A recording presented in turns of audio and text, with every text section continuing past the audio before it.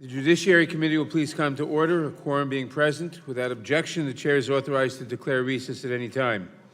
Pursuant to Rule 2 and House Rule 11, Clause 2, the Chair may postpone further proceedings today on the question of approving any measure or matter or adopting an amendment for which a recorded vote for the yeas and nays are ordered. Pursuant to notice, I now call up H.R. 8, the Bipartisan Background Checks Act of 2019, for purposes of markup, and move that the committee report the bill favorably to the House. The clerk will report the bill. Mr. Chairman, may I make a parliamentary inquiry? The gentleman will state his parliamentary inquiry. Yes, you just mentioned something regarding amendments, and I would like just clarification. I didn't catch that right at the end. All I said was boilerplate, which is pursuant to Rule so-and-so. The Chair may postpone further proceedings today on the question of approving. Okay, very good. Thank you. I just want to make sure I got that. It was absolute boilerplate, sir. The clerk will report the bill. Amendment to H.R. 8, offered by Mr. Sensenbrenner of Wisconsin. Is he reading the right thing? No. H.R. 8, to require a background check for every firearm sale. Without objection, the bill is considered as read and open for amendment at any point. I will begin by recognizing myself for an opening statement. Today, the Judiciary Committee considers H.R. 8, the Bipartisan Background Checks Act of 2019. This is long overdue legislation that will help address our national crisis of gun violence. As I noted last week, when the committee held our hearing entitled Preventing Gun Violence, a Call to Action, nearly 40,000 Americans lost their lives because of guns in 2017. In fact, every day in America, on average, 34 people are murdered with a firearm, and more than 183 people are injured in an attack. This is a distinctly American problem. By comparison, in 2011, the United Kingdom had only 146 deaths due to gun violence. Denmark, 71, Portugal, 142, and Japan, just 30. But last year in the United States, almost 40,000. We know the reason for this stark difference between our country and the rest of the industrialized world. The common factor in all of these other countries is that they have stronger gun laws. In fact, when Australia tightened its gun laws a few years ago, we saw both suicide rates and homicide rates plummet. Our country, however, is awash in guns, and we have the shameful death toll to show for it. As several of our witnesses in last week's hearing testified repeatedly, one of the most important things we can do to address this epidemic of gun violence is to enact universal background checks. Under current law, only licensed firearms dealers are required to conduct a background check before transferring a gun to another person. This means that gun shows, online sales, and other private sales can completely evade this vital tool for ensuring that guns do not get into the wrong hands. According to one study, 22% of gun owners in the United States acquired their most recent firearm without a background check. We do not know if they were felons, fugitives, or domestic abusers. We do not know if a court had determined that they were seriously mentally ill. A huge volume of guns were sold with no questions asked. It is time to close this dangerous loophole. There is a clear consensus among academics, public health experts, and law enforcement personnel that universal background checks would greatly enhance public safety. Despite the obvious need to take action, however, Congress for too long has done virtually nothing. Citizens across the country have been organizing and demanding action, and there is now overwhelming public support for universal background checks, 90%, according to one survey. I am particularly heartened by the mobilization of so many students and young people from diverse backgrounds and from every part of our nation who are now at the forefront of this effort. They join mothers and fathers in calling us to do more to create a future in which children do not fear being shot in school or on the streets. We have heard their voices. That is why we are considering H.R. 8 today. This bill would make it illegal for any person who is not a licensed firearm importer, manufacturer, or dealer to transfer a firearm to any other person who is not so licensed without a background check. Individuals seeking to transfer a firearm under this measure would be required to visit a licensed firearms dealer to run the necessary background check before the transfer could be finalized. The bill also provides a number of exemptions to this requirement, including gifts to family members and transfers for hunting, target shooting, and self-defense.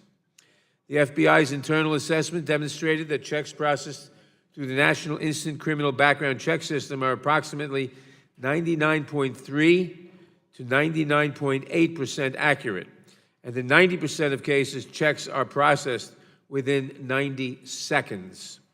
H.R. 8 will provide an accurate and speedy mechanism to help ensure firearms do not end up in the wrong hands. The bill would therefore extend the current federal background check requirement, which applies now only to licensed gun dealers, and require virtually all transactions to undergo a background check.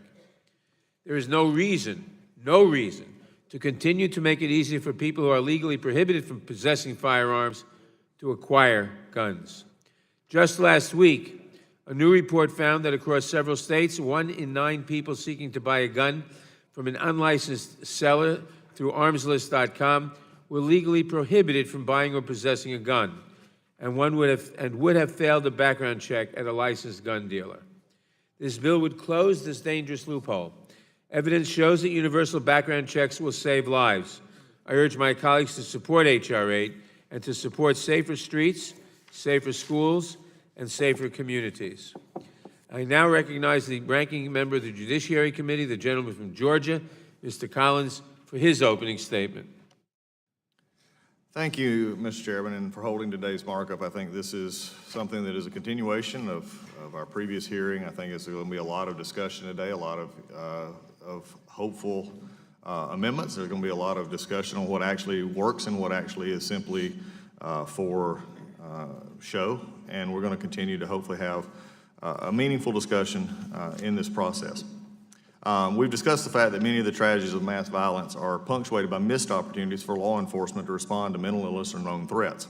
I'm sad the bill before us represents another missed opportunity to prevent this violence in our communities. It's disturbing that in a clamor to do something to combat mass violence, you and your colleagues managed to craft a bill that does exactly nothing. In the last roughly 2 years, this committee has produced 3 laws addressing factors fueling gun violence. President Obama signed one of them. Evidence tells us, though, that the H.R. 8 solves nothing. Is the sound, my microphone, is it echoing back? Maybe it's just me. I don't know what now. It's my Georgia twang. That's probably what it is. All right, we're fine. Thank you for whoever turned it down. I appreciate it.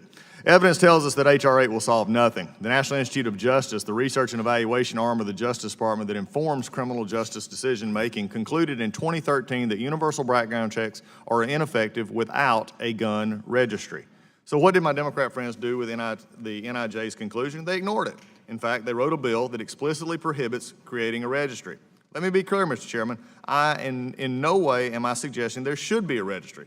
That's a profound intrusion on the rights of millions of Americans, but this shows our Democrat friends are perpetrating a fraud on the activists who support them. They're peddling false hope to both activists and victims of violence. When we pointed out last week in H.R. 8, at the H.R. 8 hearing was ineffective, Democrats had to scramble for new talking points. And fortunately, Chief Acevedo came to their rescue. He asked if the bill would save just one life, isn't it worth it? Well, we don't know if this bill will save any lives, but we do know from NIJ determining it would be ineffective. And we all know criminals don't obey laws, and as a result, this bill may actually cost us lives as we go forward. Not only is the bill ineffective according to the Obama DOJ, its policy is so irresponsible it will turn law-abiding citizens into criminals with a stroke of a pen. Consider the domestic violence victim who has a restraining order against her abuser but still lives in fear of him.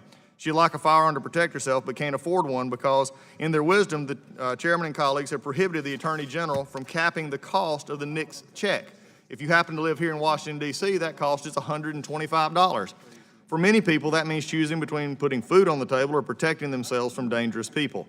So this victim's friend offers to loan her a firearm. As a law-abiding citizen under H.R. 8, this victim would have to go to her nearest federal firearms licensee for a background check. Otherwise, she'll be a criminal. Because she lives in North Dakota, the nearest FFL is 4 hours away while her abuser lives just down the road. There aren't choices. These aren't choices people, and particularly victims, should be forced to make. Yet that's the choice our Democrat colleagues will be forcing upon numerous victims like the young lady Savannah we heard from last week. They'd rather leave people vulnerable to victimization than write a law that could possibly work. But that's only the beginning of the fatal flaws in H.R. 8. If a police officer sells his rifle to a fellow officer without running to the FFL first for a background check, they'd both be criminals. Likewise, if a stepsister gives a firearm to her stepbrother without running to a local FFL first, they would be criminals. There are countless lawful firearm transfers occurring on a regular basis between law-abiding citizens, none of which lead to crime. The absurd bill ignores the fact and turns all these innocent people into criminals. But this bill refuses to take up the most logical step in combating gun violence, namely preventing criminals from acquiring firearms. Criminals primarily get their firearms via theft and straw purchases, but those already illegal. So we don't need more restrictive laws, we need more enforcement. What's more, research shows background checks do nothing to impact homicide or suicide death. At least one scholarly article this month concluded California's comprehensive background check system policies were not associated with the changes in firearm suicide or homicide. Sadly, the tragedy at San Bernardino and Thousand Oaks make this obvious. This bill would do nothing to address what my colleagues would agree are the key dimensions of mass violence, mental illness, and a culture desensitized to violence. As a result, H.R. 8 wouldn't have prevented Parkland, Sandy Hook, Orlando, Aurora, or any other the Greece that my friends on the Democratic side have talked about, except for exploiting them. Mr. Chairman, last week, we talked about this in depth. We talked about how this is going to go about. It is nothing short of a misnomer to say this would at first correct the ills that is being tried here. I commend the effort. The effort, though, however, comes up short. And despite its title, this bill is anything really from bipartisan. There are bipartisan solutions on the table, but this isn't one of them, and I would urge my colleagues to oppose this misguided legislation. And with that, I yield back. Thank the gentleman. I now recognize, the chair of the Subcommittee on Crime, Terrorism, and Homeland Security, the gentlewoman from California, Ms. Bass, for her opening statement.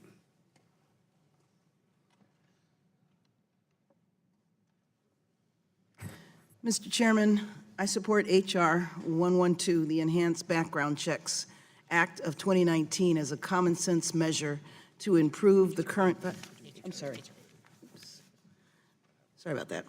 Mr. Chairman, I'm pleased that the committee is considering H.R. 8, the Bipartisan Background Checks Act of 2019, in our markup session today. We must do much more to address our national problem of gun violence, and I strongly support this bill. While it is true that some states already require background checks for all gun sales, inconsistent laws among the states undermine these protections because guns from less restrictive states flow to the states where the laws are stronger. It is also the case that some states do better than others in enforcing their background check requirements. That is why we need to extend the current federal background check requirement on a national basis to unlicensed sellers of guns, not just licensed gun dealers, which is what this bill would do. In recent years, our nation has experienced an increase in mass shootings, and our nation is appropriately horrified. However, mass shootings are just one symptom of our gun violence epidemic.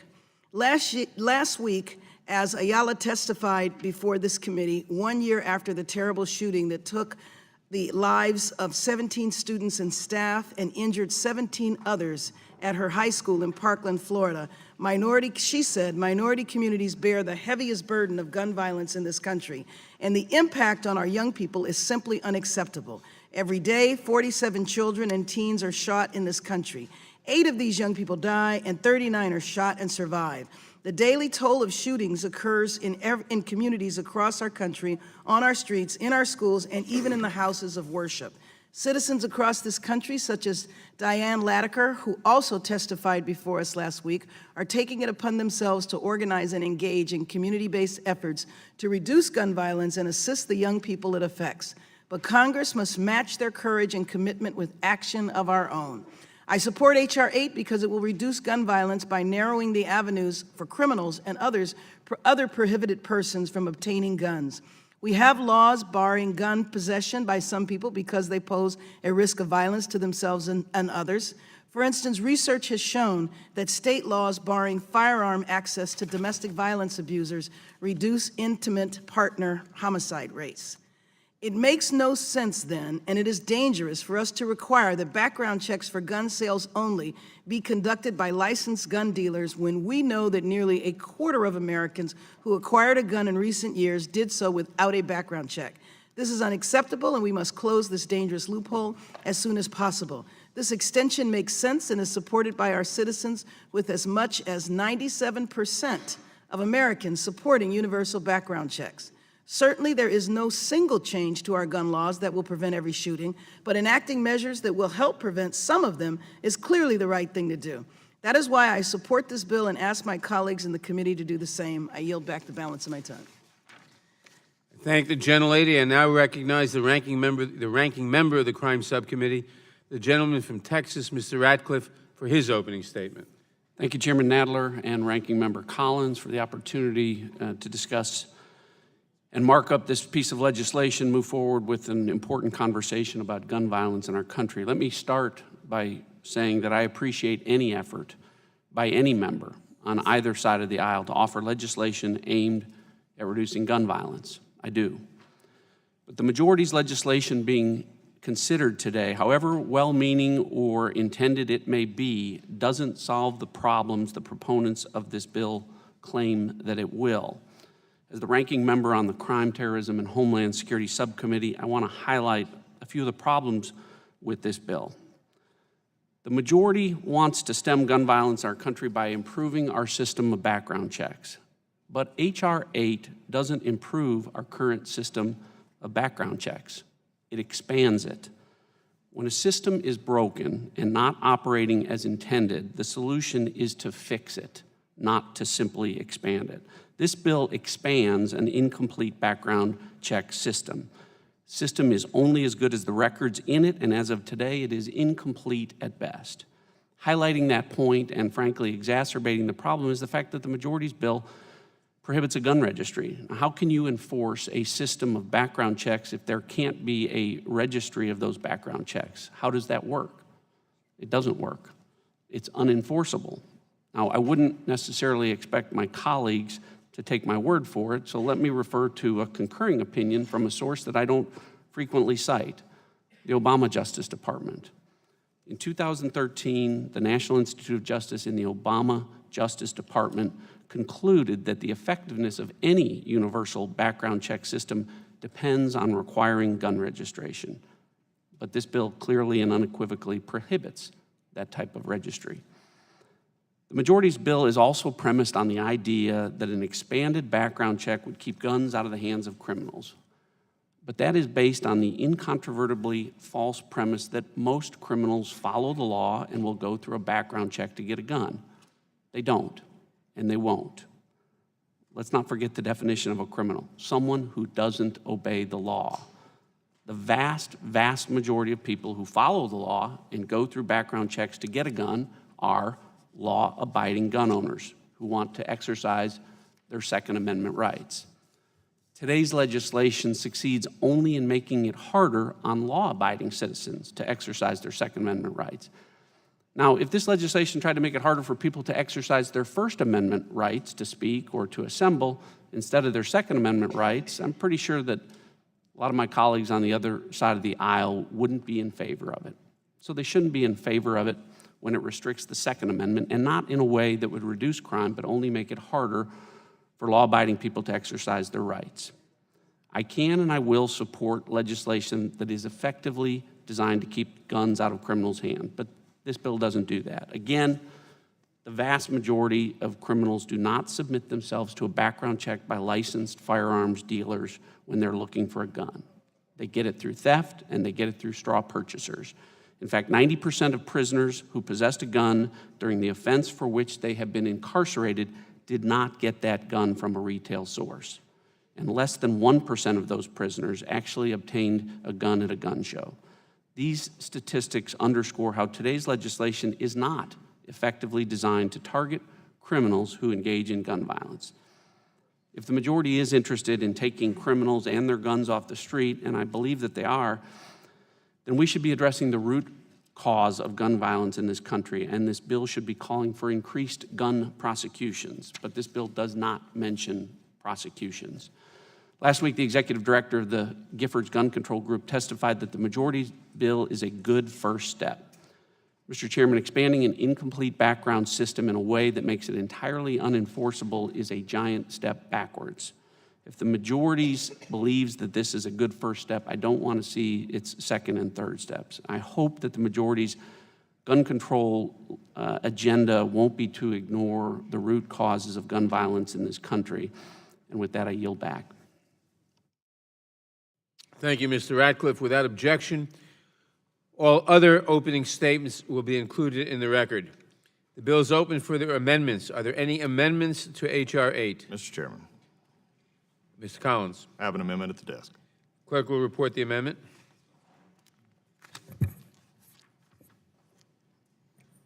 Mr. Chairman, I reserve a point of order. Gentleman reserves a point of order. Clerk will report the amendment. Amendment in the nature of a substitute to H.R. 8, offered by Mr. Collins. Strike all after the Without objection, the amendment is considered as read, and the gentleman is recognized in support of the amendment. Thank you, Mr. Chairman. My amendment makes reasonable changes to federal law to help prevent gun violence. That is, it actually does what the underlying bill only claims to do. H.R. 8, as I have said, perpetrates a continuation of a fraud on the American people and the victims of violence. This bill is dangerous and deceitful because our colleagues claim it will help, and evidence demonstrates it will not. It cannot. Criminals, by definition, do not follow the law. So this bill will do nothing to punish but punish law-abiding citizens. My amendment, in contrast, takes several concrete steps to address mass violence in America. First, it strengthens the penalty for burglary of a federal firearms licensee, or FFL. A recent article in the New Yorker, hardly a conservative publication, Mr. Chairman, highlights how criminals steal guns and sell them on the black market, even using them as currency on the street. We all know the fundamental problem with gun violence today arises from guns people use or possess illegally. This provision will deter criminals from committing these crimes by imposing real consequences for those actions and giving law enforcement a stronger tool to protect our communities. Second, my amendment establishes a fusion center at the FBI to address mass violence. This provision follows successful models for combating terrorism, drug trafficking, and child exploitation currently in place at the Department of Justice. The Fusion Center would synthesize and analyze intelligence related to mass violence and help law enforcement respond swiftly and appropriately. Mr. Chairman, last Congress, the FBI briefed this committee on the failures that led to the horrific Parkland shooting. To its credit, the Bureau admitted law enforcement missed multiple opportunities to intervene and stop the shooter. Now is the time to fix these problems. This provision will dedicate new resources to preventing mass violence through approaches proven to work. We know that numerous events of mass violence involve lapses in law enforcement coordination. Had this bill been in law in recent years, I believe it would have saved lives. Going forward, it certainly will. Finally, my amendment will directly address gun violence by authorizing the Department of Justice to hire an additional assistant U.S. attorneys to prosecute gun violence cases under Project Safe Neighborhoods.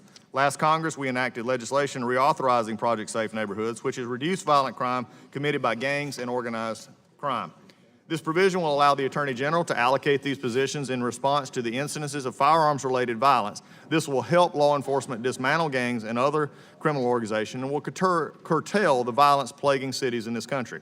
There is much more to be done, Mr. Chairman. Congress should consider additional legislation addressing mental health concerns, which continue to be a major factor driving mass violence in America today. We can be sure, though, this amendment represents a major step forward in preventing tragedy because unlike the fatally flawed and dangerous H.R. 8, my amendment combats violence without curtailing the constitutional rights of law-abiding citizens. In the bottom line, my amendment would actually help as opposed to the underlying bill. And with that, I'd urge my colleagues to support the amendment. Does the gentleman insist on his point of order? Yes, I do, Mr. Chairman. The gentleman will state the point of order. Mr. Chairman, H.R. 8 expands the gun sales that are subject to a background check. It's a very specific purpose.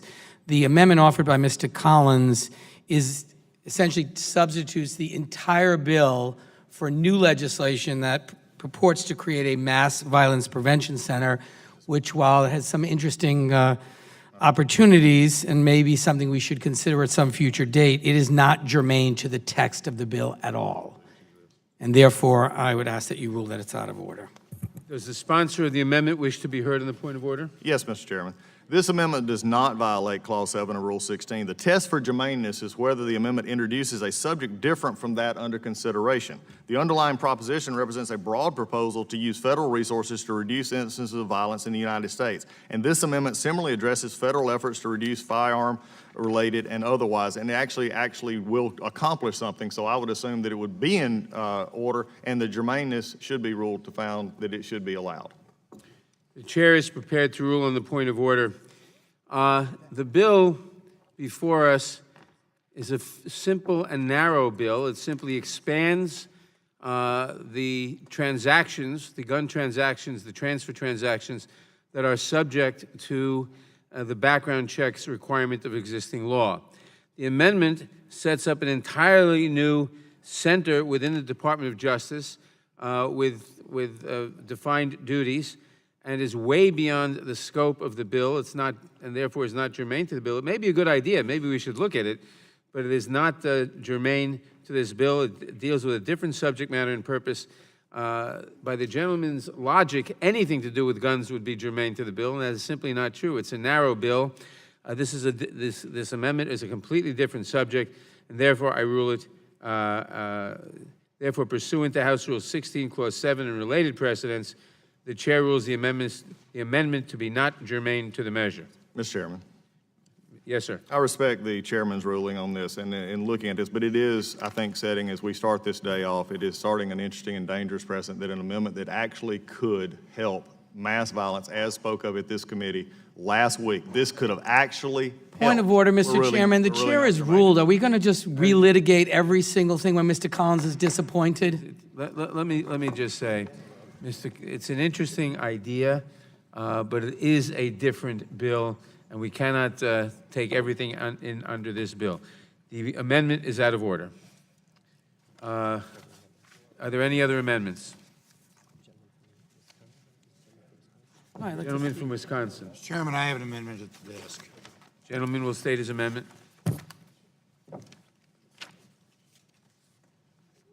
The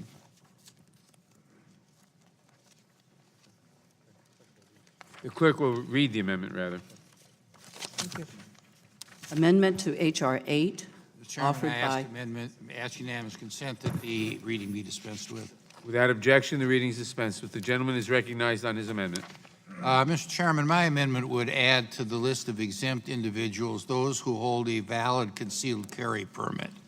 Concealed carry laws allow responsible gun owners to legally carry firearms on their person.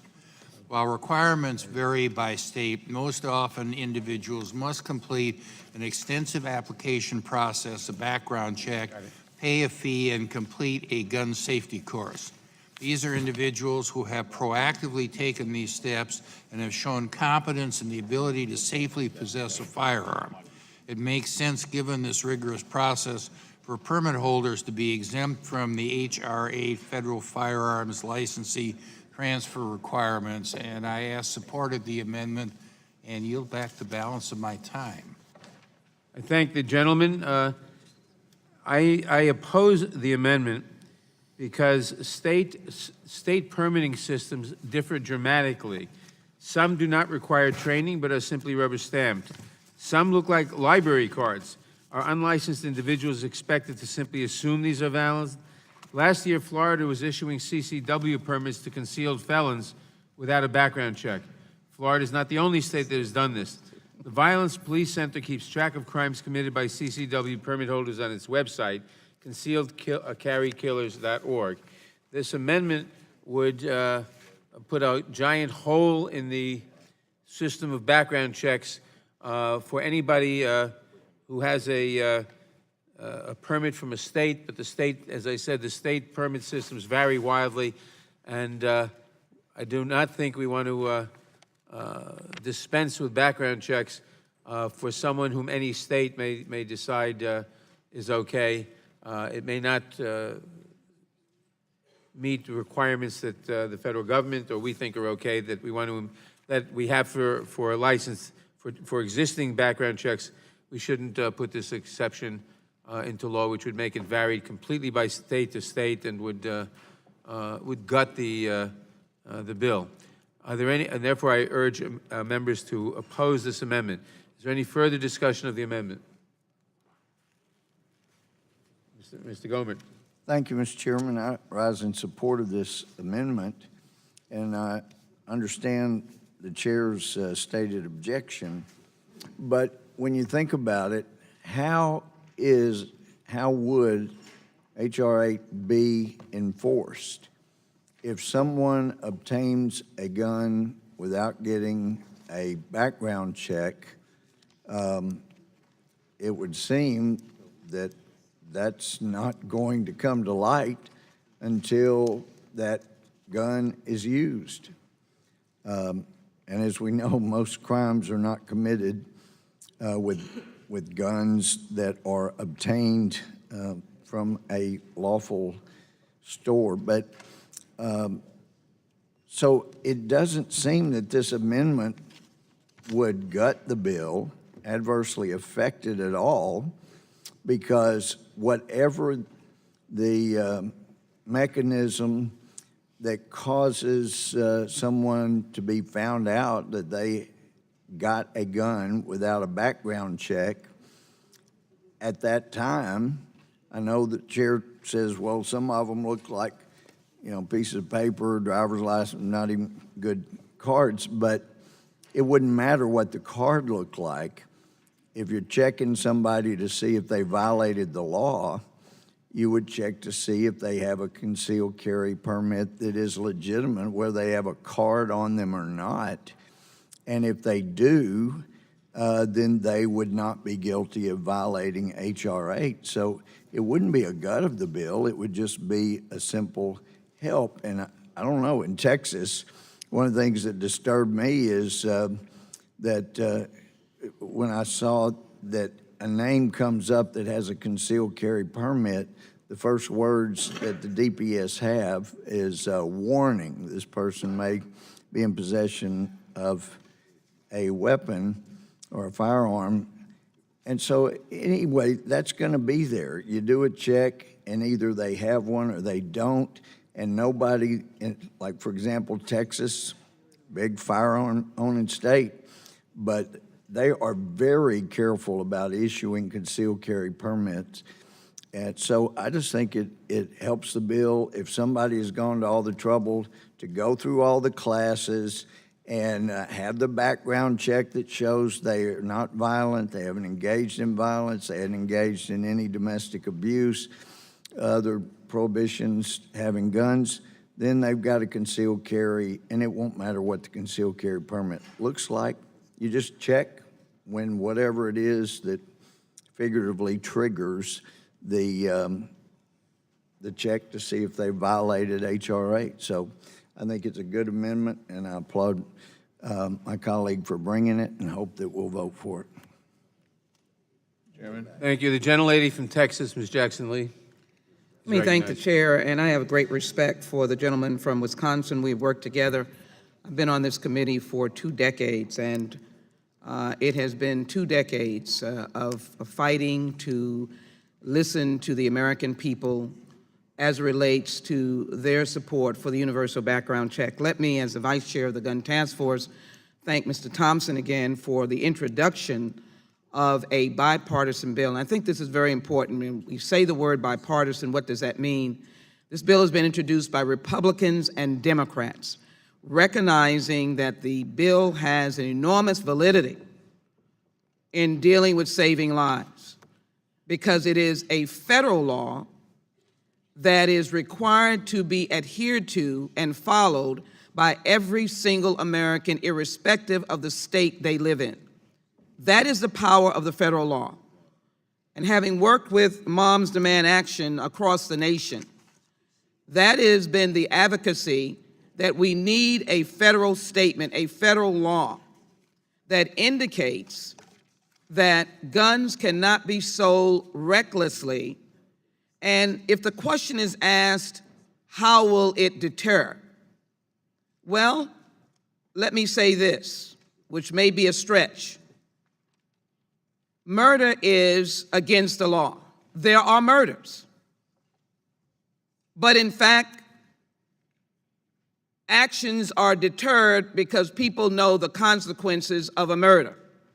Are we able to get to the underlying underbelly of that and determine how many? I believe in this bill we will be. We'll have the opportunity, but murder is either the death penalty or other aspects under it, depending on where you are. People know it is morally wrong and against the law. If you set a federal standard of universal background checks and you indicate across the nation this is against the law, it is a deterrent for those who are licensed firearm importers, manufacturers, or dealers to know that it is illegal for them to transfer a firearm without a background check. And I would suggest that the idea of a concealed weapons person, I would give them a level of credibility. But I think in reinforcing what has been said, we do not have control over the criteria used by 50 states. The real issue of this underlying bill is to set the national standard. No one can go under that national standard. Everyone in every state, if you're selling a gun in the capacity of a licensed firearm dealer or importer, must engage in a universal background check. And 80 to 90% of the American people agree with that. And gratefully, Republicans and Democrats in the United States House of Representatives agree with that. And this committee has been tasked with following the instructions of a bipartisan group of members who've introduced this legislation and the overwhelming support of the American people. I believe the idea of those who hold concealed weapons licenses, I would encourage them to maintain their license, to not default on their license, which is a possibility, and they would have that card, and it could be utilized, in essence, to undermine the universal background check. That is my concern with using that state standard versus the federal standard. The federal standard is what the American people are crying out for, and that is what this legislation does. And I would hope, reluctantly, that we oppose the gentleman's amendment because it undermines the purpose of this legislation, which is to establish that universal framework and protect the American people. With that, I yield back. Mr. Chairman. The gentleman from Arizona, the people in the audience will please refrain from showing support or opposition with respect to anything that goes on here. The gentleman from Arizona, Mr. Biggs, is recognized. Thank you, Mr. Chairman. I'm glad that those on the other side have mentioned the reflection of the will of the American people, because one of the things that reflects the will of the American people is the licensure requirements in the individual states. In fact, there's probably no better way to understand what the American people desire than to take a look at the representative states or the respective states. And so we see a lot of people in these states have come up with the criterion to obtain a concealed weapon carry permit. Most of those states have a very rigorous check, including classes and background checks. And the additional thing that goes to the will of the American people and also gets at normalizing or removal of some of the disparities mentioned by the chair and a previous speaker is that the movement toward reciprocity between various states that includes baseline requirements such as classes, background checks. Those are already in place. And so it becomes a bit of a red herring to say we need a national marker because we are seeing the states move to that through their reciprocity process. And so with that, Mr. Chairman, I support and hope that we adopt Mr. Sensenbrenner's amendment to H.R. 8. And with that, I yield to the gentleman from Colorado, Mr. Buck. I thank my friend for yielding. I happen to have my concealed carry permit card in my hand, Mr. Chairman, and I just want to read a little bit of it because I think it's important for the committee to understand. This card is issued in Weld County, Colorado, my home county, and it is signed by our sheriff, the great Sheriff Steve Reams, and he is a man who enforces the law.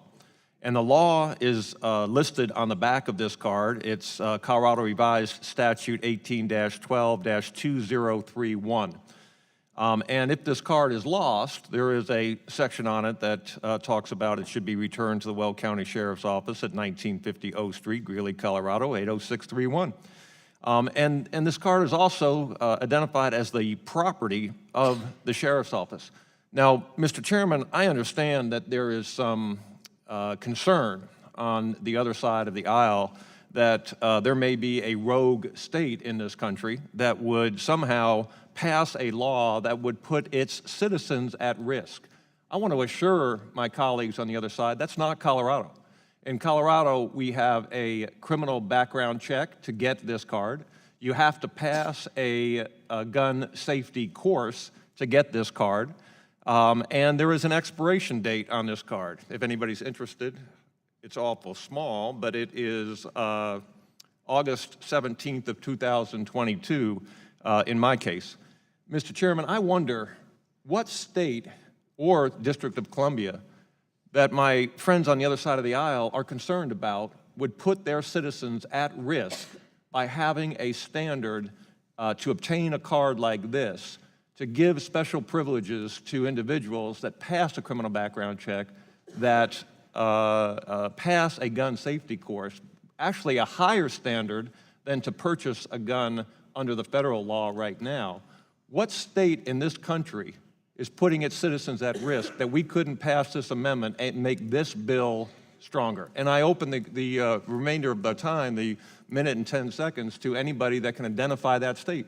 I'm sure the chairman wouldn't say that New York, or my friend from Texas wouldn't say that Texas has low standards for a card like this. This is actually increases the level for obtaining a firearm, and it's a level that makes a lot of sense. I appreciate my friend from Wisconsin offering this amendment, and I think that the amendment should be adopted. With that, I yield back to my friend from Arizona. Mr. Chairman. Claiming my time. Yeah. Thank you, Mr. Chairman. I wanted to dovetail on that with the coursework that I went to get to when we were looking into obtaining a concealed weapon. It was 8 hours with a gun expert. Everything from safety, gun safety was paramount. How to handle the gun, where never to point the gun. I mean, it was so thorough. It was quite frankly one of the best classes that I've taken.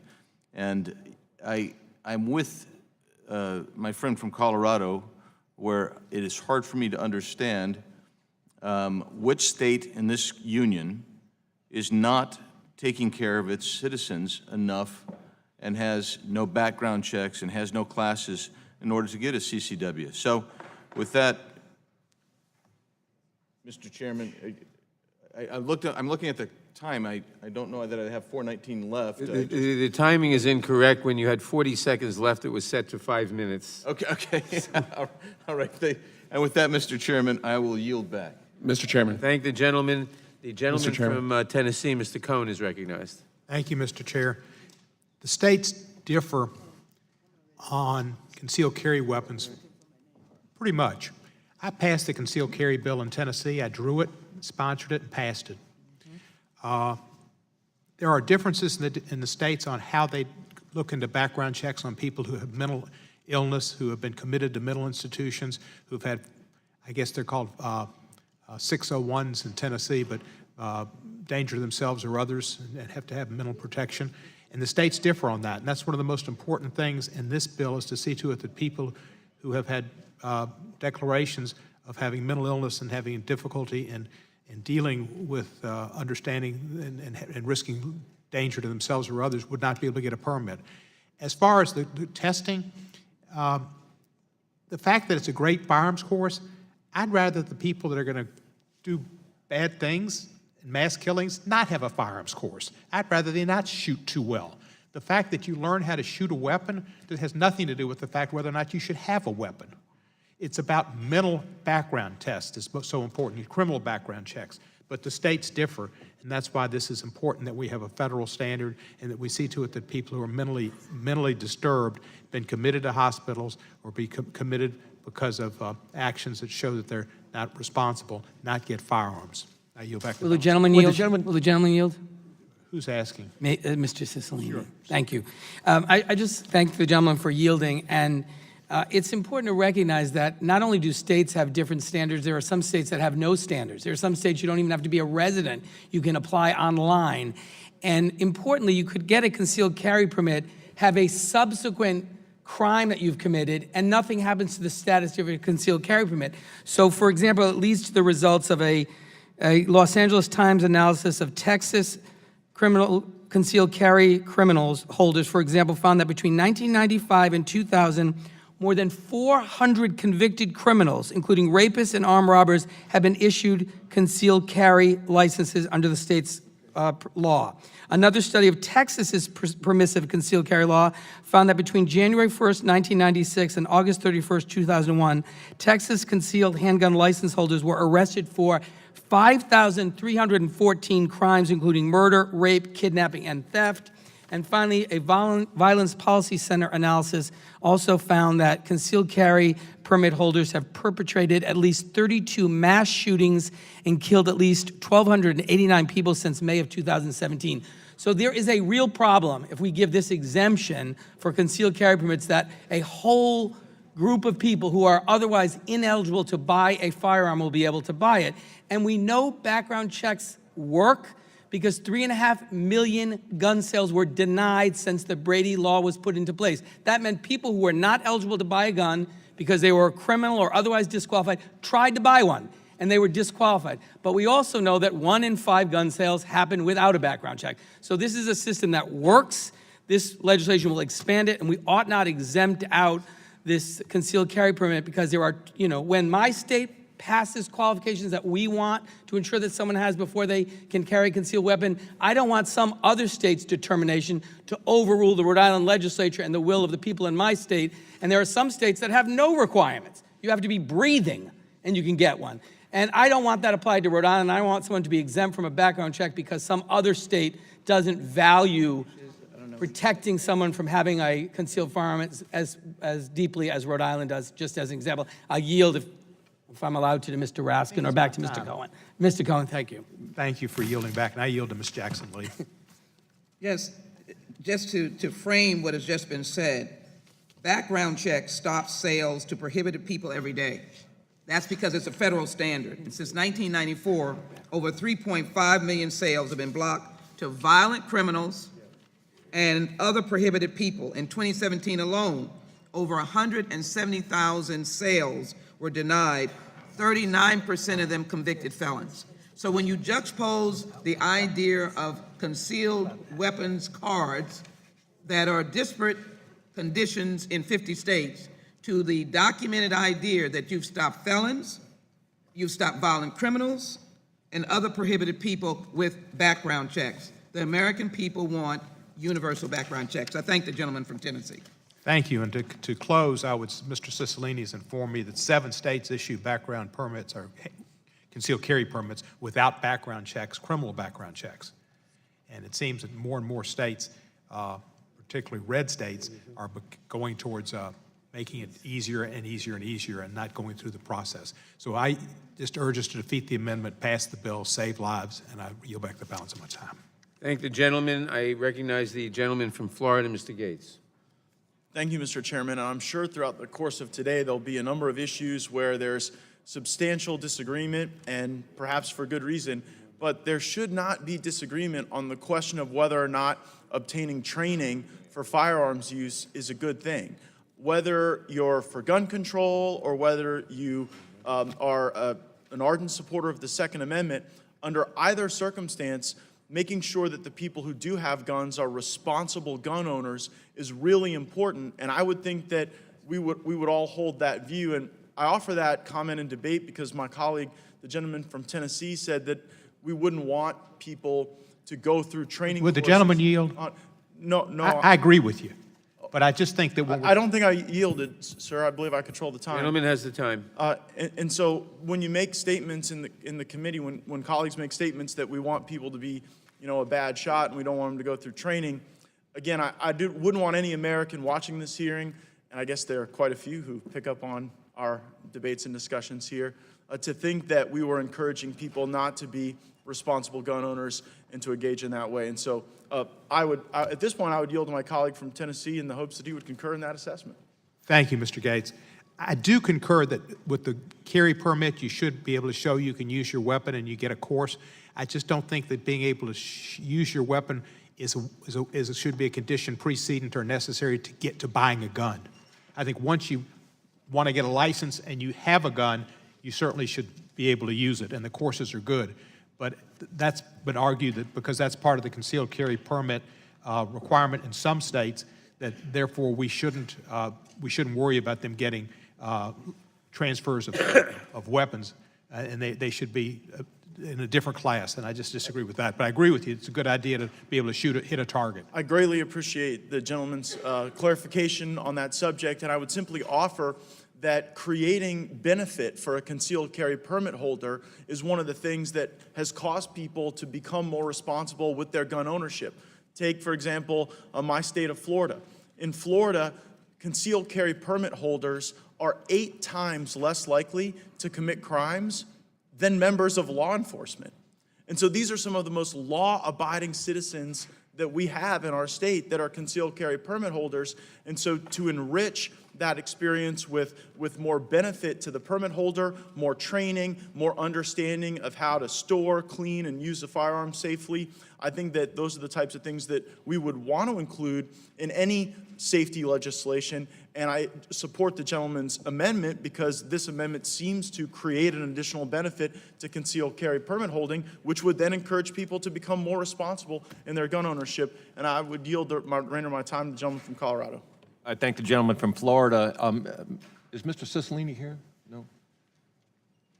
Someone mentioned that there were 7 states that do not require criminal background checks, and I'm just wondering if there is an article on that or a list of that, and if that can be placed in the record so that we have that. But I'd be very curious what those 7 states are. I yield to my friend from Maryland, Mr. Raskin. Thank you, Mr. Bucket. I just found an article in the Washington Post describing how... Is there a credible source?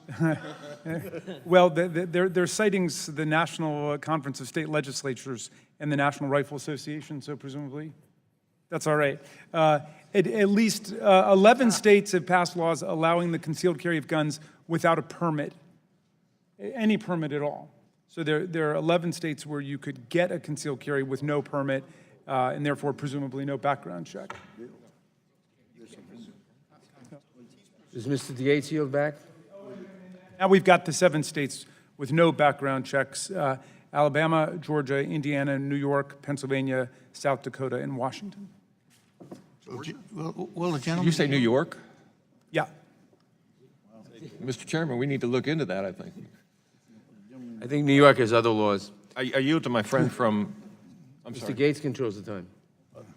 Well, the gentleman I yield back. I yield to the gentleman from Texas, Mr. If you look at the amendment, it says has a valid permit to carry a concealed firearm. There is a debate that goes on in the states between concealed carry, where you need to pass a background check and you get a permit, and constitutional carry, where you don't need to get a permit. And the state has said that the Second Amendment allows you to carry a concealed weapon with or without a permit. My amendment is restricted only to concealed carry permit states. The gentleman's time has expired. Does anyone else seek recognition? Mr. Chairman. Gentleman from California, Mrs. Swalwell. Thank you, Mr. Chairman. And I will support the underlying bill. I'm intending to oppose the amendment. I just want to make sure that we put into the record a 2013 study that found that approximately 80% of all firearms acquired for criminal purposes were obtained from sources who were not required to run a background check, and that 96% of inmates who were prohibited from possessing a firearm at the time they committed their crime obtained their firearm that way. And the source of that is a Kathleen Vitz article legal status and sources of offenders' firearms in the states with the least stringent criteria for gun ownership. And Mr. Chairman, I just want to share an experience that I had. I had a member of parliament from the UK with me 2 years ago in my district, and I took him to Oakland, California, where I had worked as a prosecutor, and I asked our district attorney, Nancy O'Malley, to show him the firearms that had been recently seized in the community and were awaiting prosecution. And as they were displayed on multiple tables, the eyes of this gentleman were quite wide opened, and he said to us, this looks like a military museum.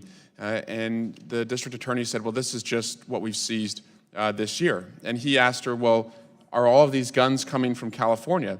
And she pointed out that she and her office had the same question, and they looked at where all of the firearms had originated, and we found, probably not surprisingly, that a good number of them had come from Nevada and Arizona and Indiana and states with less stringent laws. And so I guess my point is, the president likes to rail against Chicago and other states, and some of my colleagues, I think, rightfully point out that we should better enforce the laws, which I think all of us are in favor of. However, Chicago is only as safe as the laws in Indiana.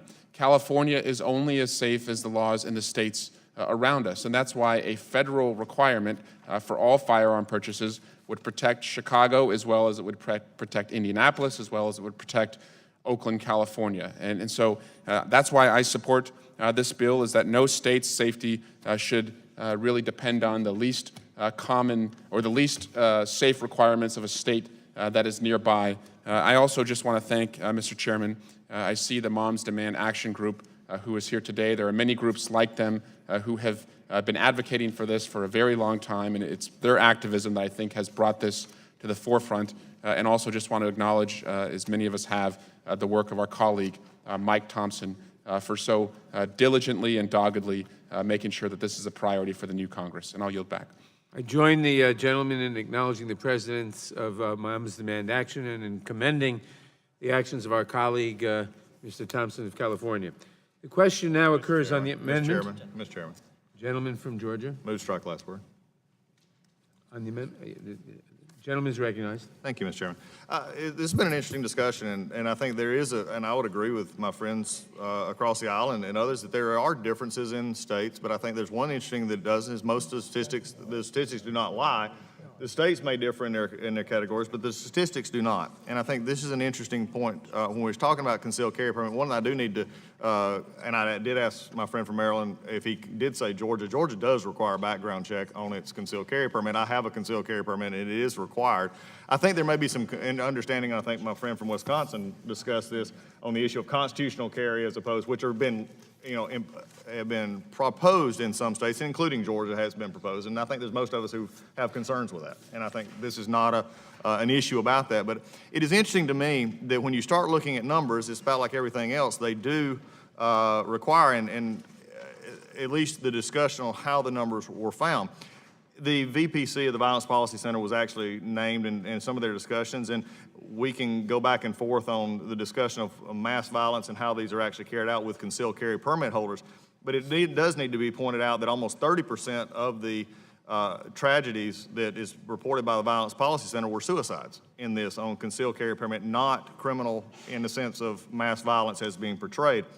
The numbers also included a couple of cases actually where the permit holders were counted although they were operating a motor vehicle in a drunk driving case. I mean, this is not a gun violence case, and they were counted in that. And in some instances, they were double counted in many ways. But even with the VPC number, and assuming that the claim of 636 is, including the suicides, are correct, and when we get into the idea of the concealed carry permit itself, there are 11 million concealed handgun permit holders in the U.S. right now. An annual number of deaths of that group rate is 0.0083%, and the non-suicide rates, if you take those out, is obviously even lower at 0.0058%.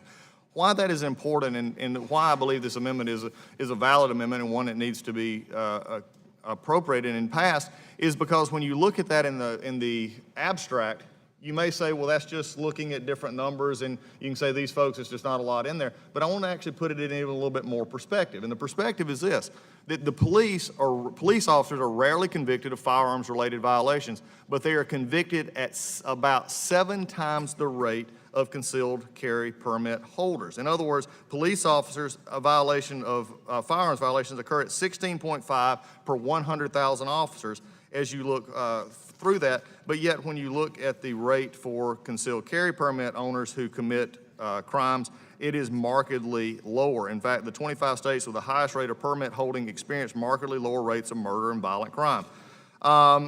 The last thing about this is there's the interesting takeaway here is that the reason that they are lower and the reason you see this, even with 11 million folks carrying a concealed carry permit, is the desire not to lose that concealed carry permit over many things that would cause them to lose those. And the concealed carry permit holders are the most law-abiding group in the country and are a deterrent to crime.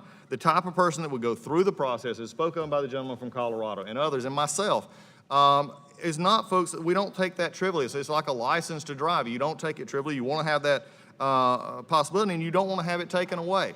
So I think the gentleman from Wisconsin is making a valid point here because when you deal with the concealed weapons issue, you're dealing with it in a way that I believe is showing that in the state of Georgia, as I have said, there is a background check that is already done. And as we go through this bill, and as I had, looked at this personally, and as we go forward, this group of individuals are reluctant to use their guns in improper ways because they want to keep that possibility of having that for their own protection and others. And I don't see this as an amendment. Really, we should be going this much in depth. The states may differ, but the statistics do not. The statistics do not when it comes to these. The gentleman from Texas, seek time. Okay. At that point then, Mr. Chairman, I would, again, just say this is an amendment that needs to be passed. It is one that I think when you look at it, you can differ on wildly as far as what you believe is actually trying to occur here.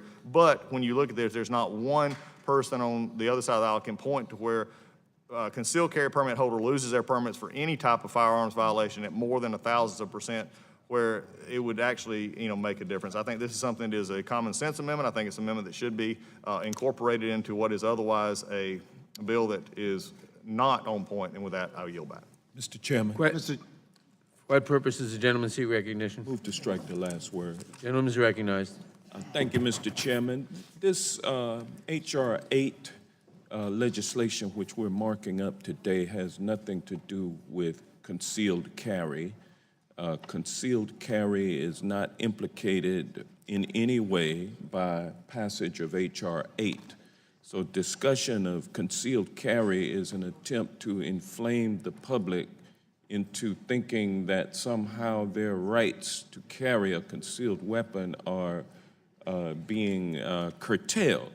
And so let's not appeal to the fears of the people. The people understand that there is a big loophole when it comes to background checks. They know that unlicensed gun dealers are able to sell as many weapons as they can get their hands on to as many people who, many of whom are not eligible to possess a firearm.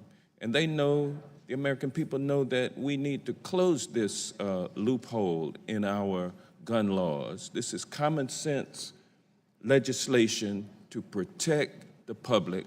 It is not legislation designed to prevent lawful gun owners from carrying their concealed weapons if they are so eligible to do so in whatever state that they live.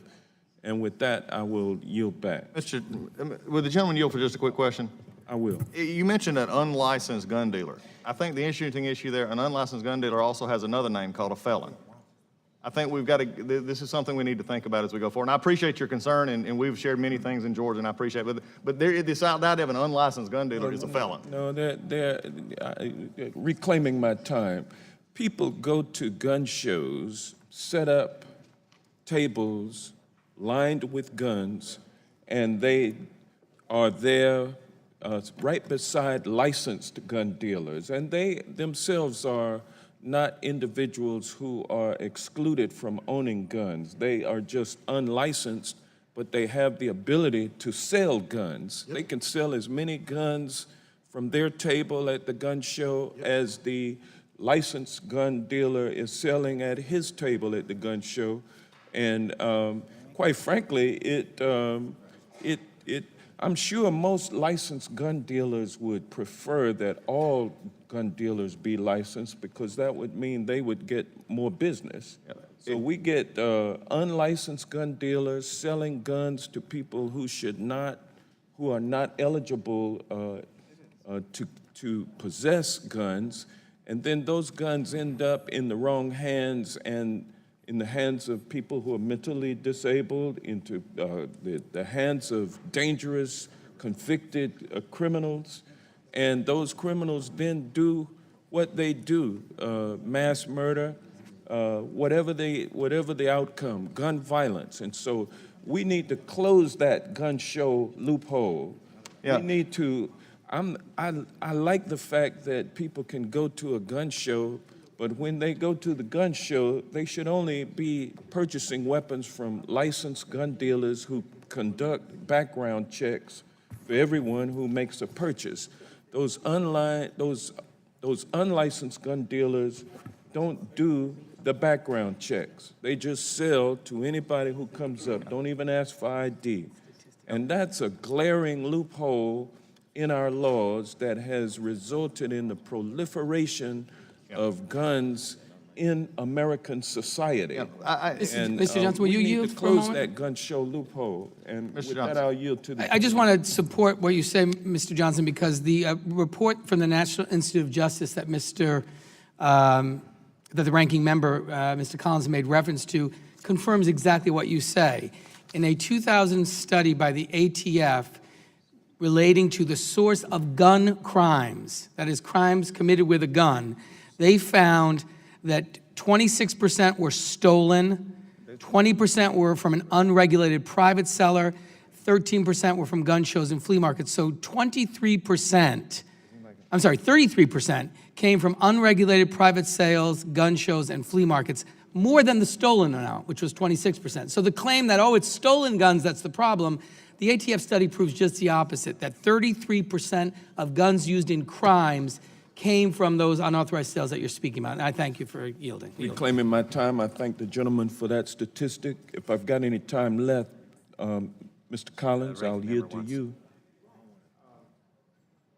At this point, I'll Thank you. I yield back. Mr. Chairman. Chairman.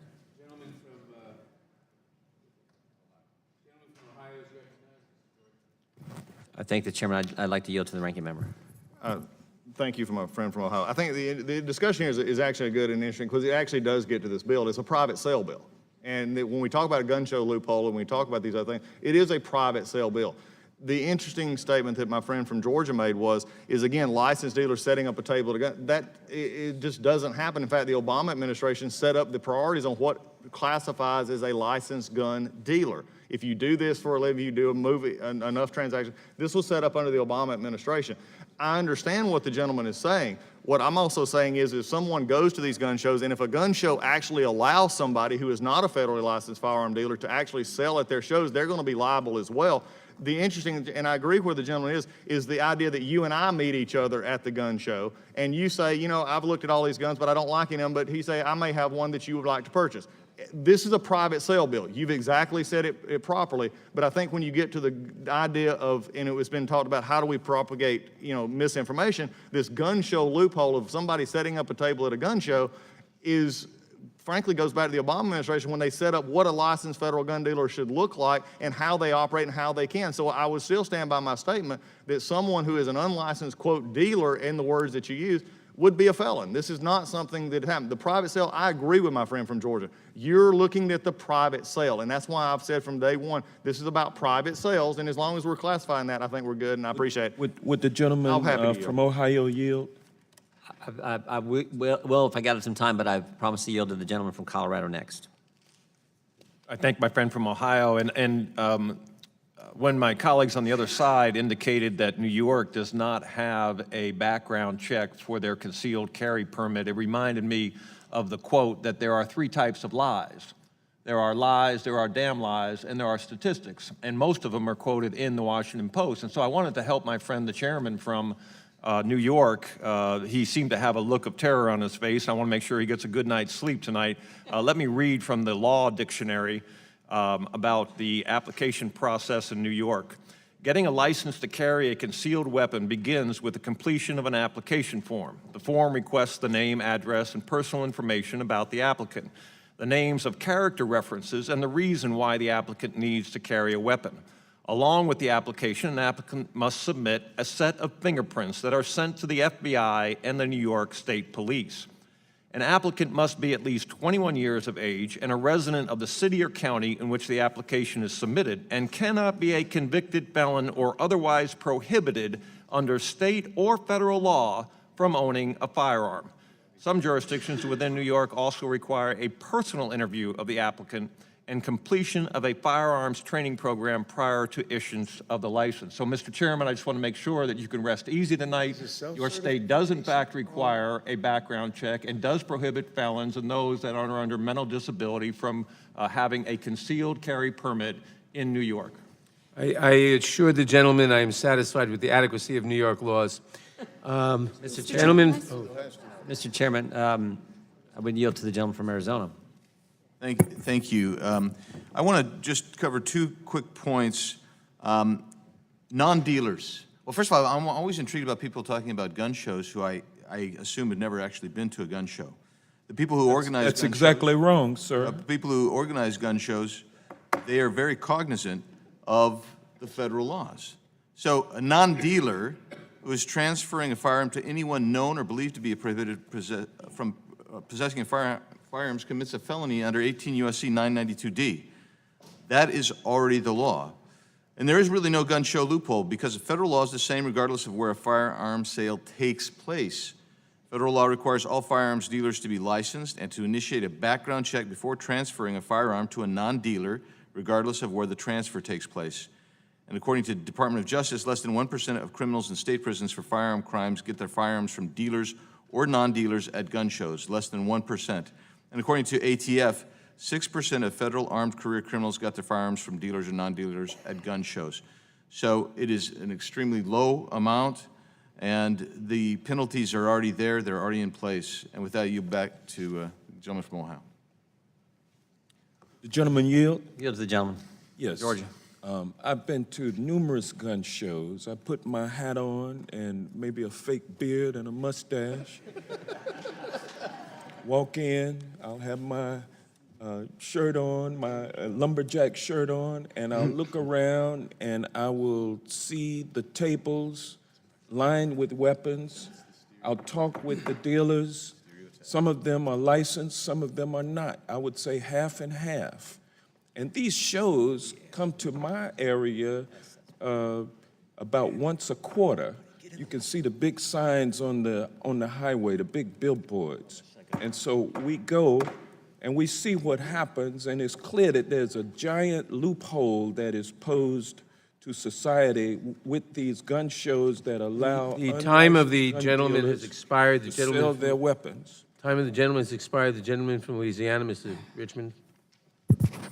Thank you, Mr. Chairman, and I wanted to respond from my other colleague from Georgia, Mr. Collins, the ranking member. You know, a lot of times we have arguments that I think are just purely academic and purely in theory. If we're talking about private sales, the gentleman from Colorado held up his concealed carry card, and I'm happy that he has it. But if we're doing a private sale, I have no way to know if it's valid. I have no way to know if it's fraudulent. I have no way to know whether you committed a domestic battery on your partner in between you qualifying for that concealed carry and the time you try to purchase it from me. So what I'd like us to do is just, you know, let's enact a little practicality or common sense to the argument. Private sales, the people are not equipped to verify the validity of the concealed carry permit. So I don't know in your state, but if you have yours for a year at a time, and in February or March, you go out and get arrested for domestic violence, and not saying you, the gentleman from Colorado, but whoever has the concealed carry, or if a protective order is issued against that person, in a private sale, the individual selling will not know that you are not qualified to have that card anymore. So I understand the intent of the amendment, and in the beginning of the amendment, I liked it, until I started to think about how do we actually put this in practice if the amendment passes. And because I don't think that there's a way in practice to do this without somebody running the concealed carry permit to make sure that it's valid and that you have not violated the terms of the concealed carry, you might as well just go through the background check and do the 90 minutes. So, you know, in theory, yeah, this makes sense. But in practice, it would create a big gaping loophole, I believe. And you said 11 million people have concealed carry. And we talk about the number, and somebody mentioned 1%, but if any of them are able to buy a gun that have violated a protective order or under a stay-away order or something like that, we don't want them to have this weapon. So at some point, the right to bear arms, which is sacred, there's no reason why we should not have a belt and suspenders approach to making sure that domestic abusers, people with mental disabilities, people who have violated the terms of their concealed carry permit do not get the right to purchase a gun. And that's all this does. And I think the amendment will create a loophole that I think is very, very dangerous. So with that, I would just say that when you look at the number of deaths in this country due to firearms, and this is our wall. This is our wall to protect our communities, to protect our families, to protect people from gun violence. This is just that one step, that one barrier to keep people who should not have a firearm, who are not stable, who intend to do harm from doing harm. So as we think about this, and we think about protecting our communities and our families, I would just ask us to look at the practical effect of the amendment. And what the amendment does is, I believe, create a loophole, unintentional, but a loophole nevertheless, that would allow people to buy guns who otherwise would not be qualified. And with that, I would... Would the gentleman yield just for a moment? Sure. My friend from Louisiana, you're talking about the practical aspects of all this, but the bill itself does not have a gun registry component, right? So how would you administer any of this anyway? That's the question we're asking. It's a bill that is unenforceable on its face, isn't it? No, I disagree with you, because it's the same way that you have to get a background check when you buy a firearm. This requires you to get a background check if it's a private sale. Now, if you think that most people in a private sale are willing to just violate the law and do the private sale anyway, then maybe in your area, in Shreveport, your great citizens up there Amen. May have that intention. But down in New Orleans, we don't have that intention. And what I'm worried about is just the person who in good faith is selling a firearm to a person who purports to have a concealed carry permit with no way of verifying that it's real. The gentleman's time has expired. The question now occurs on the amendment. Those in favor say aye. Aye. Those opposed, no. In the opinion of the chair, the Roll call, please. noes. In the opinion of the chair, the noes have it. Roll call. And the amendment is not agreed to. Roll call, please. A roll call is requested. The clerk will call the roll. Mr. Nadler? No. Ms. Lofgren? No. Ms. Jackson Lee? No. Mr. Cohen? No. Mr. Johnson of Georgia? Mr. Dortch? Ms. Bass? Mr. Richmond? No. Mr. Jeffries? No. Mr. Cicilline? No. Mr. Swaldwell? Mr. Liu? Mr. Raskin? No. Ms. Jayapal? No. Ms. Demings? No. Mr. Correa? No. Ms. Scanlon? No. Ms. Garcia? No. Mr. Neguse? No. Ms. Macbeth? No. Mr. Stanton? No. Ms. Dean? No. Ms. Mucarsel Powell? No. Ms. Escobar? No. Mr. Collins? Mr. Sensenbrenner? Mr. Sensenbrenner says aye. Mr. Shabbat? Mr. Gomert? Mr. Jordan? Mr. Buck? Mr. Ratcliffe? Ms. Roby? Mr. Gates? Mr. Johnson of Louisiana? Mr. Biggs? Mr. McClintock? Aye. Ms. Lesko? Mr. Reschenthaler? Mr. Klein? Mr. Armstrong? Yes. Mr. Stubbe?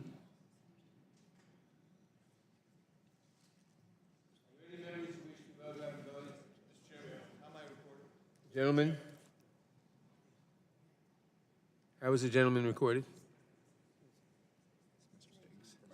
Mr. Biggs? Is that Mr.? Thank you. Mr. Biggs votes aye. Mr. Johnson? No. Mr. Johnson, no. Mr. Johnson votes no. Are there any other members who wish to vote who haven't voted? The clerk will report.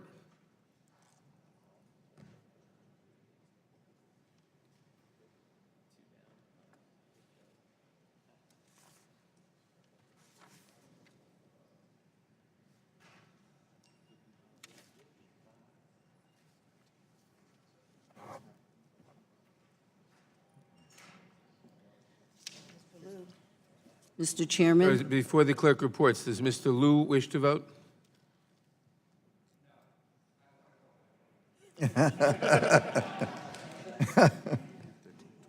Mr. Liu votes no.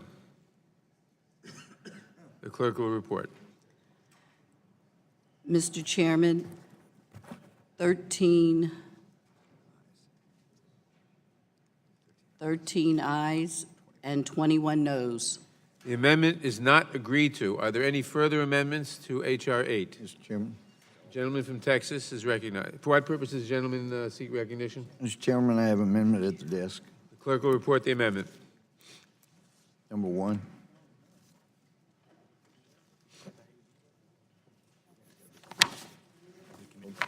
Amendment to H.R. 8, offered by Mr. Gomert.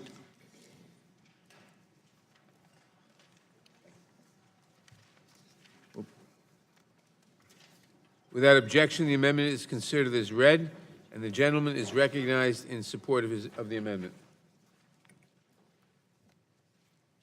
Thank you, Mr. Chairman. Whoa, there we go. This is rather simple. It would allow people to trade firearms. Two people who lawfully have firearms could trade firearms without being subject to a background check. Lawfully purchased firearms are frequently traded between gun owners.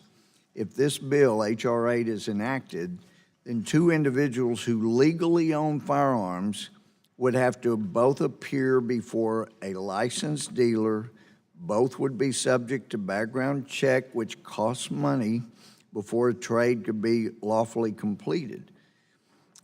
There are multiple problems with this process, but ultimately, I'm proposing an amendment because I don't want lawful gun owners to be subject to the fees associated with background checks simply for trading firearms, especially our nation's poor and especially in high crime areas.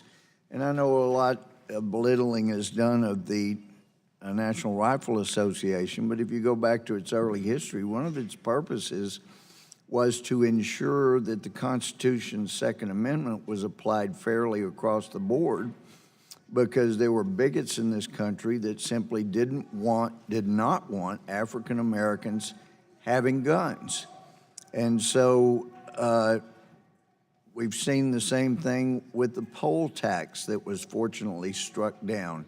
You shouldn't put fees that could prevent our nation's poor from being able to observe a constitutional right. And for example, in Chicago, they've got tough gun laws, but a massive amount of murder.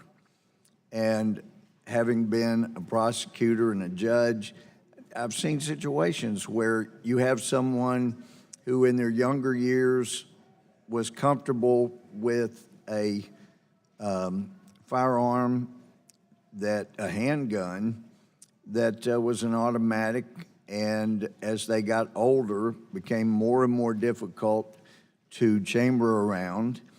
And if they were to then trade that, for example, for a revolver, it's much easier, especially for somebody with arthritis, to use. If you're in a high crime area, or you live here in Washington, D.C., which we know has significant crime, but has had some of the toughest gun laws, in fact, prohibition for so long. But here, to run a background check, you'd have to have a $125 charge. That would be on both persons. And if it's simply two people who don't have much money here in Washington and wanting to get a weapon that's usable by an elderly poor person in a high crime area, well, they both have to come up with $125 to do the transfer. And I know my friend Mr. Gates made the point before about the enforceability, and the response is basically, well, but no, this requires national background checks, and I think people were not understanding Mr. Gates' point. The point is, if someone transfers a gun in the scenario I've just indicated, they're poor, they can't come up with $225 fees for background checks, they both lawfully own guns, they could transfer those, even if, as this H.R. 8 would make it illegal to do, they could transfer them, and nobody would know the difference until and unless one of them is implicated in a crime and a search warrant is run, or the gun's at the scene, and then the background check would be done on the weapon, where it came from, whose it was, and only then would you begin to realize there may have been a violation of H.R. 8.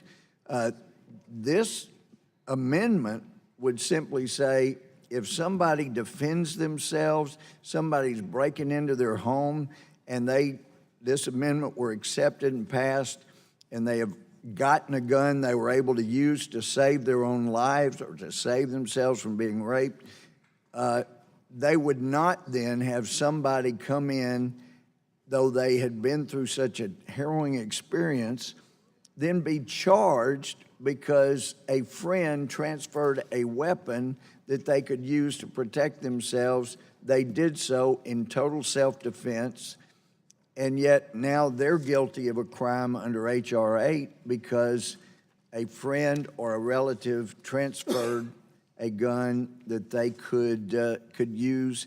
They're alive today, but they're going to jail because they violated H.R. 8.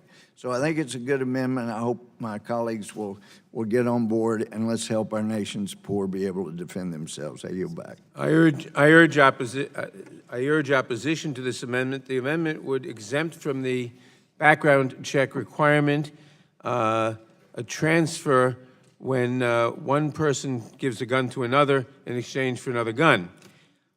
Well, we have no assurance that both transferor and transferees may not be felons, or that one or the other may not be a felon, or that both or one or the other may not be dangers subject to an order of protection for domestic violence, or any other situation which the background check system is designed to protect against.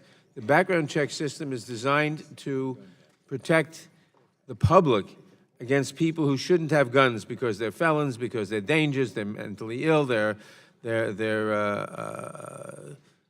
domestic abusers. For whatever reason, these people shouldn't have guns. The background check system is designed to assure, to the extent possible, that they don't get guns. The bill is designed to expand the background check system to fill a dangerous loophole. And this amendment would simply say that would create another loophole, huge loophole, without giving us any assurance that people who shouldn't have guns don't have guns, which is the purpose of the existing system as well as the purpose of the bill. Therefore, I urge opposition to the bill. Is there any further debate on the amendment? The gentleman from Louisiana. Thank you, Mr. Chairman. I just have a unanimous consent to put in the record a statement from Representative Stephen Hortsford, Nevada's 4th Congressional District, and we all know what happened in Nevada, and he wanted to make sure that he had a statement on the record. Thank you, Without Mr. objection, without objection, the document will be entered into the record. Does anyone else seek recognition on the amendment? The gentleman from Arizona. Thanks, Mr. Chairman. This amendment, which I support, is consistent with the makeup of my district. And within my district and within my state, we have constitutional carry. And within my district, we have many gun owners who are legal gun owners. And it is not anomalous for them to trade or transfer guns between each other. Freedom to transfer guns in this way is consistent with the idea of making certain that guns are in the hands of skilled and, quite frankly, legal gun owners. These people are legal gun owners, and that's the implication. The presumption that I hear so often today, and as we talk about this issue, is one that these people are not legal gun owners, and you're going to put guns, you might have a felon trading with another felon, or a felon trading with a legal gun owner. The reality is that will still remain a felony. That will still remain a crime. What this does is it allows people who are legal gun owners to be exempt from an additional background check, which if they're legal gun owners, most likely they've endured a legal background check. So this is a common sense, straightforward amendment, and I support that amendment, and with that, I yield back.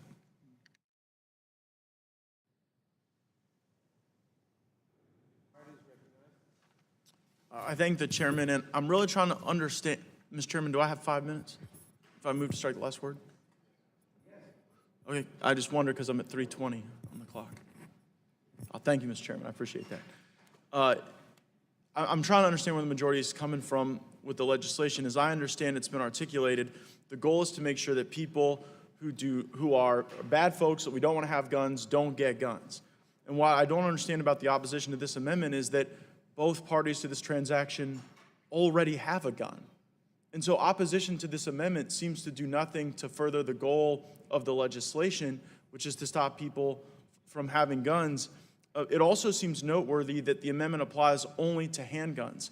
A lot of the discussion in the hearing that the majority hosted and a lot of the basis for the majority's argument seems to center around long guns and other types of guns. But with handgun swaps, I think you're far more likely to encounter the circumstances that my colleague from Texas raised, where you have maybe people who are friends, neighbors, collectors that already have gone through background checks in many circumstances. The opposition to this amendment, though, does seem to indicate what this bill is really about. And it doesn't really seem to be about background checks. It seems to be about taking guns away from people.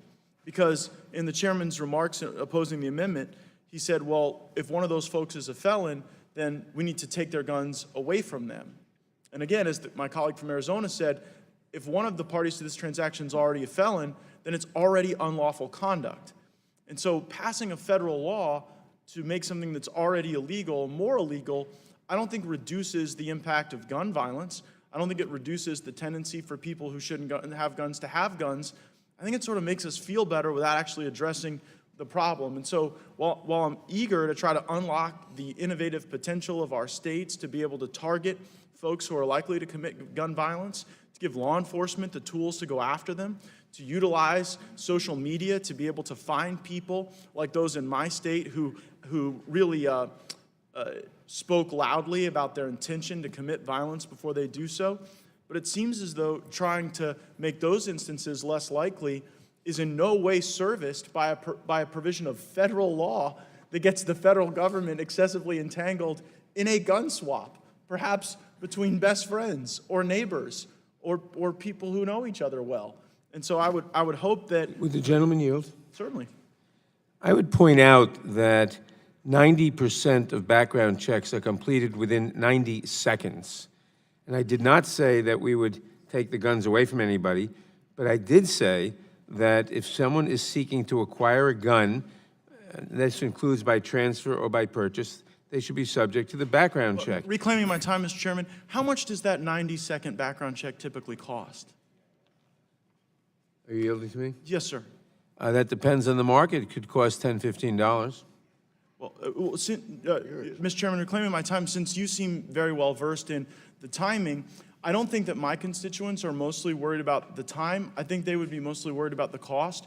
And so if the chairman were similarly able to inform the committee on cost, and then perhaps for those background checks that take 90 seconds or longer, maybe the chairman would be willing to entertain an amendment to make those free. You know, maybe a background check that takes, since 90 seconds constitutes 90% of the background checks, maybe we ought to work on an amendment to say that if your background check takes more than a day, which presumably would be less than 10% of instances, that maybe in those cases, federal law would prohibit someone from charging for a background check. I would yield to my colleague from Texas. This is such an important point. It's not the time, but here in Washington, D.C., it's apparently $125. And that would, if it's a trade, both would have to pay $125. And again, it brings back to mind the poll tax, which put a fee, a tax on a constitutional right, which is just wrong. If you have a right to legally possess a gun, you shouldn't have to come in and pay $250 in Washington to swap guns. And I appreciate the time. You're back to Mr. Mr. Chairman, if I may- Yielded back. I would recognize... Gentleman Yield yielded to the back to the ranking member. You still have time? Yes, I yield to the ranking member. And one of the things I also want to point out here is that we're discussing a bill that frankly we're going to get to in here in a little bit, that in the bill itself it does not, in fact it specifically prohibits a limit on what you could actually charge for this. This bill actually has that. So you could actually, in a state that wanted to do away with this, they could charge a $1,500 fee to do a background check. This bill, again, when you read the details of the bill, it becomes even more concerning, and your point is well raised. With that, I yield back to the gentleman. I'm going to recognize myself. I just want to point out a couple of things. Exchanges of guns, which is what this amendment is talking about, are common among criminals and interfere with the ability of law enforcement to trace guns that have been used in crime. That's why criminals like to exchange firearms to avoid accountability for their crimes, number one. Number two, what's to stop a criminal from exchanging a high-cost assault weapon for a revolver and some drugs or money? Will the gentleman yield? No, I will not yield. This sounds like a loophole. I yielded to you, I will Mr. not Chairman. yield at the moment. This sounds like a loophole that criminals will exploit. And finally, I want to say that a 2004 survey of prison inmates found that 34% of those inmates who had been convicted of gun offenses had obtained their most recent gun from a friend or family member, and 30% had obtained the gun on the street or through drug dealers or similar sources. In other words, to summarize, this amendment, which would exempt from the background check a transfer, which is an exchange of firearms, would exempt from background checks one of the most common means of criminals, the exact people we don't want to have guns, of getting guns, and would make it harder for law enforcement to trace the guns used in crimes. It's exactly what we shouldn't want to do, I would think. I'll now yield to the gentleman. Thank you, Mr. Chairman. I would just ask, why did you reference high-power assault reference when the gentleman's amendment only deals with handguns? Reclaiming my time, The gentleman's amendment is not, it says a transfer is an exchange of firearms. That does not limit it to handguns. Firearms includes high-cost assault weapons. But I referenced it because one can imagine a transfer where someone has a pistol and gives it to someone else for an assault rifle, or rather, in which money and the pistol is exchanged or maybe the pistol and drugs are exchanged for the assault rifle, and one would like to know who has the assault rifle. I yield back the balance of my time. Just, Mr. Chairman. The gentleman from Georgia. Yeah. Move strike last word. Gentleman's recognized. Thank you, Mr. Chairman. I think it's interesting, and again, this conversation gets better and better as we discuss this, because the chairman just made mention that criminals swap guns. This is a way to avoid.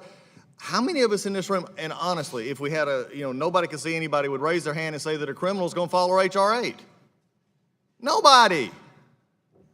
I mean, this is the problem. I understand the desire. I understand the problem. But when you talk about the issue of criminals swapping guns, H.R. 8 will not apply to that, because criminals are criminals by very nature of your tag. Right. Criminals are not going to go and say, hey, I'm going to trade your gun for my gun. Let's go get a background check. They're not going to do it. It is interesting also that you mentioned tracing guns used in crimes, which, by the way, the registry is not a part of your bill. The DOJ from the Obama administration wanted as a part of that. I think these are the kind of things that these kind of markups, and I appreciate the chairman for doing this. I appreciate this markup, because these are the kind of questions that do need to be asked. These are the questions that do need, but to simply use as a reason this amendment is not a good one is that criminals want to swap guns and that they're going to run to get them checked on H.R. 8 is just, frankly, no matter what you feel about this bill, no matter if you're passionately for it or passionately against, criminals are not going to run and get background checks. Will the gentleman yield? The gentleman yield. Will the gentleman yield? Sure, I'll yield. So the gentleman has said several times now this morning that criminals will not try to get a background check.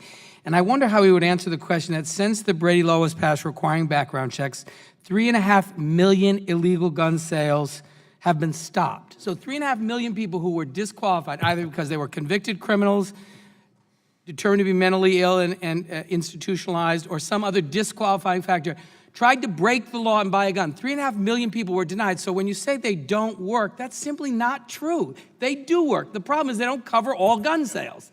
Reclaiming my time, I think the interesting argument made by the gentleman, but if those are also NICS denials, and my question is why have we not prosecuted? That's another question for that issue. They've not I'm happy to answer that. On a false question. I yield to the gentleman from Texas. And yeah, I'm glad this number was brought up. Another one of our colleagues across the aisle brought up 3 million people who were denied access to a firearm because they tried to acquire one illegally. Now we're hearing 3.5 million.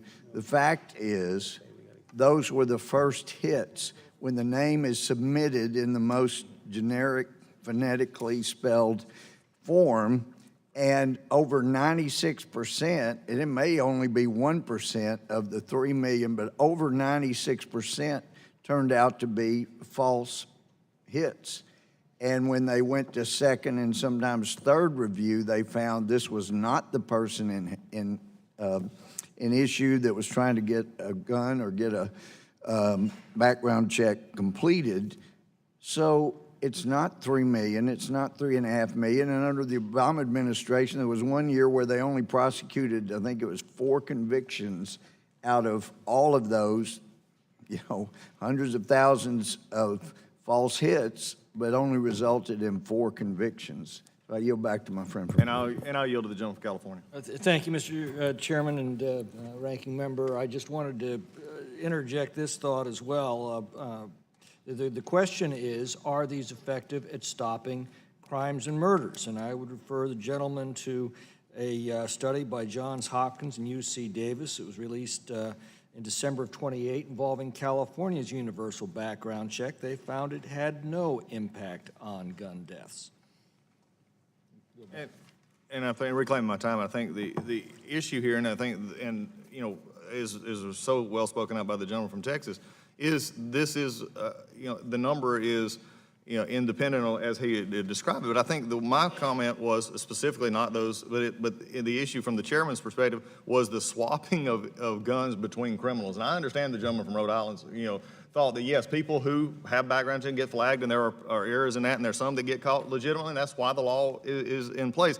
But I think the premise that criminals, and that was the premise of it, not law-abiding citizens, not people who didn't know about they're going to have to go, but criminals swapping guns, this bill does not even remotely have a chance of helping. And I think that's why many of these concerns need to be voiced. They're being voiced now. And again, going back to the issue of if you're truly, and I think the chairman rightfully said it, is this idea of trying to trace, and we'll probably have this discussion probably much later this afternoon, is this issue of the bill itself, guts itself in Article 5 with no registry. So I think this is something we continue to talk about. I do support the gentleman's amendment, and with that, I'll yield back my time. And I'll now Mr. recognize Chairman. the gentlelady from Georgia, Ms. McBath. Thank you so much. I appreciate all the comments from my colleagues that I've heard today, but absolutely, I have to be honest with you. H.R. 8 acts as a deterrent. We know that there are a number of ways that we need to be able to work in this culture to be able to eradicate the ways in the ways in which people are using their guns in a criminal manner. This bill does not in any way infringe upon anyone's individual rights to be a gun owner, to lawfully use their guns, to hunt, to do whatever they need to do with their guns, to be a gun enthusiast. And I take very much of an issue with any innuendo that this is going to infringe upon the rights of anyone that is a law-abiding gun owner. And I'd like to go back to the comment made by Mr. Gomert. I'm skeptical that Mr. Gomert's amendment is really about the concern for the people that are living in poverty. The fact is that studies show that poorer communities are harmed most by gun violence, and these communities have the most to gain from gun laws that make us safer. H.R. 8 does that. It does not answer every means of identifying how we're going to make people safer, but it is a deterrent. It is a beginning. It's one of the most basic ways to keep guns out of the hands of people who should not have them, such as people that have mental instabilities, or they have severe criminal histories, or they're domestic abusers. Would the gentlelady gentlelady yield? yield? Gentlelady yield? Would the gentlelady yield? I Gentlelady yield my yields. time. Thank you. Just want to let everybody know that if this legislation passes, it will not impose it will not impose any burden financially on someone who gets a background check. What happens when you purchase a gun from a licensed gun dealer? That gun dealer picks up the phone, calls the toll-free number, which is to the National FBI Information, NCIS. They call that number. They put in your information, and the FBI runs your background check, and instantaneously almost, they tell the dealer whether or not you are eligible to purchase a firearm. And there is no cost associated with that check from a licensed gun dealer. So I just want the public to understand that this is a service that the FBI does. It is designed to keep guns out of the hands of the people who should not have them. And so the FBI has that service of running those background checks for licensed gun dealers. And if we don't have any unlicensed gun dealers, and all we have are licensed gun dealers running background checks, what that's going to do is cut out so many people from not being able to get a firearm who should not have it. And with that, I'll yield back to the gentlelady. Would the gentlelady yield? Yes.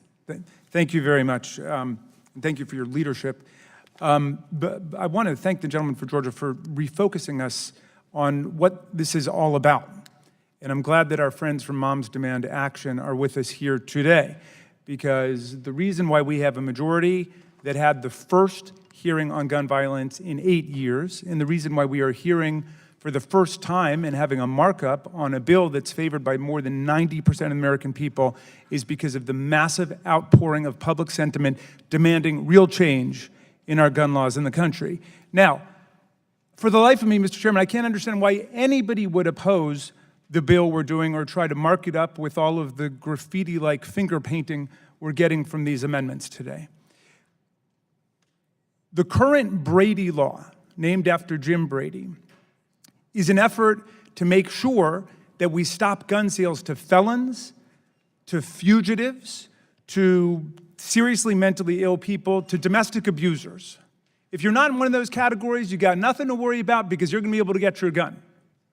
What we're doing is closing the loopholes that are in place that are making this very effective law less effective than it should be. We want to make this law universally effective, and that's why we have massive support in the public for doing this. Over 90% of background checks are completed in less than 90 seconds. That's not a real hang-up for people, and that's why 90% of the people support it. I'll yield back. The gentleman has yielded back. The question is on the amendment. Those in favor say aye. Mr. Chairman? Opposed, no. Mr. Chairman, I've asked several times to be recognized. In the opinion of the chair, the nays have it, and the amendment is not agreed to. Roll call. The roll call is requested. The clerk will call the roll. We have a motion on the floor. We have a The motion. motion is not in order. I have a point of parliamentary inquiry. A motion was not in order. I'd call the vote. The clerk will call the roll. A parliamentary inquiry is not in order during a vote. The clerk will call the roll. Mr. Nadler. The clerk will call the roll. That's what we have, a division. The clerk will call the roll. Mr. Nadler. No. Mr. Nadler votes no. Ms. Lofgren. No. Ms. Lofgren votes no. Ms. Jackson Lee. Mr. Cohen. Mr. Johnson of Georgia. No. Mr. Johnson votes no. Mr. Deutsch. Ms. Bass. Mr. Richmond. Mr. Jeffries. Mr. Jeffries votes no. Mr. Cicilline. Mr. Cicilline votes no. Mr. Swaldwell. Mr. Liu. Mr. Liu votes no. Mr. Raskin. Mr. Raskin votes no. Ms. Jalapal.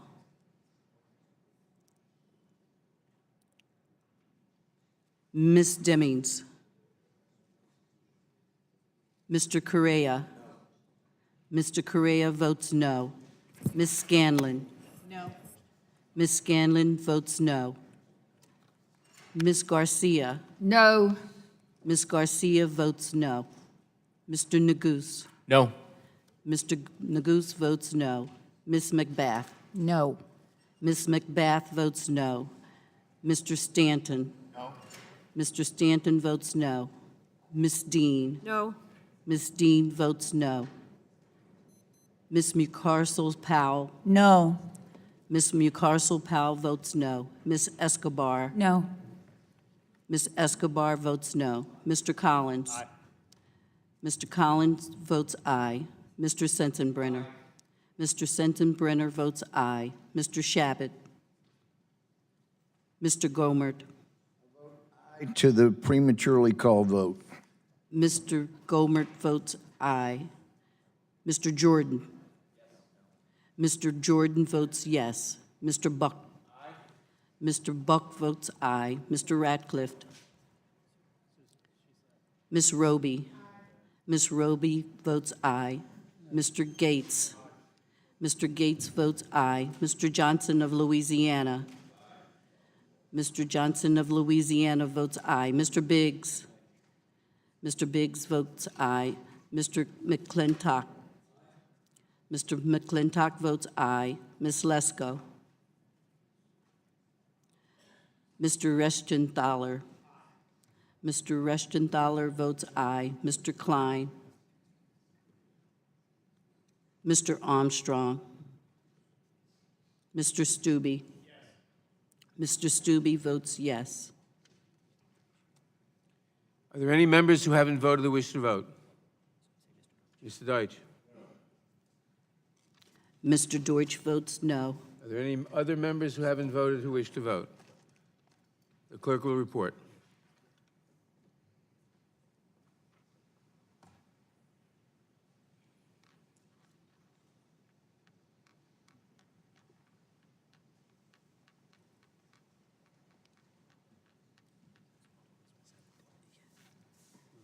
Mr. Chairman, 17 noes and 12 ayes. The amendment is not agreed to. Are there Mr. any Chair. further Point of parliamentary amendments? inquiry? Are there any? Mr. One second. Are there any further amendments? I have an amendment I at have the a desk. point of parliamentary inquiry. Who has the point of parliamentary inquiry? Gates. Mr. Gates will state the point of parliamentary inquiry.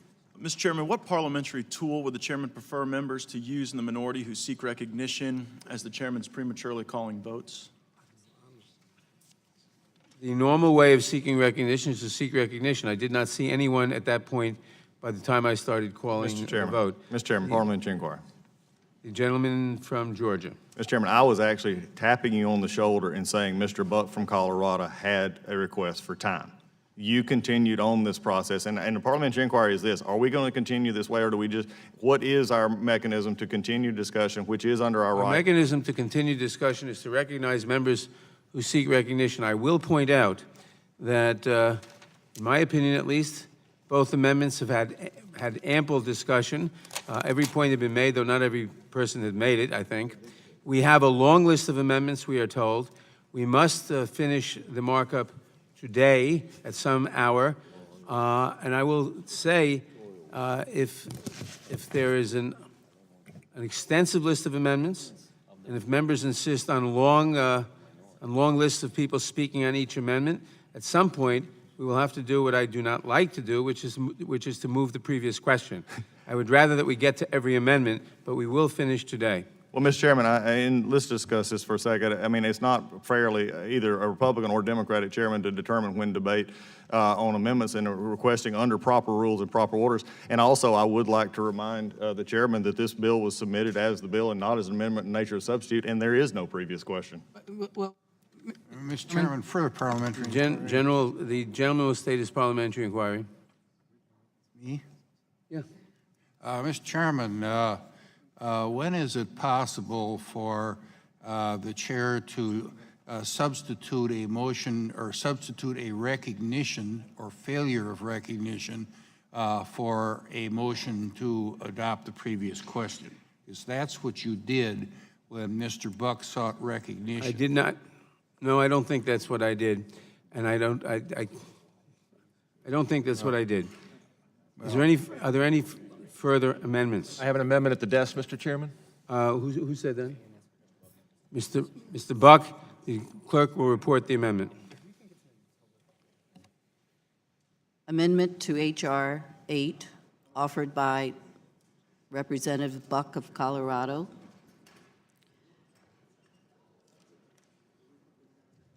Proposed to authorize the use of funds to permit. Mr. Chairman, I reserve a point of order.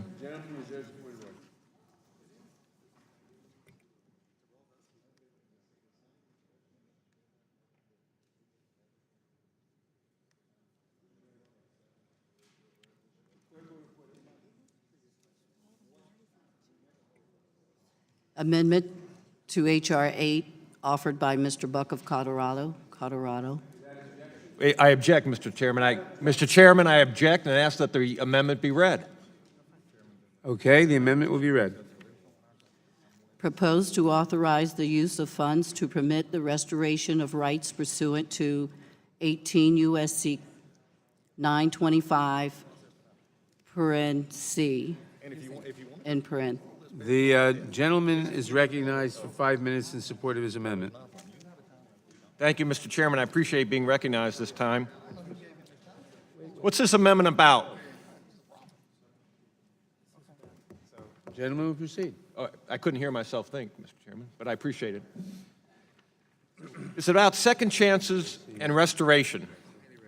Last year, many individuals on this committee worked on the First Step Act, a chance to give nonviolent criminal offenders a second chance. Earlier this year, we had a hearing on legislation that would have restored the voting rights of all felons, even people convicted of voter registration fraud, and voter intimidation. This amendment is very simple. As with the other legislation I mentioned, this amendment is about second chances.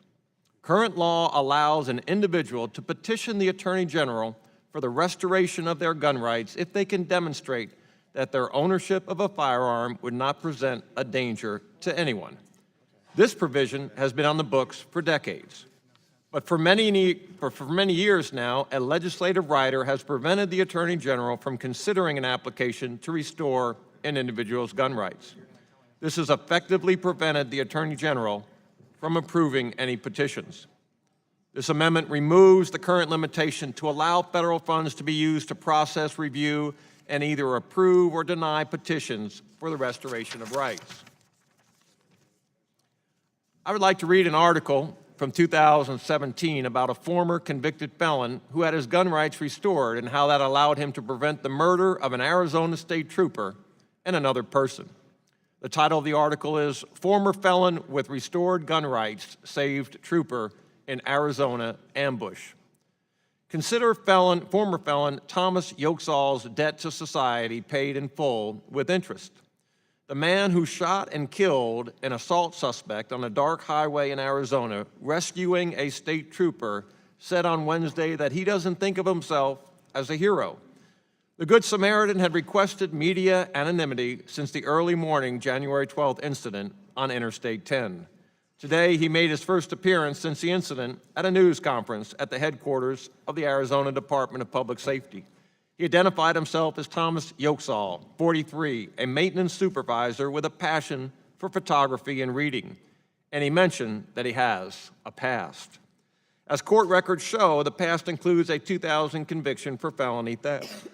Fortunately for DPS Trooper Edward Anderson, whose life hung on the edge before Yokesall showed up on January 12th, Yokesall had his gun rights restored in 2003 after he successfully completed probation. Yokesall has paid back his debt to society big time. That morning, I never would have dreamt that I was going to save somebody's life, let alone take the life of another individual, Yokesall said. I don't recall any thought or feeling of fear. It happened very quickly. There wasn't necessarily time for me to react or think logically. I don't consider myself a hero that day.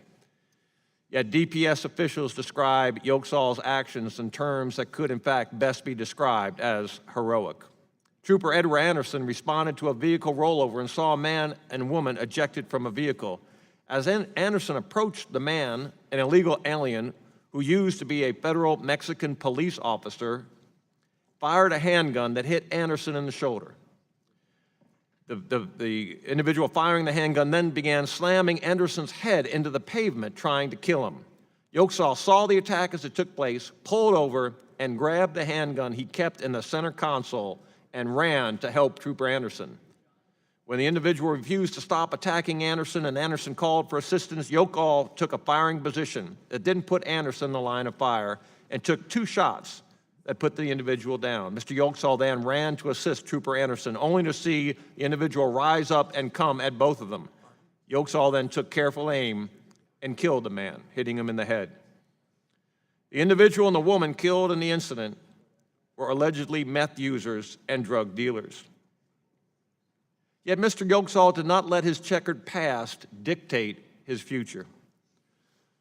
Maricopa County Superior Court records show a felony charge of theft from the year 2000, which was later reduced to a misdemeanor. According to court records, Yokesall admitted to stealing electronics items from a group home where he worked. When petitioning the judge to reduce his felony conviction, Yokesall stressed that he was eager to be restored his right to bear arms. A felony conviction strips individuals of the right to possess a firearm, but they may be allowed the opportunity to have those rights reinstated in Arizona. Before this incident, I was an avid shooter, Yokesall wrote in 2003. I miss owning a gun. I miss shooting with my friends, as well as my son. I hope, if nothing else, you will reinstate my civil rights to include the right to bear arms once again. I yield back the remainder of my time, Mr. Chairman. Mr. Chairman, Does the gentleman insist on his point of order? I do, Mr. Chairman. Gentleman will state the point of order. This amendment has absolutely nothing to do with background checks, which is the subject of H.R. 8, and for that reason, I ask that the amendment be ruled out of order. Does the sponsor of the amendment wish to be heard on the point of order? I do, Mr. Chairman. Gentleman was, I'm assuming that the gentleman from Georgia is asking that the amendment be ruled out of order because it's not germane? yes. I didn't hear that in the argument. I insist on my point of order, and the secret words you have uttered, I will adopt. It's not really secret. It's actually in the rules of the committee. Gentleman will comment on the point of order. I will. Do I have 5 minutes, Mr. Chairman? You do. Okay. I think that when we talk about gun violence, when we talk about the bill involving background checks, it is important that we understand that this individual, Mr. Yokesall, would not have passed a background check had his gun rights not been restored.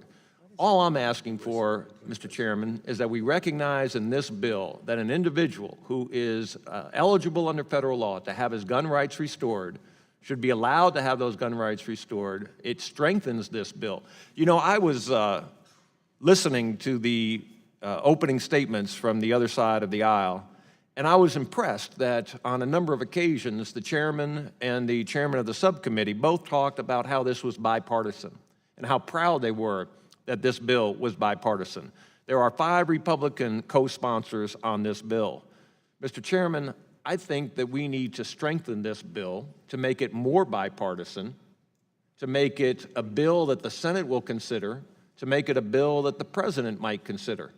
But if the majority continues to vote down and rule out of order good common sense measures that would strengthen the bill, I fear that the majority might actually lose those 5 Republicans, and this may not be a bipartisan bill. This, my amendment, is already part of federal law. All it does is assure that it will be recognized in this bill that an individual that has committed a felony can have his rights restored, a nonviolent felony can have his rights restored so that he may participate in society just as we want that individual to participate as a voter, just as we want other constitutional rights to be restored. This bill actually was run in the Colorado State Legislature. And to the surprise of many of my friends on the other side of the aisle, this bill was supported by the ACLU. I'm sorry, Mr. Chairman, I can't. Proceed. This bill was supported by the ACLU. Just like restoring voting rights would be supported by the ACLU, this bill was supported by the ACLU. It was supported by conservative Republican district attorneys and liberal Democrat district attorneys. Mr. Chairman, this is a necessary part of making this bill stronger, and I ask the committee's support of it, and I ask the chair to rule it in order. Mr. Chairman? Chairman? The chair is prepared to rule on the point of order. This amendment, the bill expands the background check system to certain people. Right now, certain people are subjected to it. The bill expands it to certain people who are not subjected to it. The amendment directs that sums shall be made available for implementation of a completely different law respecting a restoration of rights. The amendment is out of order for 2 separate reasons. Number 1, it deals with a different subject matter and purpose and would broaden the measure beyond the current scope and is therefore not germane. Second of all, since it says the president shall make available such sums as are necessary, it's an appropriation.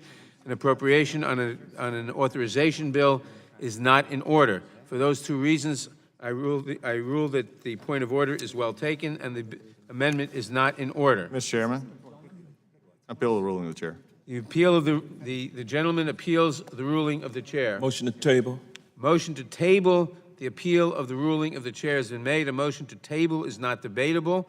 The clerk will call the roll on the motion to table. Before the clerk calls the roll. All those in favor of the motion to table say aye. Aye. Opposed? No. The ayes have it. Remove roll call. Roll call is asked for. The clerk will call the roll. Mr. Nadler? Aye. Mr. Nadler votes aye. Ms. Lofgren? Ms. Jackson Lee? Mr. Cohen? Mr. Johnson of Georgia?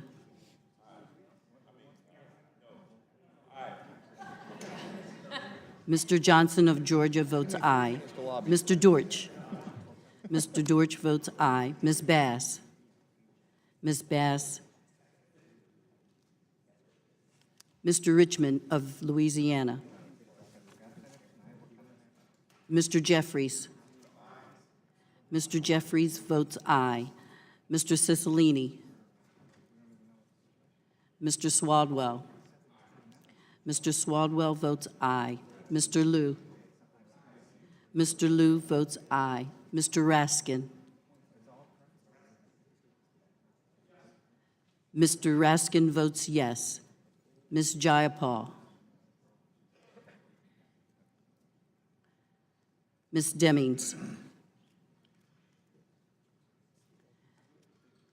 Ms. Correa? Mr. Correa votes aye. Ms. Scanlon? Aye. Ms. Scanlon votes aye. Ms. Garcia? Aye. Ms. Garcia votes aye. Mr. Neguse? Aye, though with appreciation from my colleague from Colorado for bringing this important issue. Mr. Neguse votes aye. Ms. McBath? Mr. Stanton? Aye. Mr. Stanton votes aye. Ms. Dean? Aye. Ms. Dean votes aye. Ms. McCarcel-Sell-Powell? Aye.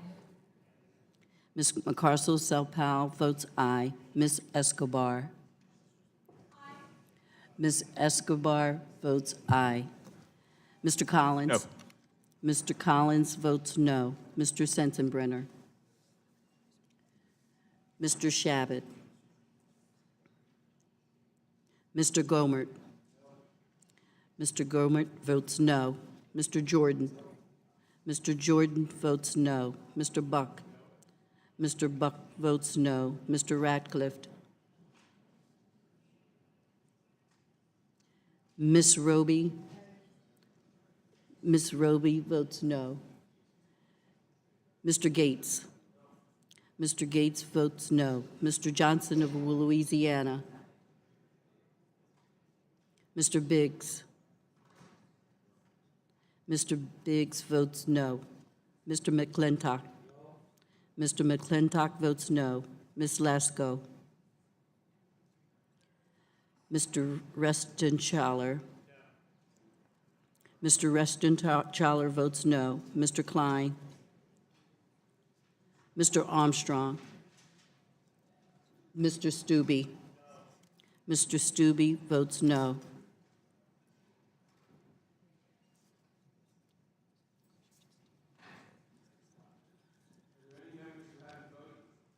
Who wish to vote? Mr. Cohen? Mr. Cohen? Mr. Cohen votes aye. Are there any other members who haven't voted who wish to vote? The clerk will report.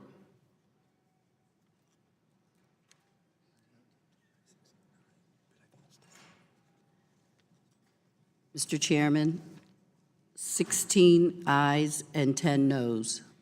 The motion to table the appeal of the ruling of the chair is adopted. Are there any further amendments to H.R. 8? Mr. Chairman? Mr. Chairman? Mr. Chairman? Mr. Chairman? Mr. Biggs, for what purpose does the gentleman seek recognition? I can't hear you. I have a parliamentary inquiry. The gentleman will state his parliamentary inquiry. Yeah, Mr. Chairman, as we proceed, I am wondering if we can have your assurance that all of the minority's amendments will be considered before debate is closed today on this bill. Well, it's not a proper parliamentary inquiry, I'm told. Mr. Chairman? Well, Deutsch, Unanimous consent request? Still a good the question. gentleman is recognized for unanimous consent request. Mr. Chairman, I asked to enter into the record an article from the Appleton Post-Crescent entitled 5 Years Apart, Arms List Was Source of Guns and High-Profile Domestic Violence Deaths. and an article from the Washington Post entitled, "Just How Easy Is It to Buy a Gun Over the Internet?" Without objection, the two Objection. documents referenced by the gentleman Objection. will be admitted into the record. Who seeks recognition? Are there any further amendments? The gentleman from Florida. Mr. Chairman, For what purpose does the gentleman from Florida seek recognition? Yeah, Mr. Chairman, parliamentary inquiry. Did the chair hear Mr. Biggs' objection to the prior unanimous consent request? No. He objects to the unanimous consent request? I'm going to withdraw that objection. Okay. But Mr. Chairman, The gentleman is recognized. my parliamentary inquiry, For what purpose does the gentleman seek recognition? further, the question that I asked, if I were to elaborate, since we're not reading the bill measure by amendment, section by section, my question was, may we have your assurance that all minorities' amendments will be considered before debate is closed? And I am trying to understand clarification when you said that is not a proper parliamentary Not a proper parliamentary inquiry. Why is that so? Because it doesn't involve the rules of the House. A parliamentary inquiry involves an inquiry with respect to the rules of the House. May I further debate that point? The rules of the House talk about specifically when when you can close debate. And I'm asking you if you are going to extend us the courtesy of hearing all of our amendments before the debate's closed. It is my intention and my wish that every amendment will be considered, but we will finish the bill today. So, Mr. Chairman, do the rules of the House permit the chairman to preclude debate? The House Rules of Procedure. The chair is not going to, because Mr. Sensenbrenner was correct in that we did not offer a motion, an amendment in nature of a substitute. I will not offer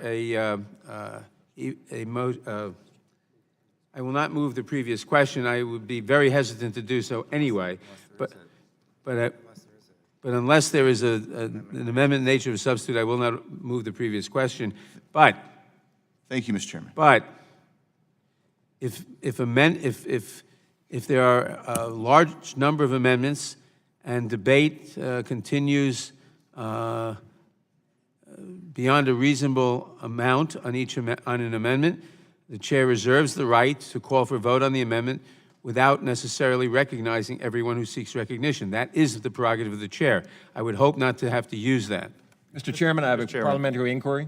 The gentleman who states... Right here. Gentleman will state his point of parliamentary inquiry. What is the rule basis for the judgment that the chair just made? The chair has discretion to recognize members at any time. Does anyone is there further amendment at this Mr. point? Chairman, I have an amendment at the desk. But before Who has the amendment at the desk? Parliamentary inquiry. Didn't you make a parliamentary? Nope. The gentleman will state his parliamentary inquiry. Let's continue down this line. The chairman is available to do most anything that they want to do, and we understand that, but if this is exact right, what would have been said when we went through so many hours of debate on this other side to an amendment in a parliamentary inquiry is will the chairman continue just to stifle debate and not follow parliamentary inquiry? That is not a parliamentary inquiry, and I don't think any rational observer will think we have stifled debate on this bill so far. Mr. Chairman. Mr. Gates sought recognition for the purpose of an amendment. Mr. Chairman, I have an amendment at the desk. The clerk will report the amendment. Amendment to H.R. 8, offered by Mr. Gates of Florida. Beginning on page 5, line 14, after, quote, paren 1, and paren, quote, delete period, and insert the following. Without objection, the amendment will be considered as read. The gentleman is recognized for 5 minutes on his amendment. Thank you, Mr. Chairman, and it's my sincere hope that the majority will accept this amendment as friendly and include it in the legislation. And I want to begin by commending my colleague, the gentleman from Louisiana, Mr. Richmond, who earlier in this discussion referenced the importance of protecting those who have received protective orders that may be victims of domestic violence. And that really is what my amendment speaks to. I also want to commend the majority. There is a provision of the bill. When you look at the overall prohibitions on the transfer of firearms, there's a provision of the bill that says that if you believe someone is in imminent danger of being harmed, you obviously don't have to go through a background check to move a firearm into that person's possession. The question becomes in the definitions of that state of imminency. And so here's where I've tried to pair what I believe is a good intention on the part of the majority with perhaps stronger legislative language. My amendment would say that if any person has received a protective order, then that person would be able to receive a firearm in the absence of going through a background check. And my rationale is that, like, if you had a friend who had received... Point of parliamentary inquiry, I think we've been given the wrong amendment. Oh, Mr. Chairman, I'm sorry, Mr. Chairman, this is not the amendment that was referenced on the chart. Which amendment would you prefer? Let's take the amendment we started. Okay, very well. I'm sorry, I had a different one. So this amendment, and I can explain it in the time I have remaining. Mr. Chairman, this amendment before us now, I think references the debate that the chair made earlier. When we were discussing Will background... the gentleman suspend, just to make sure we're talking about the same amendment. This is the one that caps the fee at 0? Oh, yes, sir. Proceed, please. Thank you. And I apologize sincerely. I know we have a lot of amendments today, and we're all trying to keep up. But in our early discussion of background checks, the chairman indicated, and actually also the gentleman from Maryland, Mr. Raskin, indicated that 90% of background checks only take 90 seconds, and that really with such a limited impairment of people's time, that we should have no concern about the obligation or the burden that a background check puts on someone. And I know the gentleman from Texas, Mr. Gomer, and I represent a lot of lower-class individuals who are responsible gun owners, and when engaged in transfers, the issue for them is not the time, the issue for them would be the cost.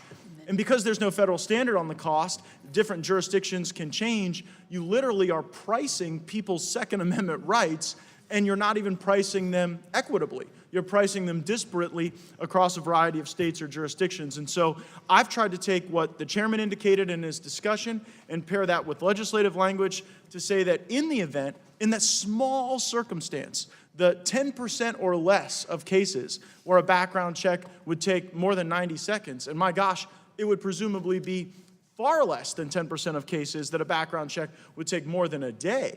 But in those circumstances where someone was burdened in a way that no one on this committee expects them to be burdened by the deprivation of their rights over an extended period of time, that we would not add a second burden on constitutionally protected rights with cost.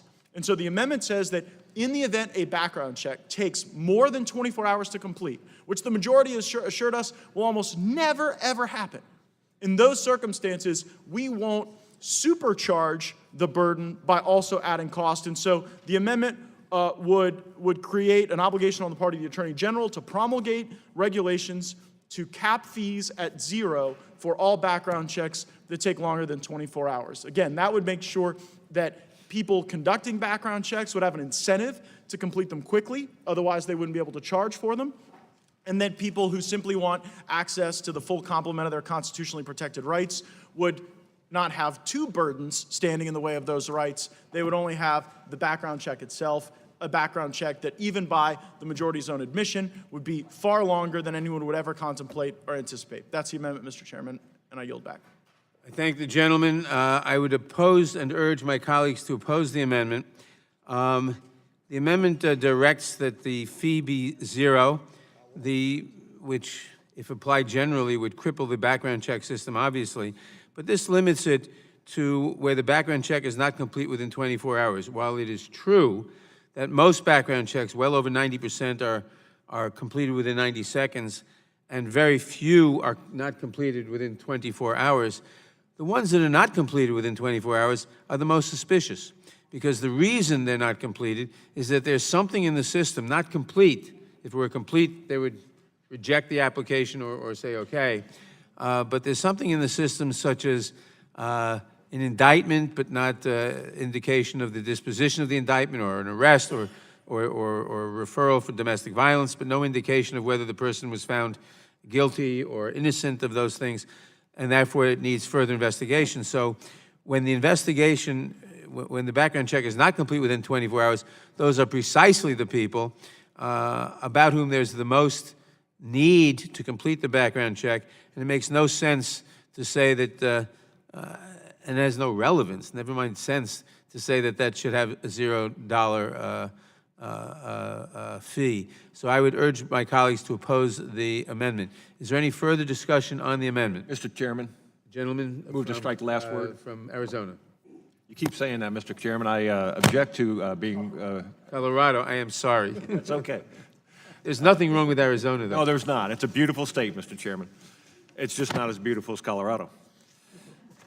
Mr. Chairman. Being from New York, I'll concede the point. I offer a friendly amendment to address the chairman's concerns on this issue, and I ask my friend from Florida to accept the friendly amendment.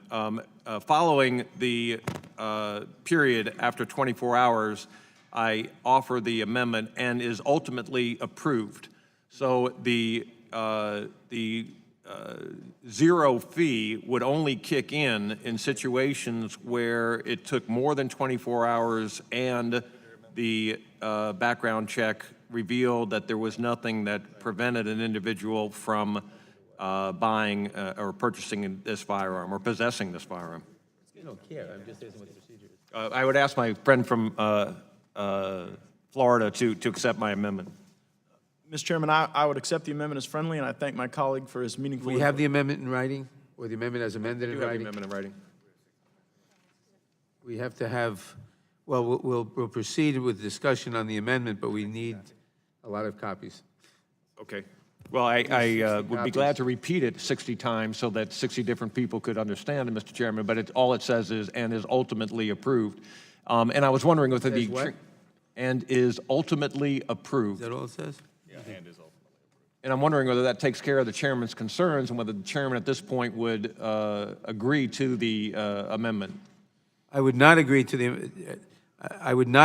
amendment because there is no reason to exempt any applications from the fee, even if they are ultimately approved, and certainly not the applications which take the most time and money to investigate, even if that is not the fault of the applicant. We recognize that. But it makes no logical sense to cut some applications out of the normal fee arrangement. So I would oppose the amendment. And Mr. Chairman, I had one other question on your statement, if I may inquire. Your time. You've made a statement that background checks, 90% of background checks take 90 seconds or less. I actually, the last time I purchased a firearm, I had to come back the next day to pick up the firearm because the background check took a day. I do not have a criminal past, and I have never been adjudged mentally insane, although some of my opponents on the campaign trail have alleged such. But, Mr. Chairman, I am wondering how close to a firearms dealer that you live, because it took me at least 45 minutes to drive to the firearms dealer, another 45 minutes to drive back. So it was a total of 3 hours driving time to get to the firearms dealer for the alleged 90-second background check. I have never heard of a background check being run in 90 seconds, but Mr. Chairman, it obviously takes time to get there to purchase a firearm, to fill out the paperwork, and I think that 90 seconds is slightly misleading, and I'm wondering if you agree with me on that. The statistics, and I'm not an expert on this, but the statistics I've seen say that that better than 90% of background checks are done within 90 seconds. Now, that doesn't count the time to drive to and from the office, obviously. But I would also, again, I'd say the system is financed by these fees. There's no reason to eliminate any of the fees. And I would also say that the fee, whether it be $10 or $15 or $5, is not excessive to pay for public safety. And that's what we're talking about here, public safety. 40,000 people a year are killed by guns. If this bill passes, we think it'll be a lot less than that. And if there's a price of $10, so what? Mr. Chairman, gentleman's time. Reclaim my time? Yes. I'm wondering what would be an excessive fee? The fee is set by the dealers. It's a market-based fee. So we don't set that in statute. If you want to suggest we should, that's a different bill. Well, I'm wondering, Mr. Chairman, since you believe that we should nationalize firearms laws, if there is a fee that we should prevent states, local communities, firearms dealers from preventing, because it would in fact deny a constitutional right. Well, I don't think we're denying a constitutional right. I think even Justice Scalia in the Heller decision said that Second Amendment rights are not absolute. The community has a right to protect itself against felons or violent people from having guns. That's what the background check system is intended to do. This bill is intended to plug a loophole in the background check system. And period. There's nothing further to say on it. I mean, either you think it's worth doing and saving the lives, or you don't. The gentleman's time has expired. Mr. Chairman, I call the previous question on Mr. Are there Buck's any further people who wish to speak on the amendment? Mr. Chairman. Gentleman from Georgia. Thank you. I think in the amendment, the debate has been had, and I think we're getting ready to have the amendment, vote on the amendment to the amendment. And with that, I think the gentleman is correct, and this is a proper amendment. That'll yield back. Is there any further debate on the amendment? If not, the question occurs on the amendment. All those in favor of the amendment? Mr. Chairman, we're voting on the amendment to the amendment, not the amendment from Mr. Getz. No. I thought it was accepted. I thought he accepted it. Did someone object to? Mr. Chairman, I just seek a parliamentary inquiry. Mr. Buck's amendment, friendly amendment, is included in the amendment we're calling the vote on? Yes. Thank you, It Mr. Chairman. was accepted. And we're calling the vote now on your amendment as amended by Mr. Buck. What? Okay. There's a vote on the amendment as amended. All in favor will say aye. Noes? No. The noes have it. Request a roll call. A roll call vote is requested. I think we should get this now. We can't take the roll call first? All right, the committee will stand in recess until immediately after the next set of votes.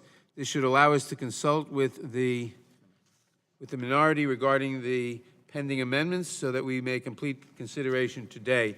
We will recess until the completion of votes on the floor, which we expect shortly. And when we reconvene, we'll take the vote on this amendment. The committee will stand in recess.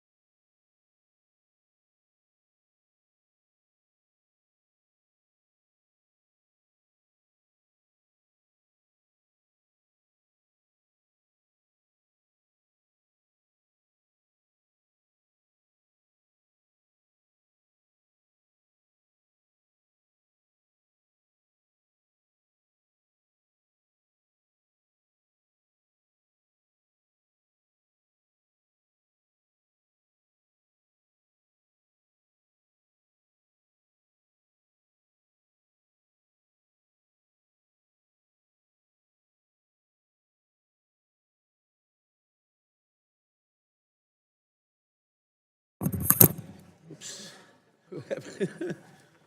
So much for the mic. Well, Mr. Chairman, leading us on the part. The committee will come to order. When the committee recessed, a recorded vote was requested on the Gates Amendment. The clerk will now call the roll.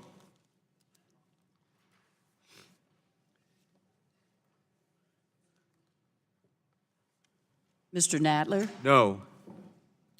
Ms. Lofgren from California? She was in the back. Ms. Jackson Lee? Mr. Cohen? Mr. Johnson of Georgia? Mr. Johnson votes no. Mr. Dortch? Mr. Dortch votes no. Ms. Bass? Mr. Richmond? Mr. Jeffries? Mr. Cicilline? Mr. Cicilline votes no. Mr. Swaldwell? Mr. Liu? Mr. Raskin? Mr. Raskin votes no. Ms. Jayapal? Ms. Jayapal votes no. Ms. Demings? Ms. Demings votes no. Mr. Correa? Mr. Correa votes no. Ms. Scanlon? Ms. Scanlon votes no. Ms. Garcia? No. Ms. Garcia votes no. Mr. Neguse? Ms. McBath? No. Ms. McBath votes no. Mr. Stanton? No. Mr. Stanton votes no. Ms. Dean? No. Ms. Dean votes no.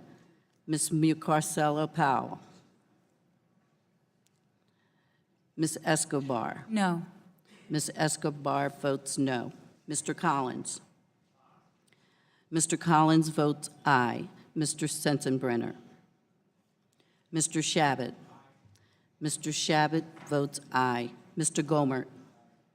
Mr. Gomert votes aye. Mr. Jordan? Mr. Jordan votes yes. Mr. Buck? Mr. Buck votes aye. Mr. Ratcliffe? Ms. Roby? Ms. Roby votes aye. Mr. Gates? Mr. Gates votes aye. Mr. Johnson of Louisiana? Mr. Johnson of Louisiana votes no. Mr. Biggs?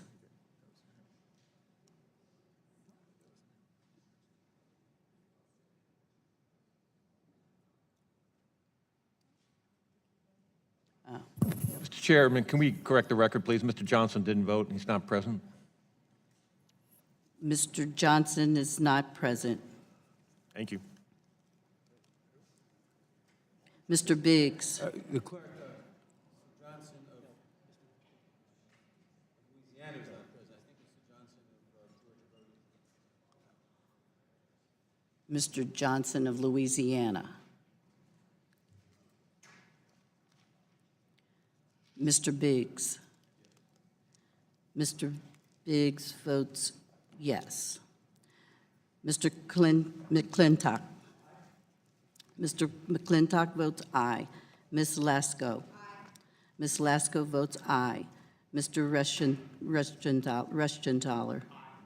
Mr. Rushenthaler votes aye. Mr. Klein? Mr. Klein votes aye. Mr. Armstrong? Mr. Armstrong votes yes. Mr. Stubbe? Mr. Stubbe votes yes. Are there any members who haven't voted who wish to vote? Ms. Lofgren? No. Ms. Lofgren votes no. Ms. Jackson Lee? No. Ms. Jackson Lee votes no. Mr. Cohen? No. Mr. Cohen votes no. Mr. Ratcliffe? Mr. Ratcliffe votes yes. Is there any other member who hasn't voted yet, who wishes to vote? The clerk will report.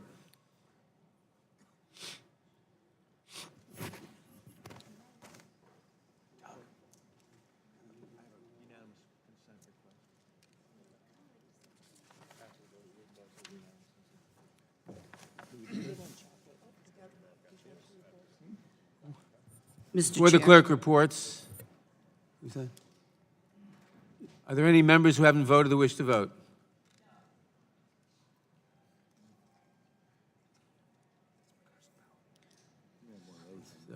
Ms. McCarcel-Powell votes no. Are there any other members? The clerk will report.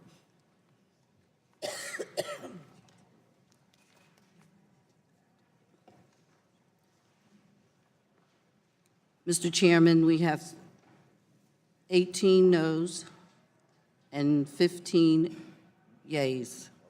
The amendment is not agreed to. Are there any other amendments? Mr. Chairman, I have a unanimous consent request. I ask Gentleman unanimous. will state his unanimous consent request. I ask unanimous consent that the chair take note that the majority did not have the votes before we recessed, and we wasted 50 minutes waiting Objection. for that to happen. That is not a proper unanimous consent request. Mr. Chairman, Are there any Mr. other? Chairman, for a unanimous consent request. Who's seeking? The gentleman from Florida. Thank you, Mr. Chairman. I ask a unanimous request to insert into the record an article from Reuters entitled "Background Checks for Gun Buyers Could Save Lives, U.S. Study Finds." Without objection, the article will be entered into the record. Does anyone else have an amendment? Mr. Chairman, Mr. Klein. I have an amendment at the desk. Gentleman will state his, the clerk will report the amendment. Mr. Chairman, The clerk will report the amendment. Amendment to H.R. 8, offered by Mr. Klein of Virginia. At the end of the bill, add the following. Without objection, Chairman. the amendment is considered as Mr. read. Chairman, and the reserve a gentleman- point of order. Without objection, the amendment is considered as read, and the gentleman is recognized in support of the amendment. thank you, Mr. Chairman. Who has a point of order? Gentleman from Jackson Lee, or? We both did. Who wants to do the point of order? Oh, you're reserving a point of order. The gentleman reserves a point of order. Gentleman will explain his amendment. Thank you, Mr. Chairman. This is a targeted amendment to address a problem that I believe is shared. It's an issue that is of concern to both sides of the aisle, and in fact has already been introduced by my colleague on the other side, Mr. Cicilline, and co-patroned by you, Mr. Chairman, House Resolution 4343. This bill would simply state that when it becomes apparent that there has been a violation of the National Instant Criminal Background Check on the basis of legal status in this country, that appropriate law enforcement be notified. In this case, that would be ICE. So this would notify ICE when an illegal immigrant attempts to illegally purchase a firearm, and this is, as I said, similar to language that was introduced by Mr. Cicilline and co-patroned by the chairman, so I hope it will be unanimously adopted.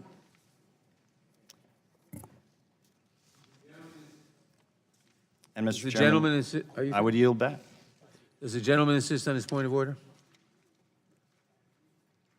The gentleman will Yes. state his point of order. Yes, Mr. Chairman, this amendment is not germane because it deals with reporting of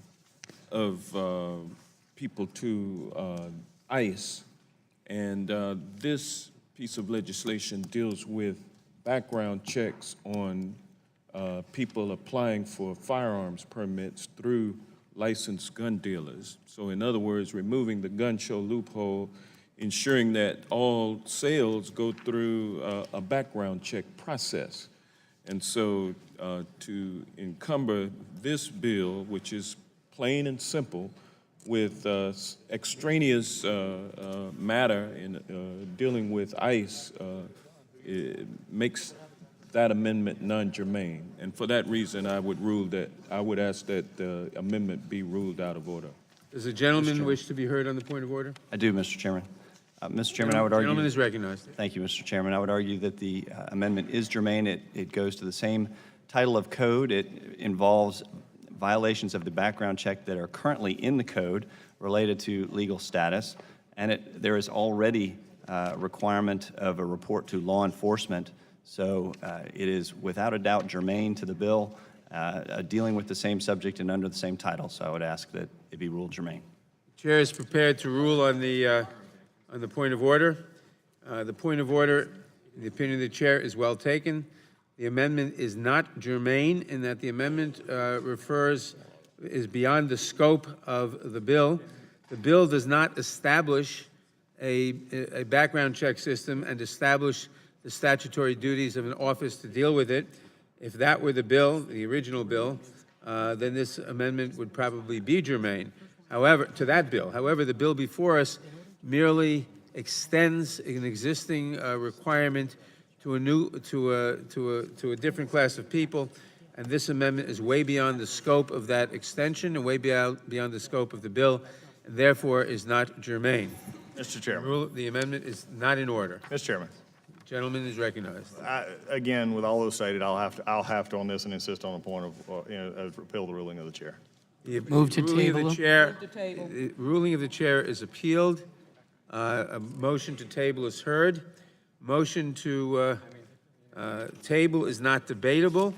The clerk will call the roll on the motion to table the appeal of the ruling of the chair.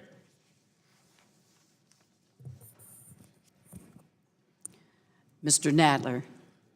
Yes. Mr. Nadler votes yes. Ms. Lofgren. Ms. Jackson Lee. Yes. Ms. Jackson Lee votes yes. Mr. Cohen. Mr. Cohen votes aye. Mr. Johnson of Georgia. Mr. Johnson of Georgia votes aye. Mr. Dortch. Mr. Dortch votes aye. Ms. Bass.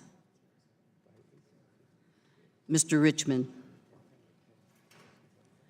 Mr. Jeffries.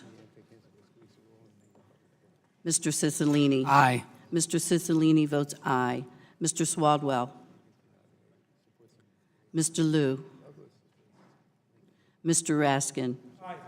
Mr. Raskin votes aye. Ms. Jayapal. Ms. Jayapal votes aye. Ms. Demings. Ms. Demings votes yes. Mr. Criea. Mr. Criea votes aye. Ms. Scanlon. Aye. Ms. Scanlon votes aye. Ms. Garcia. Aye. Ms. Garcia votes aye. Mr. Neguse. Aye.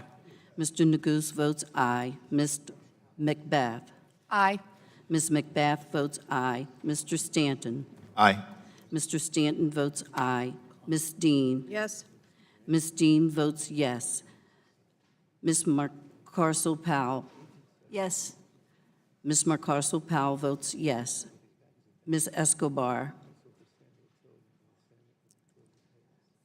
Mr. Collins. No. Mr. Collins vote no. Mr. Sensenbrenner. Mr. Shabbat. No. Mr. Shabbat votes no. Mr. Gomert. Mr. Gomert votes no. Mr. Jordan. Mr. Jordan votes no. Mr. Buck. Mr. Ratcliffe. Ms. Roby. Mr. Ratcliffe votes no. Mr. Gates. Mr. Johnson of Louisiana.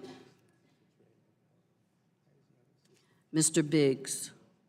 Mr. Biggs votes no. Mr. McClintock. Mr. McClintock votes no.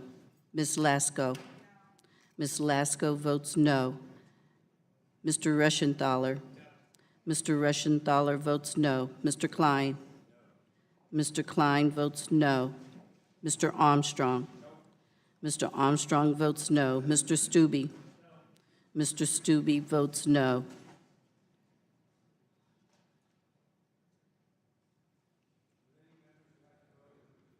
Ms. Lofgren. Aye. Ms. Lofgren votes aye. Ms. Escobar. Ms. Escobar votes aye. Are there any other members who wish to vote who haven't voted? Mr. Gates. Mr. Gates votes no. Mr. Johnson of Louisiana. Mr. Johnson of Louisiana votes no. Mr. Shabbat. You voted? How is Mr. Shabbat recorded? Mr. Shabbat votes no. Okay. Is there anyone else who wishes to vote? The clerk will report.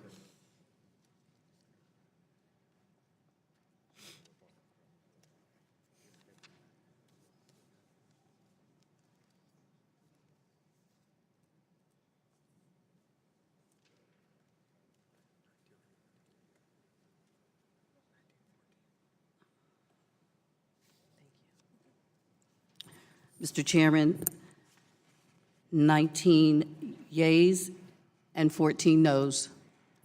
The amendment is not adopted. Are there any other? I'm sorry. The motion to table is agreed to. Mr. Chairman. Are there any other amendments? Mr. Chairman. Mr. Shabbat. Thank you, Mr. Chairman. I have an amendment at the desk. The gentleman the clerk will report the amendment. I reserve a point of order. The gentlelady reserves a point of order.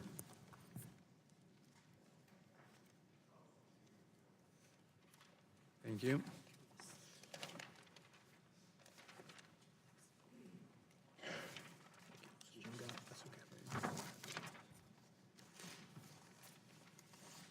The clerk will. Amendment to H.R. 8. Mr. Chairman, I'd ask unanimous consent the amendment be considered as read. Without objection, the amendment is considered as read, and the gentleman is recognized in support of the amendment. Thank you, Mr. Chairman. This is an embarrassingly flawed bill. It's not going to become law, and if it did, it would not reduce gun violence. But it would infringe on the rights and inconvenience law-abiding citizens. Criminals would ignore it. That's why we call them criminals. However, my amendment, if accepted, would make this bill slightly less bad. In my district, I represent most of Cincinnati and a lot of Southwest Ohio, and like many other major American cities, we've experienced too many violent crimes, often committed by individuals who are not in legal possession of the firearm. Now, I'm a strong advocate. I would acknowledge that as Second Amendment rights, but I also agree that firearms should not be in the hands of criminals. There are presently a number of ways that a gun owner can get rid of his or her gun. They can sell it, which under current law would, in most circumstances, require a NICS background check. They could give it to a friend or loved one, which under current law prohibits them from transferring it to someone known or believed to be prohibited from legally possessing a firearm. Or they could voluntarily relinquish it to their local police station or at a buyback program. My amendment is very simple. While H.R. 8 states that a background check would be required for nearly every gun sale or transfer, it seems to make an exception for transfers from or between law enforcement officers, but it's not clear that it would apply for transfers to law enforcement officers. My amendment just clarifies this by making a clear exception for transfers to a law enforcement officer who is authorized to carry a firearm as a part of employment. If this legislation were enacted as written without this amendment, it's my opinion that we would remove the ability for individuals to voluntarily transfer their firearm to local law enforcement or at buyback days, many of which are held in communities represented by members of this very committee. Such buyback days have been advertised in my city in Cincinnati, just as they have in New York and LA and Houston and Memphis and New Orleans and Orlando and Atlanta and in other communities. As such, I urge my colleagues to support this amendment, and I yield back the balance of my time. Does the gentlelady insist upon her No. point of order? No. The gentlelady does not insist upon a point of order. I'll recognize myself for 5 minutes in opposition to the amendment. This amendment essentially says there's an exception to the bill for a transfer to a law enforcement officer who is authorized to carry a firearm as a part of his employment. However, there is already an exception in the bill for law enforcement officers acting within the scope of their employment, and I will read it. It's on page 3, starting on line 3. Paragraph 1 shall not apply to a law enforcement agency or any law enforcement officer, armed private security professional, or member of the armed forces, to the extent the officer, professional, or member is acting within the course and scope of employment and official duties. So to the extent that you want an amendment, you want a provision that says the transfer to a law enforcement officer for use in connection with his or her law enforcement duties, there is already such an exception in the bill. The amendment would create an exception for law enforcement officers in their personal capacity as well as in their professional capacities. And first of all, that's unnecessary. Second of all, one would hope that every local government agency, that every local government that has a police force, one would hope that they would properly screen their police, their officers and their applicants for employment and so forth. But there's no guarantee of that, and there's no harm. In fact, there may be a great use in subjecting anyone who is a police officer in some local jurisdiction who wishes a firearm for his personal, not official use, to be subjected to the background check. There's no reason he shouldn't be subject to the background check, and we cannot have a blind faith that every local jurisdiction in the United States has a proper screening of their police officers. To the extent we're talking about a professional use, it's already accepted in the bill. So I think the amendment, though well-intentioned, goes a little further than it ought to go and is unnecessary for any proper purpose, and I would oppose it on that basis. Mr. Chairman. Is there any discussion on the amendment? Mr. Chairman. Mr. Collins. Move to strike last word. Gentleman is recognized. Thank you, Mr. Chairman. I'm not really sure where to start on that one. I agree with your assessment and your reading from the perspective of having someone be issued a firearm for their professional use in law enforcement. It is interesting, though, the implication of your argument, though, basically says that there are law enforcement agencies out there who right now are blatantly or even unblatantly allowing officers who shouldn't be carrying guns to continue to be in employment. I'm not sure that, again, that's enough to travel down for many hours, I think, discussing the fact that we have the implication by the chairman that there are law enforcement agencies out there that are allowing law enforcement officers in the pursuit of their job that should not have firearms to begin with. I know this is an interesting fact because there are many times that a law enforcement officer involved in a domestic violence issue have their guns, taken from them because they should not have guns in employ. To say that someone like myself or the chairman or others could sell a gun or transfer a gun to a law enforcement officer and then require that law enforcement officer to undergo a background check simply to find out if they still should basically be employed as a police officer, I'm not sure that's probably the best argument here, because I think this is simply saying these are the men and women that we trust. We implicitly ask that the agencies who have a duty and to make sure that these officers are up to date in everything that they do, and if they don't, they're opening themselves up to massive violations of law and encouraging many things to be taken out of context. Again, but it just continues a pattern here in this last little bit, and especially even to the last previous amendment, in which was, by the way, just as a note, the amendment offered earlier was actually deemed as germane by Chairman Goodlatte last year because it was actually yours and Mr. Cicilline's bill and added to fix NICS, that we do need to report folks, and if they are illegally here trying to purchase a firearm, that is something that should be reported. So I think the problem, and I think Mr. Shabbat said it really well, there's many problems to this bill. I understand the intent, I understand the desire. This is just, from all that is being pointed out today, is not the way to go about this, but to imply that our law enforcement officers must get a background check, frankly, just to see if they're still able to be employed, because that's the implication here, is that they shouldn't even be having a gun, then that should bring up an issue for all of us on this committee to discuss. Why are we here? And maybe we should change and say there should be a hearing on law enforcement agencies on their use of law enforcement officials. This is simply saying that the exception to be included is someone selling or transferring to a law enforcement agency to be exempt from this. This is nothing, again, I think it's a stretch at the least to say that this is a problem going forward as we look ahead into this. And again, going back into the path that we're going down here, where bills that were actually accepted as, under the background check law last year are now deemed as not germane, and others. We're just going down an interesting paddle here, and with that, Mr. Chairman, I'll just yield to the gentleman from Ohio. Thank you very much for yielding. This is a very poorly worded bill. That being said, it does seem to want to make an exception for transfers from or between law enforcement officers. It's just not clear that it would apply to transfers to law enforcement officers. Mr. Chairman, you had, in speaking against my amendment, you had indicated that the amendment goes a little too far.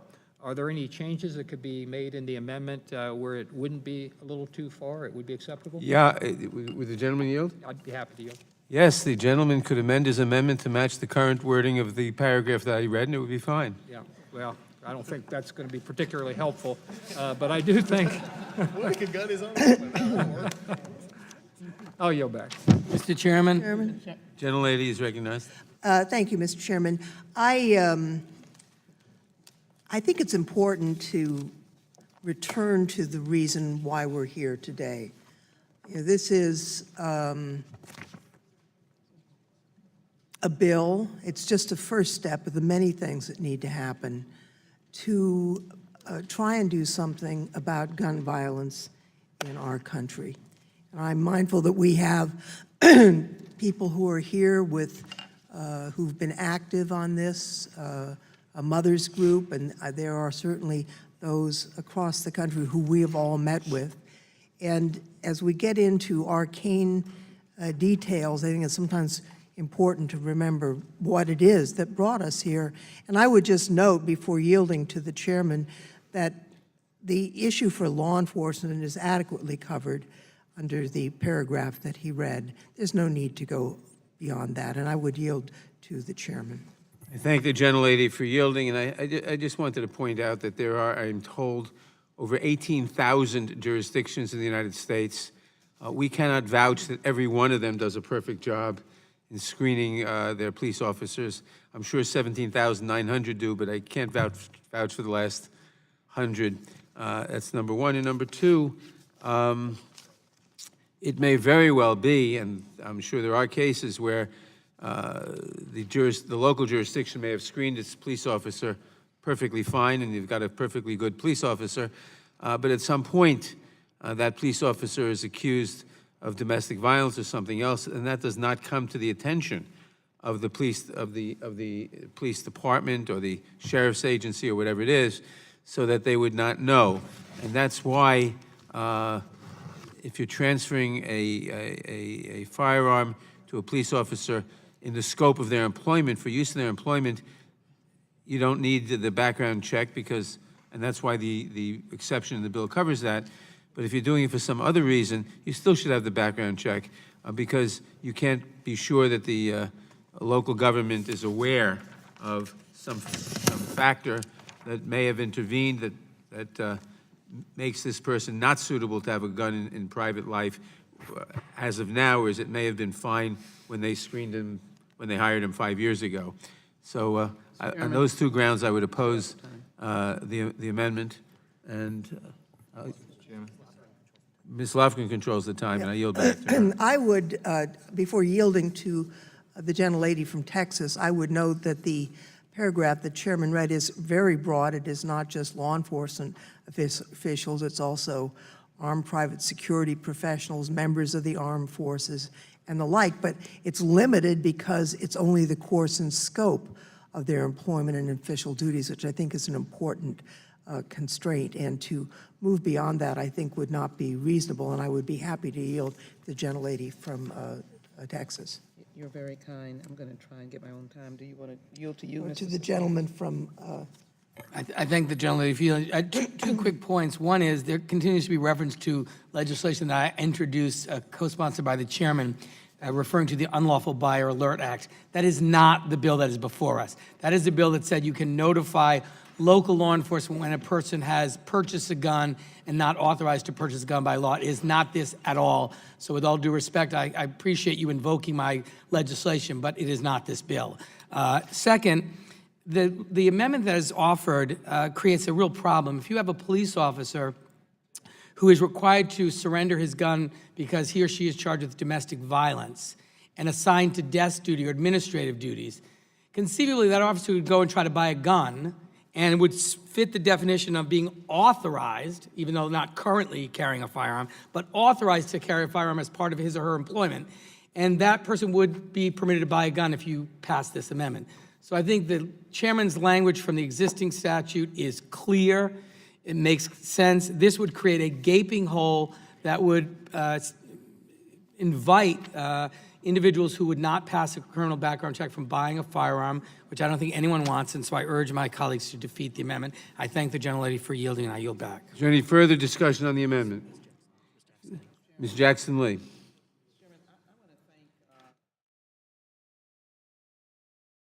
Us in a certain direction, which is the reason why we're here today. And I would respect my colleagues, but I've been on this committee for a very long time, and I know that I've disagreed with legislation, but I don't know if I've said it was embarrassing. This legislation has been vetted for at least 2 decades. It's been vetted by very thoughtful legal scholars and advocacy groups, certainly none less than the groups and advocacies with research professionals, the Gabby Gippas Law Center, the Everytown. It's certainly been vetted by the hearts and minds of Americans who have lost loved ones because someone got a gun that should not have gotten a gun. And so I just want to turn us really to the reason that we're here, and I don't think I've ever called a bill embarrassing. And as I look at this bill, it is carefully crafted, so much so that last week, the head of the Major Chiefs, Chief Acevedo, was willing to come and testify and indicate his support for this legislation, along with a major from the Baltimore Police Department who headed the domestic violence unit. They, as police officers carrying guns, were willing to take a public stand for this legislation. And as I look at this language, it is listed along a litany or a list of exceptions or exemptions, shall not apply to. And it is quite extensive on law enforcement. I don't know if the chairman read it in its entirety. A law enforcement agency or any law enforcement officer, armed private security professional, member of the armed forces, to the extent the officer, professional, or member is acting within the course and scope of employment and official duties. And I think the comment made that any one of us could be subjected to where our authority has been tempered because of something, and that could happen to a law enforcement officer too, which means that be sure to have the universal background check with these limitations. So let me read into the record the reason why we are here. And this is the total number of gun deaths in other countries. Japan, 10, Sweden, 41, Switzerland, 47 in the last year, the United Kingdom, 50, Israel, 105, Australia, 207. The total population of above countries combined, 246,959,950. Total guns of above countries combined, 8,804,000. Total gun deaths of above countries combined, 460. The United States stands alone. Population, 329,093,106. That's 93,106. These numbers may be changing. I'm sure our population grows every day. The number of guns that we have, and we may be under a bit, 393,347,000. That is more than the people in this country. And I would venture to say that the Second Amendment is well protected, with 393 million, probably approaching 400 million guns. The number of gun deaths, which includes certainly mass murders, But it also includes what our friends from Chicago and other urban centers talk about, is gun violence in neighborhoods, drive-bys where 13-year-olds or 5-year-olds in my area are tragically and violently shot. Gun deaths, 39,773. That is why we are here today. The sadness weighs on all of us who are supporting this legislation, and without tipping the word, more of these bills, thoughtful bills, are going to come forward that we will seek bipartisan support. We're not here to embarrass anyone. We're not here to put forward an embarrassing bill. What we're here to do is to answer the painful cry of Americans over 2 to 3 decades who've been asking, when are we going to face this crisis? And it is.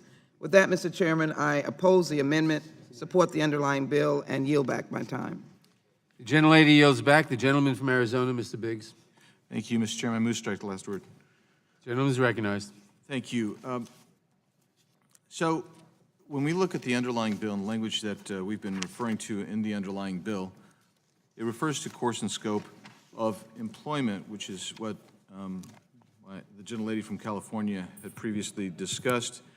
But as we're talking and we're having this debate, this discussion going on, I thought I heard the chairman and actually maybe a couple of other people discuss the potential failure of some jurisdictions to monitor their officers or to know of their advisability of various officers to actually carry a gun in the sense of Mr. Shabbat's amendment, which would be a little bit more carte blanche, a little bit more open to an exemption to the H.R. 8 here.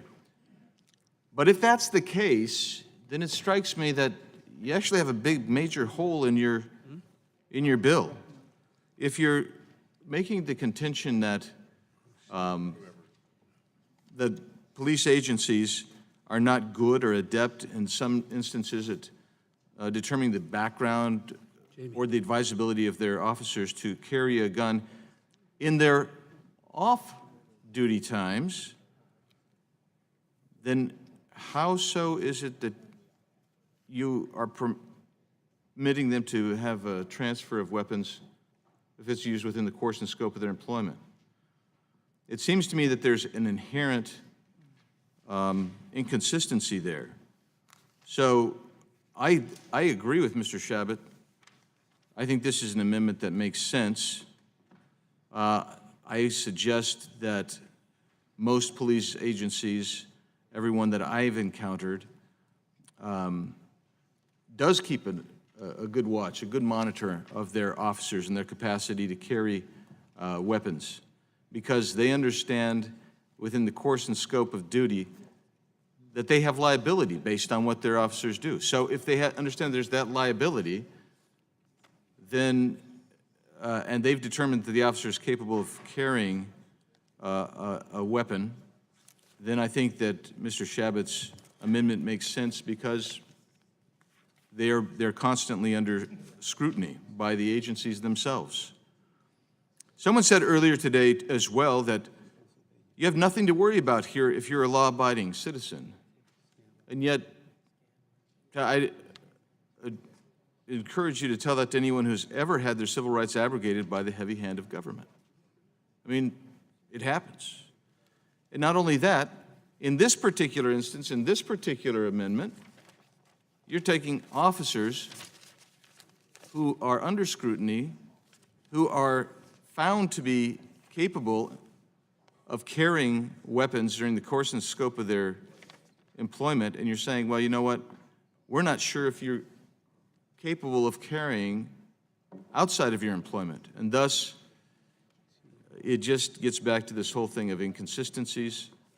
And so I'm with Mr. Shabbat here. I support his amendment.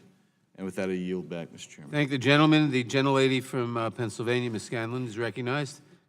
Thank you, Mr. Chairman. At the risk of moving along the slow walk here, I want to refocus, as Ms. Jackson-Lee did, on the reason why we are here. In the last 48 hours, 3 people in my district have been shot. a 17-year-old, an 18-year-old, and a 28-year-old. 2 of them were killed in broad daylight, okay?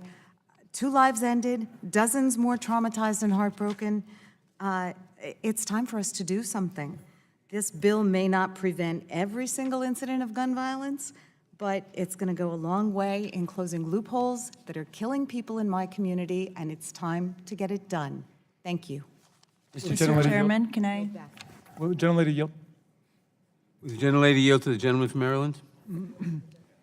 I want to thank Ms. Scanlon for her very cogent and impressive remarks.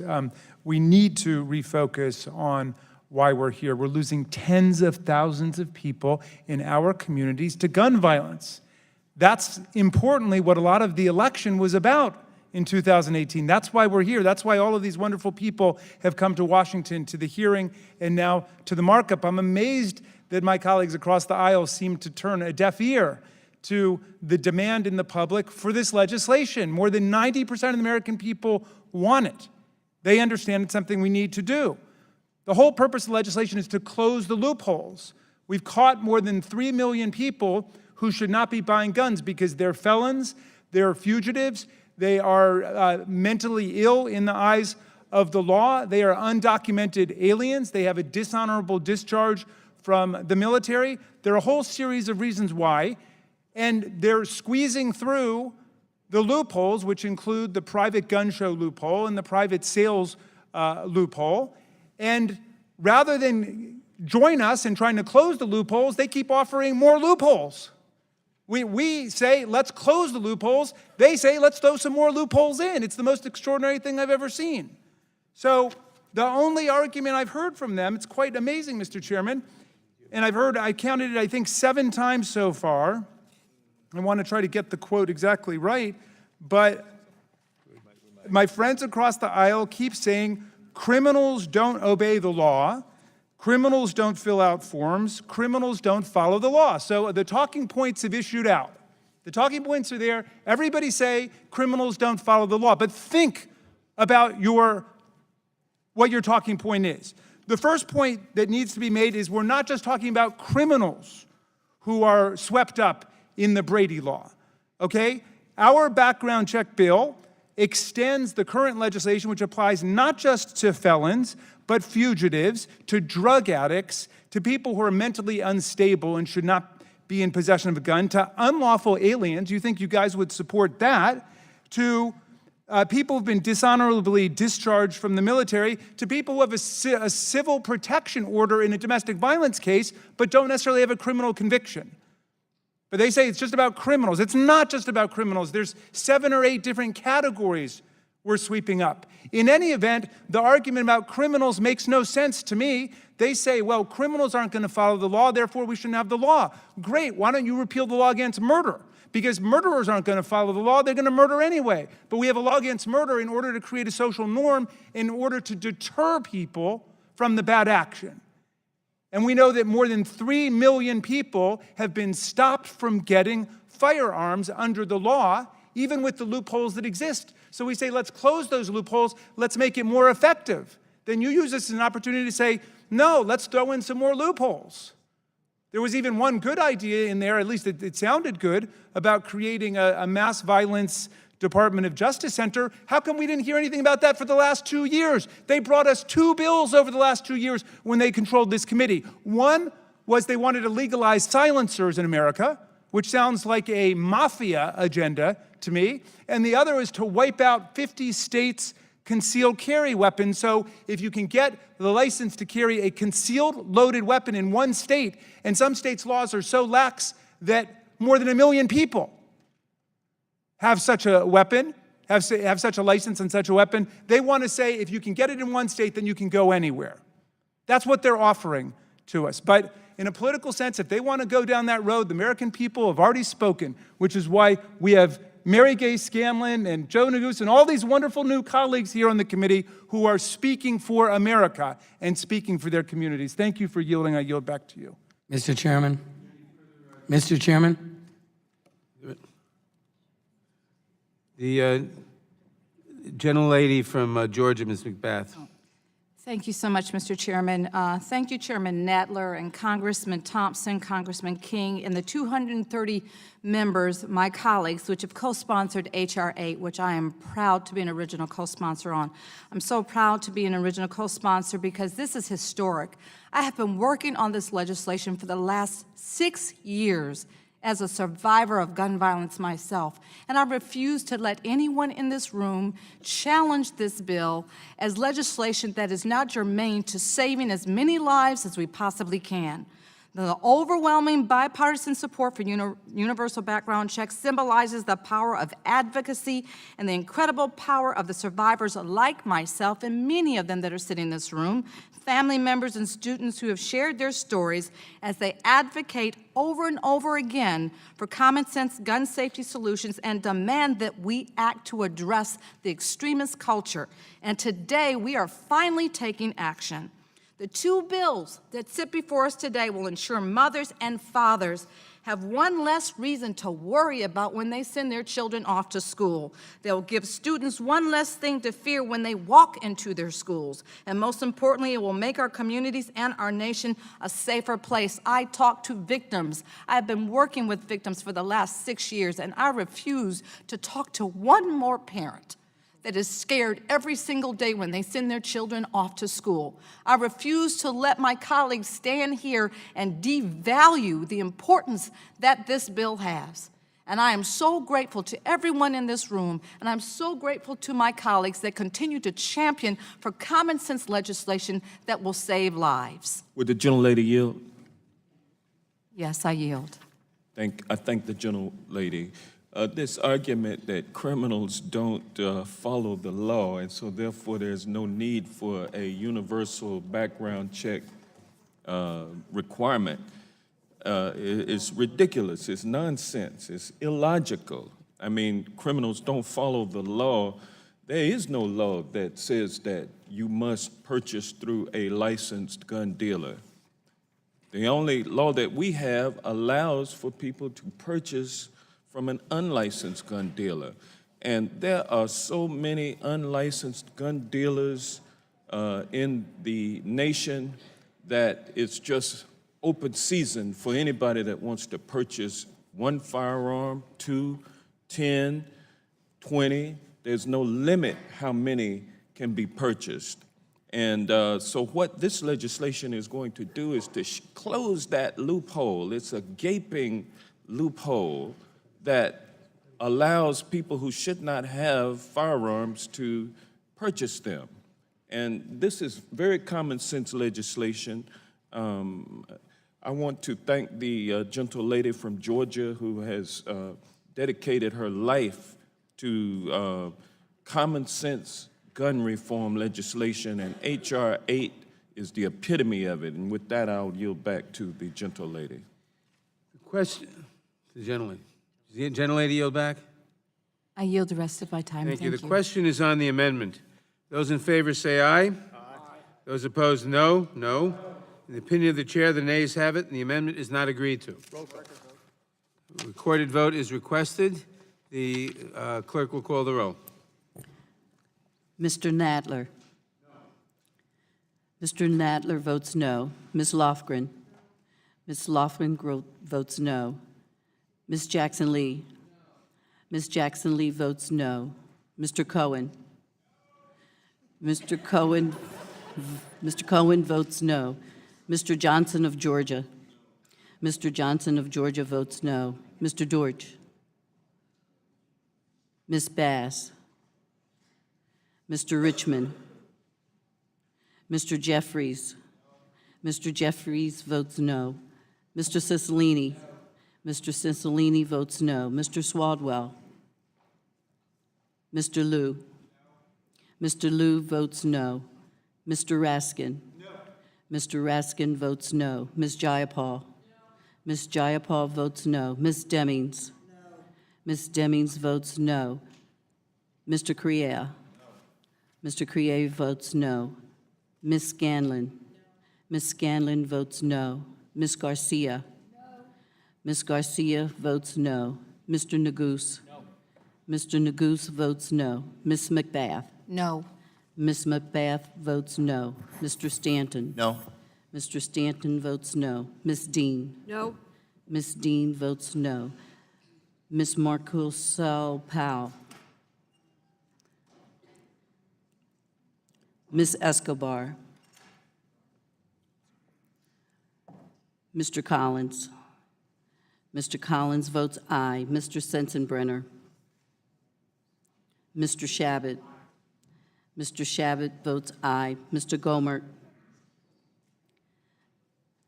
Mr. Jordan? Mr. Jordan votes yes. Mr. Buck? Mr. Ratcliffe? Ms. Roby? Mr. Gates? Mr. Johnson of Louisiana? Mr. Johnson of Louisiana votes aye. Mr. Biggs? Mr. Biggs votes aye. Mr. McClintock? Mr. McClintock votes aye. Ms. Lesko? Mr. Reschenthaler? Mr. Klein? Mr. Klein votes aye. Mr. Armstrong? Mr. Armstrong votes yes. Mr. Stube? Mr. Stube votes yes.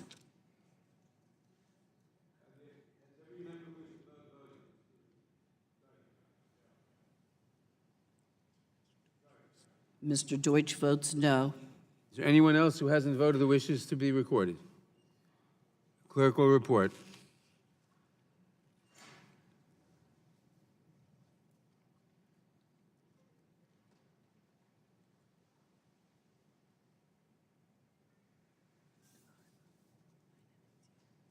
Mr. Chairman, 19 noes and 9 ayes. The amendment is not agreed to. Are there any other amendments to H.R. 8? Mr. Chairman, I have an amendment at the desk. For what purpose does the gentleman seek recognition? I have an amendment at the desk, Mr. Chairman. The clerk will report the amendment. Amendment to H.R. 8, offered by Mr. Johnson of Louisiana. Page 4, beginning on line 8, strike the comma and all that follows through line 24 and insert a period. No, 1331. No, it just started, 1331. This is the fourth amendment in place of the first, Mr. Chairman.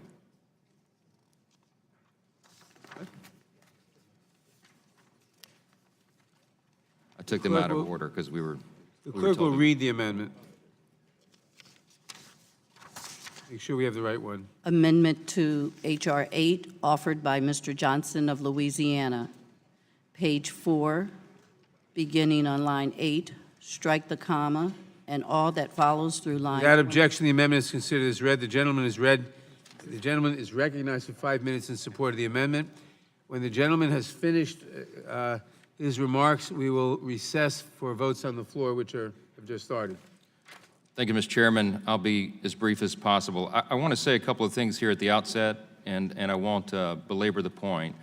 But I think the members on this side of the dais, I think you all need to know, victims advocates and the Moms Demand Action, that we applaud what you're doing. We applaud your the emotion that's behind what you're doing, and we acknowledge that that's a very real thing. Gun violence is a scourge on the country, and every single member of this committee wants it to end. What we're doing here in this process is about debating and fine-tuning what is the best approach to that. And because we don't believe this current legislative vehicle is the right approach, doesn't mean that somehow we're against you. We're for you. We're for all Americans, we're for the country, and we're trying to find the best means to the end. We're heartbroken over this. I remember after a shooting in Baton Rouge in 2016, we lost 3 police officers, 3 others were shot. It was an ambush attack on officers. And our sheriff there in East Baton Rouge Parish, Sid Gautreaux, was having an impromptu press conference, and he said, I know there'll be a call for new gun control. He said, the problem is not guns, the problem is the human heart. And at the end of the day, that's what all of us are having to deal with. The problem we have with this bill is that we believe it truly is terribly misguided, that it's unenforceable on its face, because as we've said many times today, it doesn't include a federal registration, which makes the whole thing just almost an exercise in futility. And as we've said many times, it turns law-abiding citizens into criminals. This amendment, Mr. Chairman, would make room for the countless instances where the transfer of a firearm is an appropriate and perhaps necessary course of action, but would otherwise be prohibited by this legislation.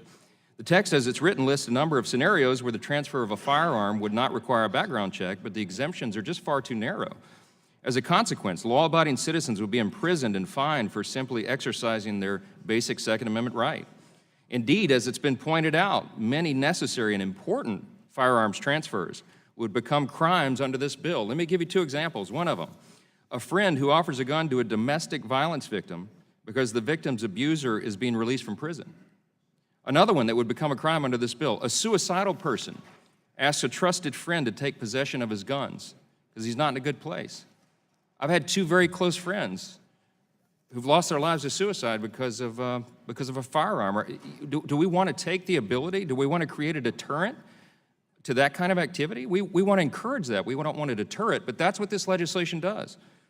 Do we want to take weapons away from the domestic violence victims? We can save their lives? I don't think so, but that's what this bill does.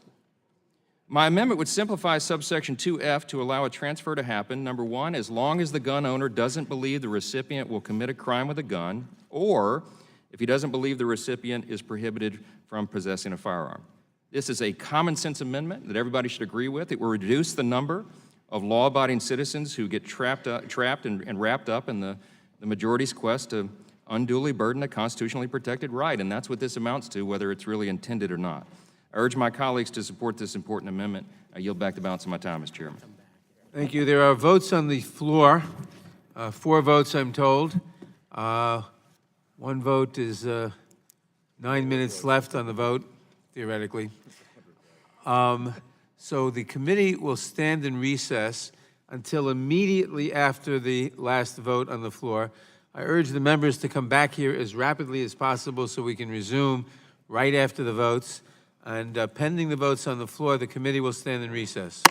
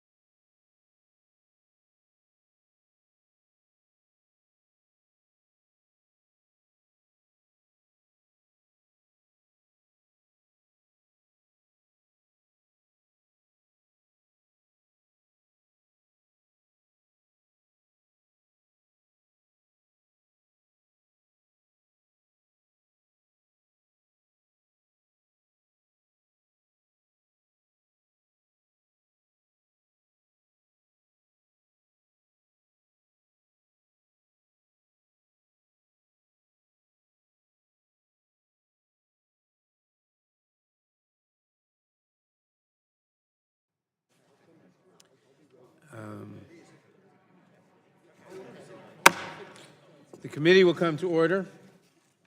When the committee recessed, the gentleman from Louisiana had offered an amendment and had spoken for the amendment. I will now recognize myself to speak in opposition to the amendment. This amendment concerns the provision in the bill that provides an exception to the background check requirement for certain temporary transfers. The bill would only exempt specific types of temporary transfers, such as those exclusively for use at a shooting range or while reasonably necessary for hunting. The amendment would strike these limiting purposes and thereby allow temporary transfers for any purpose. The result is a temporary use exception that is extremely broad and that therefore swallows the rule regarding the requirement of background checks. There are other exceptions in H.R. 8 that apply to a variety of other situations that would justify allowing the transfer of a firearm without a background check. For instance, there is an exception for transfers that are, quote, necessary to prevent imminent death or great bodily harm if the possession by the transferee lasts only as long as immediately necessary, close quote. Taken together, the exceptions in the bill as drafted address situations that justify transfers without background checks. And these are limited for a reason, because we want these checks to be conducted except in a narrow range of circumstances. That is what will help prevent the transfer of guns to people who should not have or use them. This amendment would allow temporary transfers without exception, period, and is way beyond what we think the bill, or rather guts the essence of the bill, and is way beyond the scope of a reasonable transfer exception, and therefore I ask my colleagues to oppose the amendment. I'll ask for a vote on the amendment now. All in favor of the amendment will say aye. Aye. Opposed, no. No. The noes have it. Roll call is vote. requested. The clerk will call the roll. Mr. Nadler. No. Mr. Nadler votes no. Ms. Lofgren. Ms. Jackson Lee. Mr. Cohen. Mr. Johnson of Georgia. Mr. Dortch. Ms. Bass. Mr. Richmond. Mr. Jeffries. Mr. Jeffries vote no. Mr. Cicilline. Mr. Cicilline votes no. Mr. Swaldwell. Mr. Liu. Mr. Liu votes no. Mr. Raskin. Mr. Raskin votes no. Ms. Jayapal. Ms. Jayapal votes no. Ms. Demings. Ms. Demings votes no. Mr. Correa. Ms. Scanlon. Ms. Scanlon votes no. Ms. Garcia. No. Ms. Garcia votes no. Mr. Neguse. No. Mr. Neguse votes no. Ms. McBath. No. Ms. McBath votes no. Mr. Stanton. Ms. Dean. No. Ms. Dean votes no. Ms. McCarcel-Powell. No. Ms. McCarcel-Powell votes no. Ms. Escobar. Mr. Collins. Mr. Collins votes aye. Mr. Sensenbrenner. Mr. Shabbat. Mr. Shabbat votes aye. Mr. Gomert. Mr. Jordan. Mr. Buck. Mr. Buck votes aye. Mr. Ratcliffe. Ms. Roby. Mr. Gates. Mr. Johnson of Louisiana. Mr. Gates votes aye. Mr. Johnson of Louisiana. Mr. Biggs. Mr. Biggs votes aye. Mr. McClintock. Ms. Lasko. Ms. Lasko votes aye. Mr. Restenthaler. Mr. Restenthaler votes aye. Mr. Klein. Mr. Klein votes aye. Mr. Armstrong. Mr. Armstrong votes yes. Mr. Stube. Mr. Stube votes yes. Are there any members present who haven't voted who wish to vote? Ms. Lofgren? No. Ms. Lofgren votes no. Mr. Cohen? Mr. Cohen votes no. Mr. Deutsch? Mr. Deutsch votes no. Mr. Stanton? No.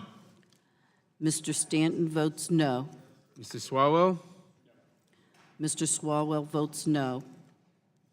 Is there any other member present who wishes to vote but hasn't voted?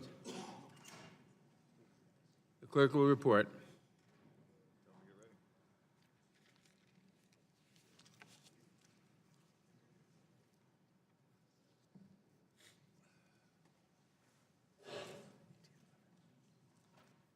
Mr. Chairman, 18 noes and 11 ayes. The amendment is not agreed to. Are there any further amendments to H.R. 8? The gentleman from Arizona is recognized. For what purpose does the gentleman seek recognition? I have an amendment at the desk. The clerk will report the amendment. Amendment to H.R. 8, offered by Mr. Biggs of Arizona. Without objection, the amendment is considered as read. Mr. Chairman. And the gentleman is recognized in support of the amendment. Mr. Chairman.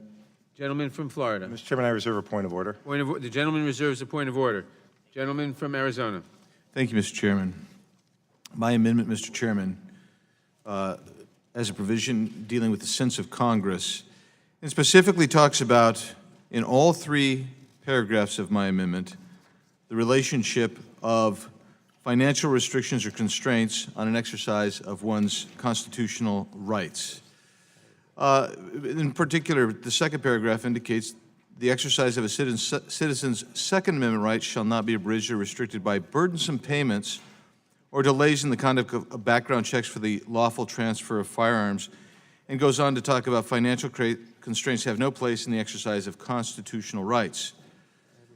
One of the things that makes this so relevant to the bill before us today, the underlying bill, is paragraph 3D. If one were to go to page 5 and look at lines 11 through 14, one would see that regulations that are to be promulgated under this particular statute will not include any provision, may not include any provision placing a cap on the fee.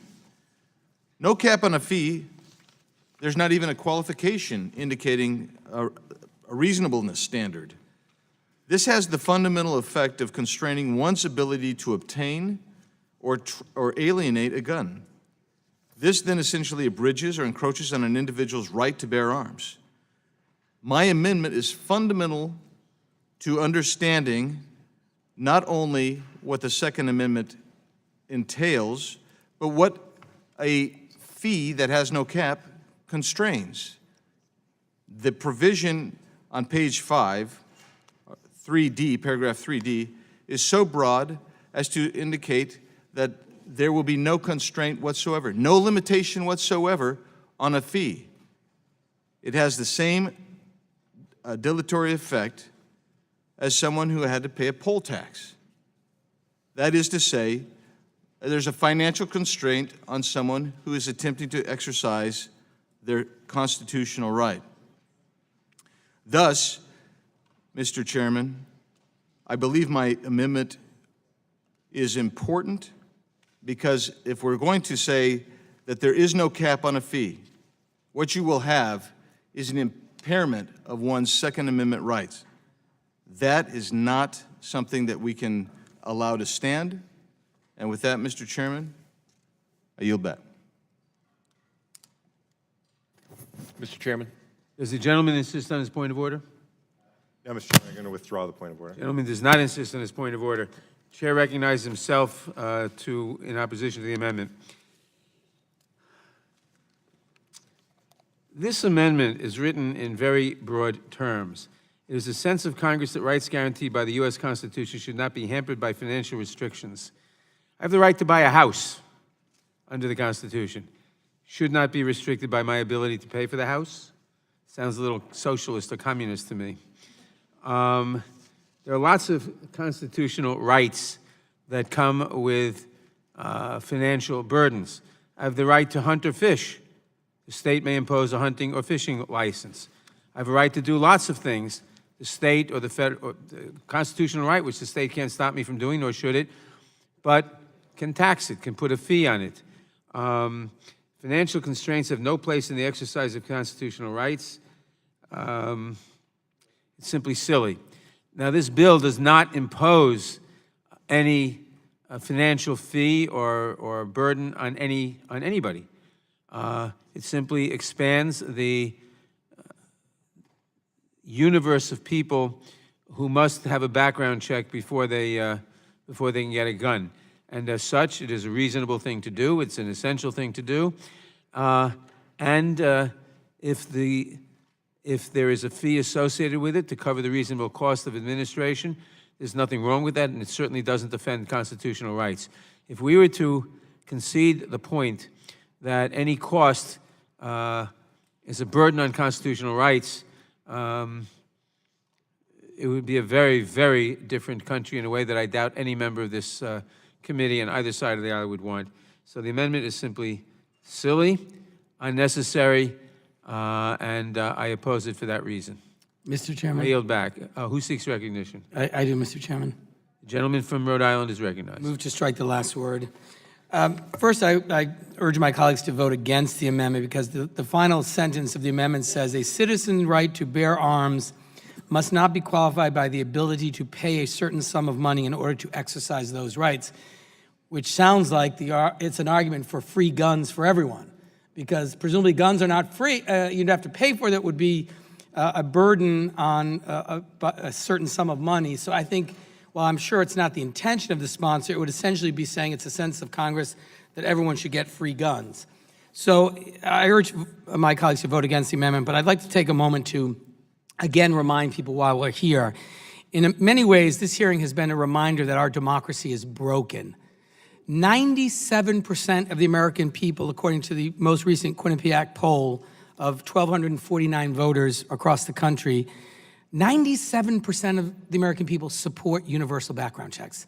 This is not a controversial issue anywhere else but in the Judiciary Committee of the House of Representatives. And something's fundamentally broken when the overwhelming majority of the American people support common sense, basic universal background checks before you can buy a gun. And our Republican colleagues have paraded amendment after amendment after amendment in an effort to stop us from passing universal background checks.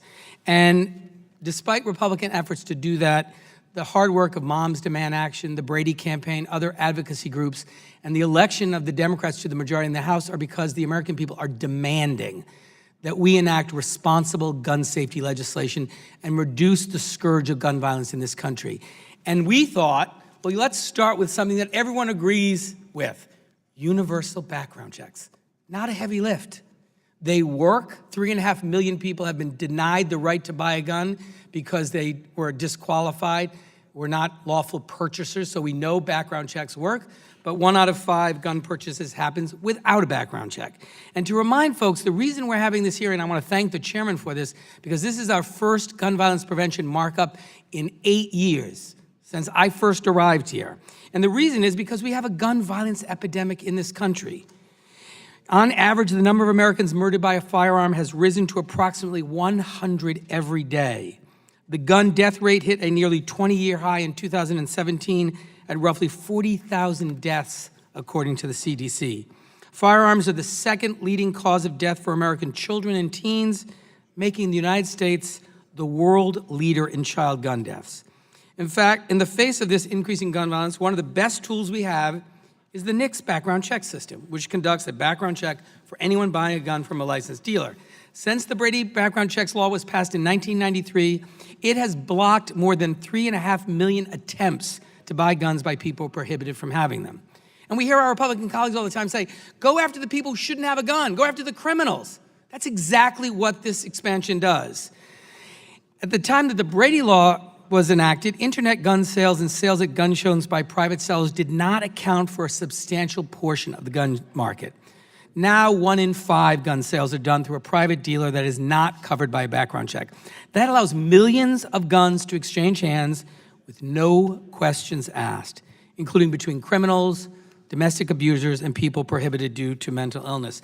Last year, nearly 1.2 million ads were posted on just one site, armslist.com, for firearm sales where no background check was legally required. H.R. 8 will modernize the background check system by requiring background checks on all gun sales and bringing more prohibited persons into the system. We already see it working in the 20 states that have taken it upon themselves to implement enhanced background checks beyond what the federal law requires. Nearly half of Americans are now covered by these comprehensive background check laws. These states have lower rates of gun homicides, gun suicide rates, and gun trafficking. It is not only policymakers that realize how urgent it is to enhance background checks. Poll after poll after poll shows overwhelming support for requiring background checks on every single gun sale, including among a majority of gun owners and Republicans. So this is a time for our committee to move forward, to take action that will help reduce gun violence in our communities by passing a very basic universal background check bill. This is the beginning of reducing gun violence in this country, not the end, but I am deeply saddened that it's something so basic, so overwhelmingly supported by the American people that my friends on the other side of the aisle do not feel compelled to honor the will of the American people and join us in this effort. But no matter how many specious amendments they offer, no matter how many crazy arguments they make, we are going to continue to persist and make sure this happens because we owe it to the American people. And I thank you, Mr. Chairman, and yield back.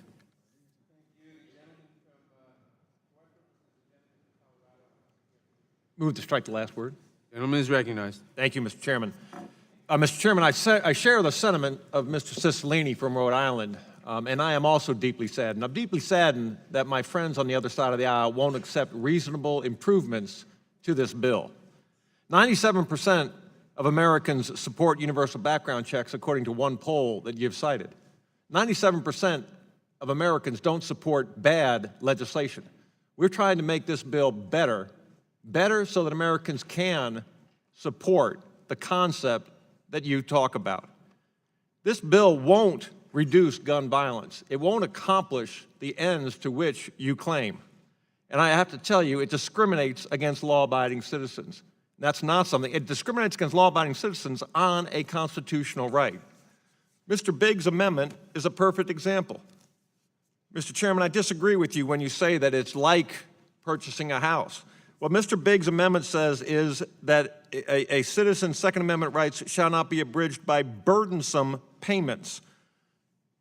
My fear, and I share Mr. Biggs' fear in this situation, my fear is that a state will say, fine, we'll allow a transfer, but we're going to charge a $1,500 fee, a $2,000 fee, a $5,000 fee, and that would be burdensome. That would be restricted by this common sense amendment.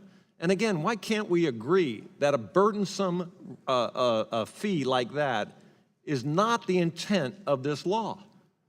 It's reasonable, and I yield the remainder of my time to Mr. Biggs. Thank you. I appreciate the gentleman for yielding, and I appreciate his comments because they get to some of the comments that I wanted to make. I heard earlier today a friend from across the aisle talk about talking points, and he said 7 times I've heard certain talking points. Well, I will tell you that probably at least that many times I've heard the phrase, why we're really here. Well, why we're here is because there's this bill here, and there are some of us that think it needs improvement. And so it becomes a tug of war. And so amendments like mine have been referred to as specious, crazy, silly, as opposed to taking anything that we're doing over here seriously and truly trying to get to the bottom of it. So I was grateful to hear the chairman recognize that people actually have a right to fish and hunt. I thought that was pretty good, that he would admit that, he'd come that far. And then he used something as he was talking about my amendment that I thought was intriguing. He said, we would anticipate a reasonable cost of administration of this process. Well, this bill doesn't say that, does it?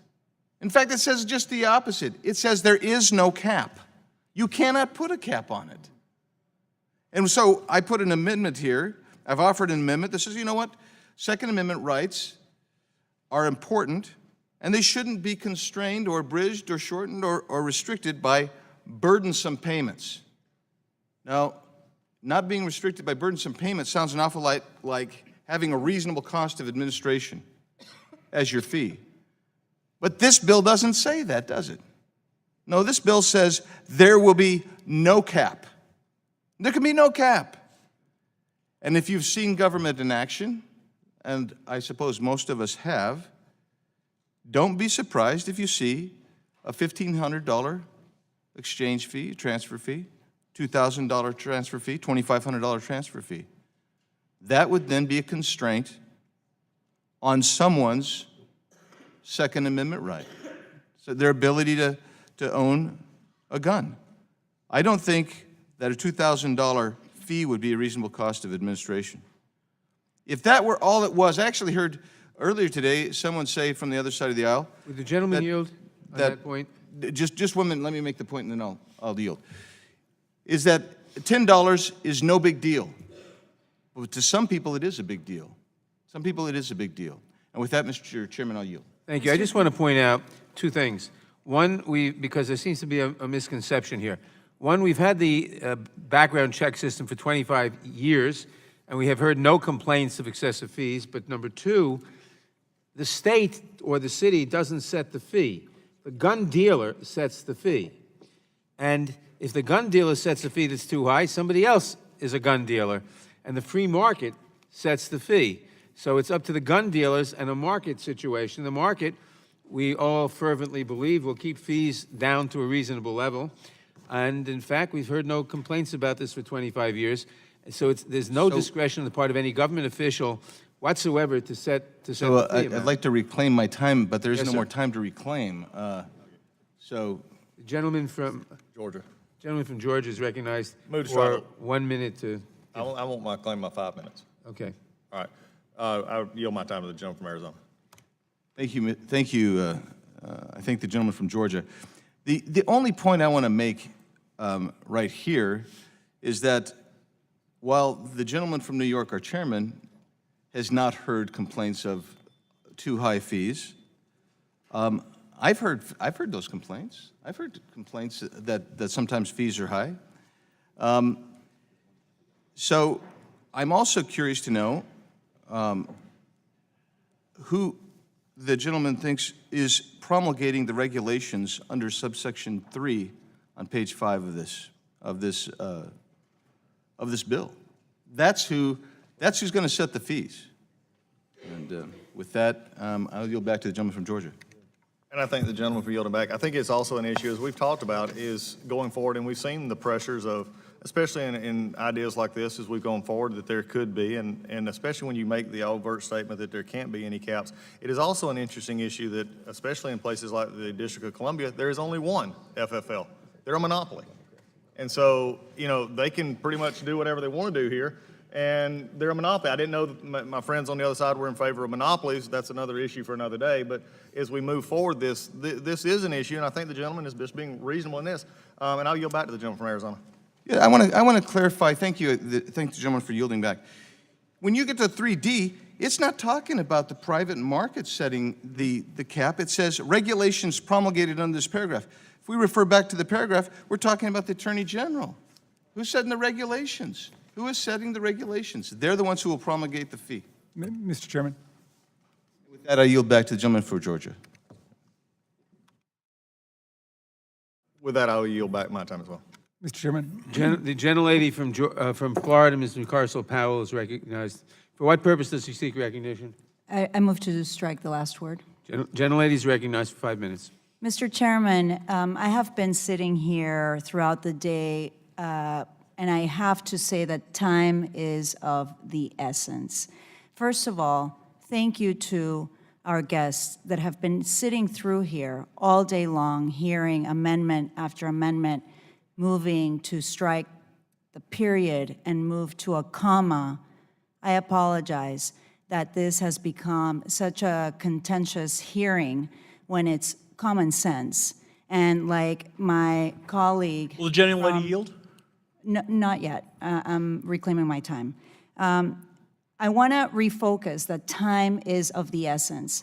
I am representing a district where there's high risk for gun violence for kids under the age of 18, and we still have 2 very large gun shows. We have a gun show in 2 days and 15 hours. I have been watching the clock in my phone, minute by minute, it keeps passing. We have been sitting here for 7 hours because my colleagues across the aisle are doing everything in their power to delay the fact that we are going to introduce H.R. 8 dealing with universal background checks. And let me tell you, these gun shows in Florida, in the state of Florida, we have unlicensed dealers that participate in the gun shows that are selling guns to people that are not required. The dealers are not requiring background checks. This is a fact. And this is why H.R. 8 is so important for us to pass. And I'm telling you, February 16th, we have a gun show in Miami, in the youth fair. We have to do something now. Thank you, Mr. Chairman. Would the gentlelady yield? I yield. Thank you very much for that powerful statement. And I'd like to just to echo some of the things that you just said and answer some of the concerns that appear to be floating in the air right now. Just to restate where we are. We have brought forward a piece of legislation that is backed by more than 9 out of 10 Americans, the vast majority of Democrats, Republicans, independents, gun owners, non-gun owners. Everybody believes that background checks work. We've stopped more than 3 million people, felons, fugitives, mentally unstable people, undocumented aliens, people with a dishonorable discharge from getting firearms, and we're trying to close the loopholes which still make America the most dangerous industrialized nation on earth in terms of gun violence. So we're trying to close the loopholes. And first we had a whole series of ludicrous attempts to add new loopholes, to proliferate the loopholes, which we had to reject. Now what we get from my friend Mr. Biggs is an amendment which is cloaked in constitutional verbiage, but I think is almost comical in terms of a statement of constitutional principles. Financial constraints have no place in the exercise of constitutional rights. Well, I've got a First Amendment right to freedom of the press, but do I have a right to a newspaper? Does the government have to buy me a newspaper? Does the government have to pay for me to get a TV network, to get a broadcast license? I don't think so. A citizen's right to bear arms, just like a citizen's right to vote, must not be qualified by the ability to pay a certain sum of money in order to exercise those rights. Well, if that's your position, then I assume our next bill, which I'm happily going to co-sponsor with you, is to get rid of all the voter ID laws all over the country, which are forcing people to go out and pay $20 or $30 or $40 in order to get a personal ID before they're allowed to vote. So I eagerly await your collaboration on that bill. Meantime, the chairman of the committee actually introduces some facts into the discussion, and he says it's not the government which sets the fees, and so far I haven't seen a single documented report of anybody complaining about one. I don't see any letters, any emails, we don't see anything, and the chairman explains why, because it's not the government which sets the fees, it's the licensed private firearm dealers. So then Mr. Biggs says, well, wait a second, regulations promulgated in this paragraph, and he doesn't finish the sentence, may not include any provision placing a cap on the fee licensees may charge to facilitate transfers in accordance with paragraph. In other words, this provision protects the market principle. It's totally up to the private market to set what the fees are. So one would think at this point they would have the modesty just to withdraw the amendment and let us get on with the business of making America a safer place, which is what the vast majority of the American people want us to do. I yield back to the gentlelady. I yield to the chairman.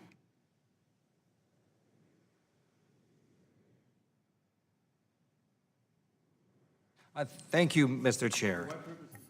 To move to strike the last word. All right. So let's just take a step back and understand there's actually an existing background checks law. Some of my colleagues on the other side of the aisle appear to think this is a whole new thing we're doing. We're not. We're simply closing loopholes on the background checks law. And really what a lot of these background checks do is they check for violent histories, people who just should not have a gun. In terms of this legislation, over 230 members of Congress on a bipartisan basis have co-authored it as is. So what's happening now is you're seeing a minority of members of Congress trying to delay and stop this legislation from happening. And if you look at the most recent data on gun deaths, nearly 40,000 people die every year from gun deaths. That's 109 every day. It's about 9 every 2 hours. So since the time we have been here in this committee, nearly 60 people have been shot and killed by guns just while we were on this committee. But I just want to say to my colleagues, I don't care how many amendments you try to put through, we will be here, whether it's 7 p.m., 10 p.m., midnight, 3 a.m. We will wait you out. We will pass H.R. 8. Change is coming, and you cannot stop it. I yield back. Ms. Dean of Pennsylvania, for what purpose does the gentlelady seek recognition? I move to strike the last word. Gentlelady is recognized.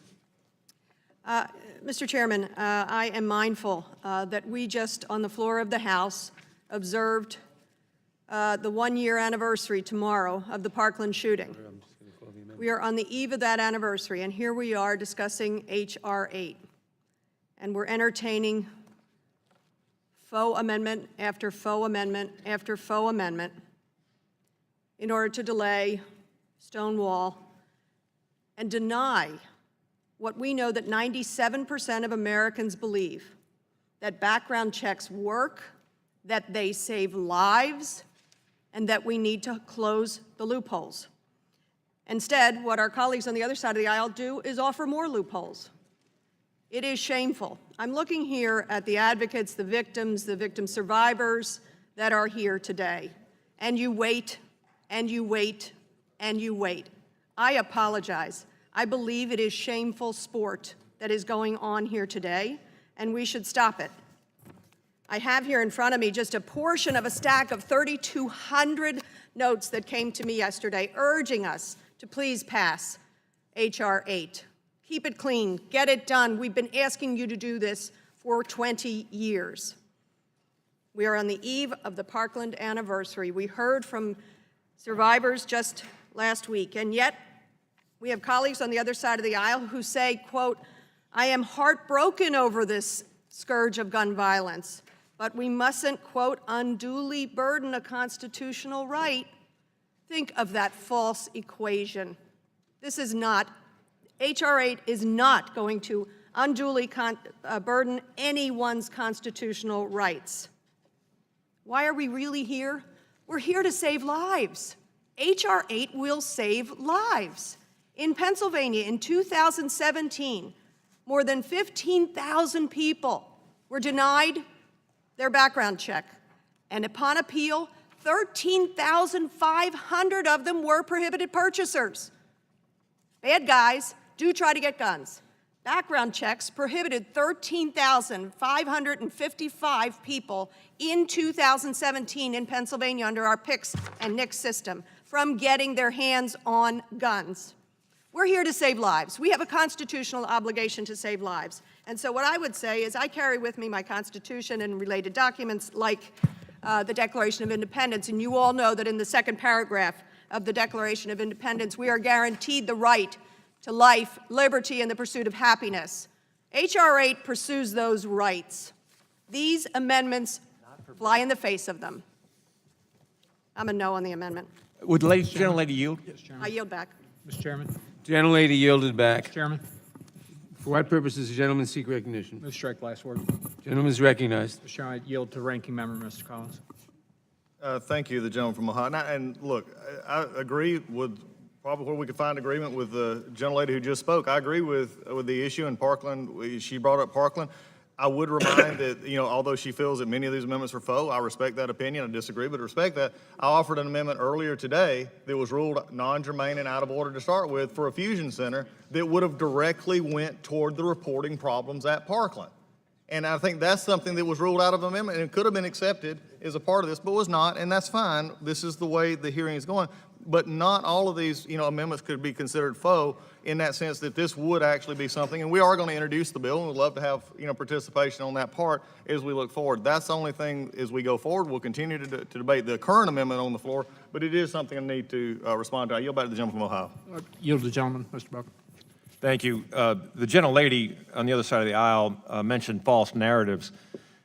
let's talk about false narratives for a moment. I don't believe that the individual who engaged in the Parkland shooting received guns from an unlicensed dealer at a gun show.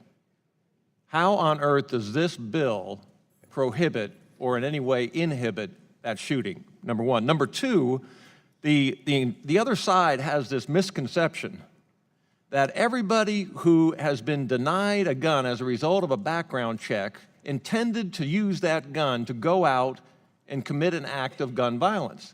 That's absolutely crazy. There are a lot of people who are prohibited from using or obtaining guns because they're felons because they committed a white-collar crime. The best indicator of future violence is past violence. It's not a felony. And we have this idea in this country that somehow you commit a fraud and you try to buy a gun 30 years later, 40 years later, and you are setting out to commit a felony. Will the gentleman yield? It is a fault. No, I will not yield. Ask the lady to yield next time she makes this argument. This is not... This lady's name is Debbie Mucarsel-Powell. Thank you. Okay, good. The narrative that you are creating is false. The idea that every single person that has been denied a gun as a result of a background check intends to commit an act of gun violence is just not true. And it's an assumption that you're making on that side of the aisle, and I yield to my friend from Ohio. Will the gentleman yield? Who's asking? Mr. Gates? Mr. Chabot? I don't know who's calling. Yes. Mr. Chairman, gentleman can from I Florida. respond? Thank you for yielding. The gentleman controls the time. Thank you, Mr. Chairman. This is not a faux amendment or a frivolous amendment. The gentleman from Arizona is making an argument about access to rights and whether or not you cost that access to rights. Now, if you want to make substantive arguments in response to that amendment, as the gentleman from Maryland did, then do it.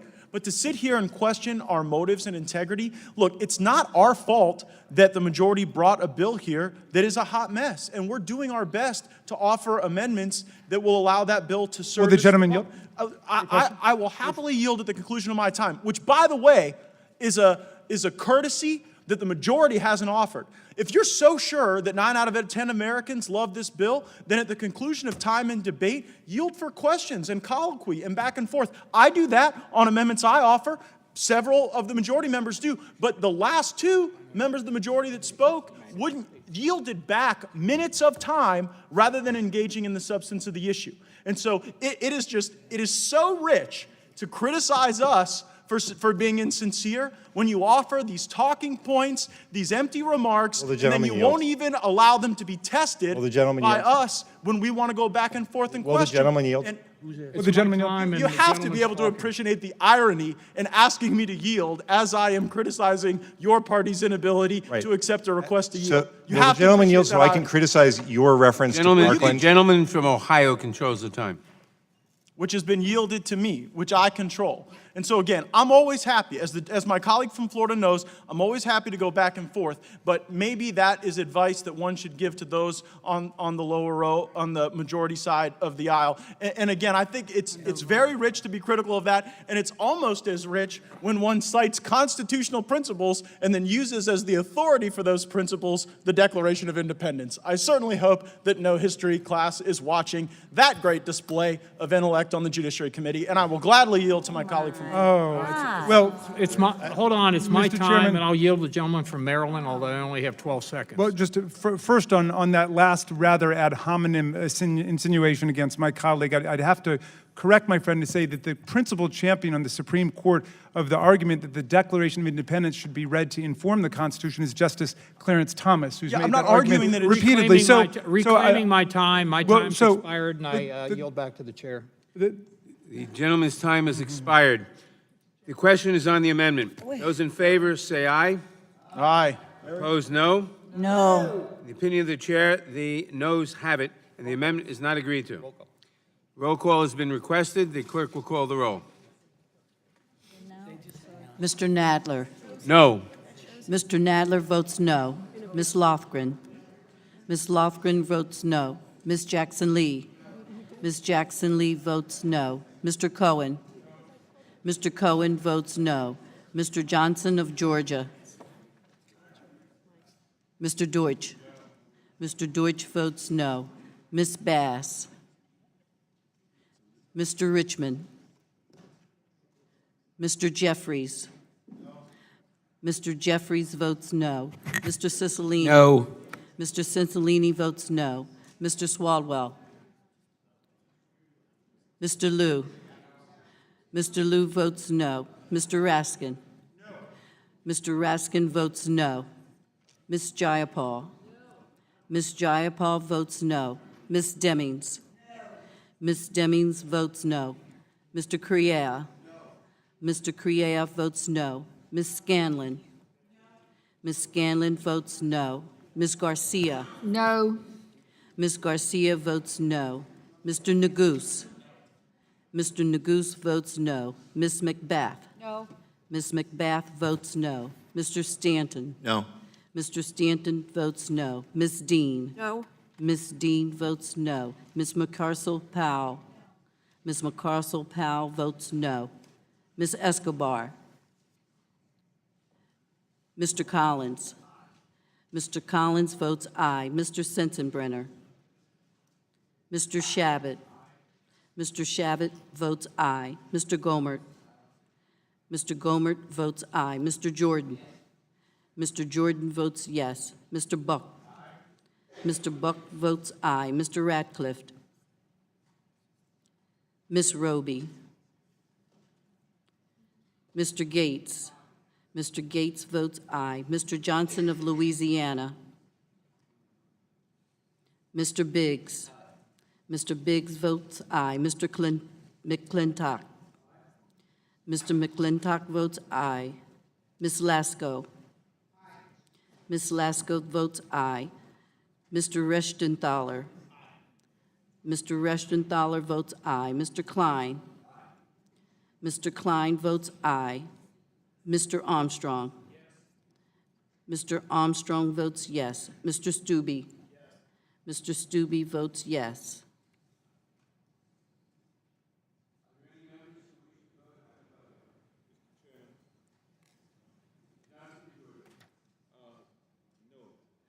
Mr. Johnson of Georgia votes no.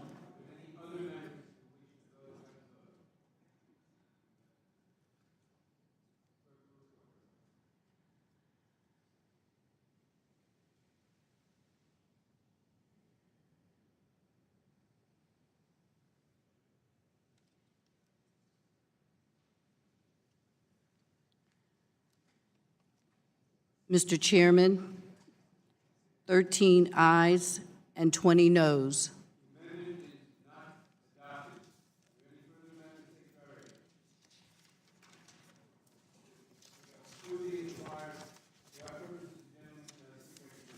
I have an amendment on the desk. Clerk will report the amendment. Amendment to H.R. 8, offered by Mr. Stube of Florida. I reserve a point of order. Gentlelady reserves a point of order. The clerk will continue. The clerk will continue. Amendment to H.R. 8, offered by Mr. Stube of Florida. On page 5. Without objection, the amendment is considered as read, and the gentleman is recognized in support of the amendment. Thank you, Mr. Chairman. This amendment... Chairman, I would reserve a point of order. Point of order has already been reserved. Thank you. Gentleman will continue. Thank you, Mr. Chairman. This amendment takes H.R. 4343 from last Congress, the 115th Congress, that was sponsored by Mr. Cicilline and that the chairman, yourself, co-sponsored. It takes it and puts that language, that exact language, on page 5, line 15, and inserts it into the bill that is presently before us. That would basically say that if you fail a NICS system background check, so if you fail a background check, law enforcement would have to be notified of that failure and that attempt to purchase a firearm. That is the amendment.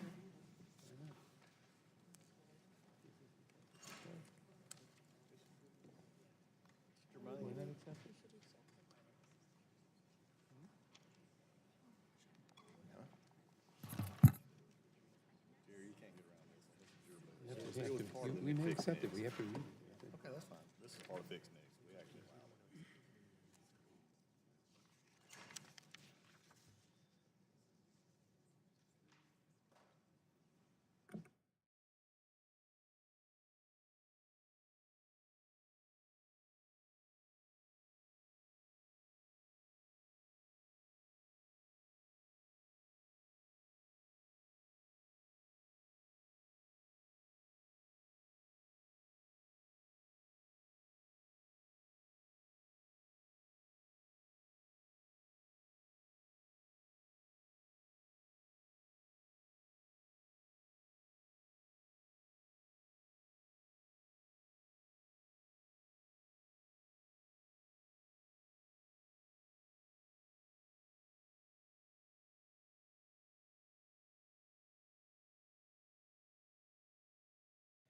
Mr. Stube, this this looks on first glance like an amendment we might want to accept or work with, but we have not seen it till now. If the gentleman will withdraw the amendment, we will look at it and consider it before the bill goes to the floor. I'm not going to withdraw the amendment at this time. Well, in that case, I'm going to have to, simply because we haven't considered all the implications and looked at it and so forth, oppose it for now, but we will look at it in any event before it goes to the floor. I am aware that it was advanced last year, and there may not be a good reason not to accept it. I'm just not prepared to do it without having taken a good look at it. So, so as I said, we will not accept it now, but we will look at it and consider it before it goes to the floor. May I have some time to speak about it? Well, it's your time. It's exactly the language of the bill that you co-sponsored from last session and that Mr. Cicilline sponsored, inserted into the bill. And Mr. Cicilline, in some of his remarks earlier today, talked about common sense and supporting common sense solution. I can't think of a more common sense solution than when somebody fails a background check that's trying to and attempting to purchase a firearm. And most of those, if you look at the ones that have failed, the number one group of people that have failed the background checks are illegal immigrants attempting to purchase a firearm, that you would want to notify local law enforcement. I don't see how there's more common sense than if somebody fails a background check, we're going to let local law enforcement know. Oh, no. Would the gentleman yield? I'll yield. As I said, there may not be a good reason not to adopt this amendment. I am not opposed to it at this point. I may not be opposed to it. We may support it, but we do want to take a hard look at it. I'm aware that it was introduced last year. The situation may be different or may not be different. If you had told us about this amendment yesterday, we might be in a position to support it now. But we cannot adopt it right now. But we will, if you're willing to withdraw it now, we will take a hard look at it, and we may very well join you in supporting it. But I cannot promise that because we haven't taken a hard look at it, although it's an appealing thing, and we did support it last year, under last year's circumstances. Why this would differ this year, I don't know off the top of my head, or if it would differ this year. So as I said, we will take a hard and honest look at this, but we're not prepared to adopt it right now. Mr. Chairman, I would ask, request parliamentary inquiry. It's the gentleman's time. Yeah, at this time, I'm not in an inclination to withdraw the amendment. I'd like to yield my time to Mr. Buck. I appreciate the gentleman yielding his time, and I was just wondering, I wanted to ask the gentleman. Ms. Lofgren is recognized. Withdraw your point of order. I do withdraw my point of order. Okay. Well, the gentleman has recognized me, Mr. Chairman. May I speak? Gentleman yielded to you? Yes. And then you have the time. Thank you. And I was just wanted to ask the gentleman, before the majority drafted this bill, did they approach you and ask you whether you had any amendments that you wanted to offer on this bill? I believe it was, we were given notice of this bill a few days ago. Did you get that notice before that time when the bill was drafted and given to members so that you could offer this bill to the majority? No. I yield back my time. Would the gentleman yield? Gentleman yield? Would the gentleman yield for a I question? yield to Mr. Gates. Yeah, I thank the gentleman for yielding, and this is like a real head turner from the last discussion that we just had for like 30 minutes. I mean, the majority lambasted the minority for being insincere, unserious, frivolous, for offering faux amendments that weren't real. And the gentleman from Florida goes and finds a bill that two of you put your name on. And now you won't accept it as a friendly amendment. You know darn well in the majority that you have the ability to, if there's some like unintended consequence you're unaware of in the Rules Committee before this goes to the floor, you have the ability to take it out. You have the ability on the floor to take it out. You have the majority. And so please, Mr. Chairman, do not have the majority come to this hearing and lecture us about being insincere and frivolous and not caring about gun violence when my colleague offers a collaborative solution with local law enforcement to meet the very needs that your own leadership has supported. And now we get this like, well, you know, we've been so busy criticizing you for being frivolous that we're unwilling to evaluate the provision that we ourselves have sponsored. I could see no reason why circumstances from one year to the next would change as it relates to our desire to include local law enforcement in decisions about failed background checks. Is there something special about odd-numbered years, where those would be years where we wouldn't want to work with local law enforcement? Fascinating questions for the majority to ponder, and I yield back. Mr. Chairman. Mr. Chairman, Gentlelady, for what purpose does gentlelady seek recognition? to strike the last word. Gentlelady is recognized. You know, as I'm listening to my colleagues on the other side of the aisle, I can't help but reflect on the many years that I've spent on this committee.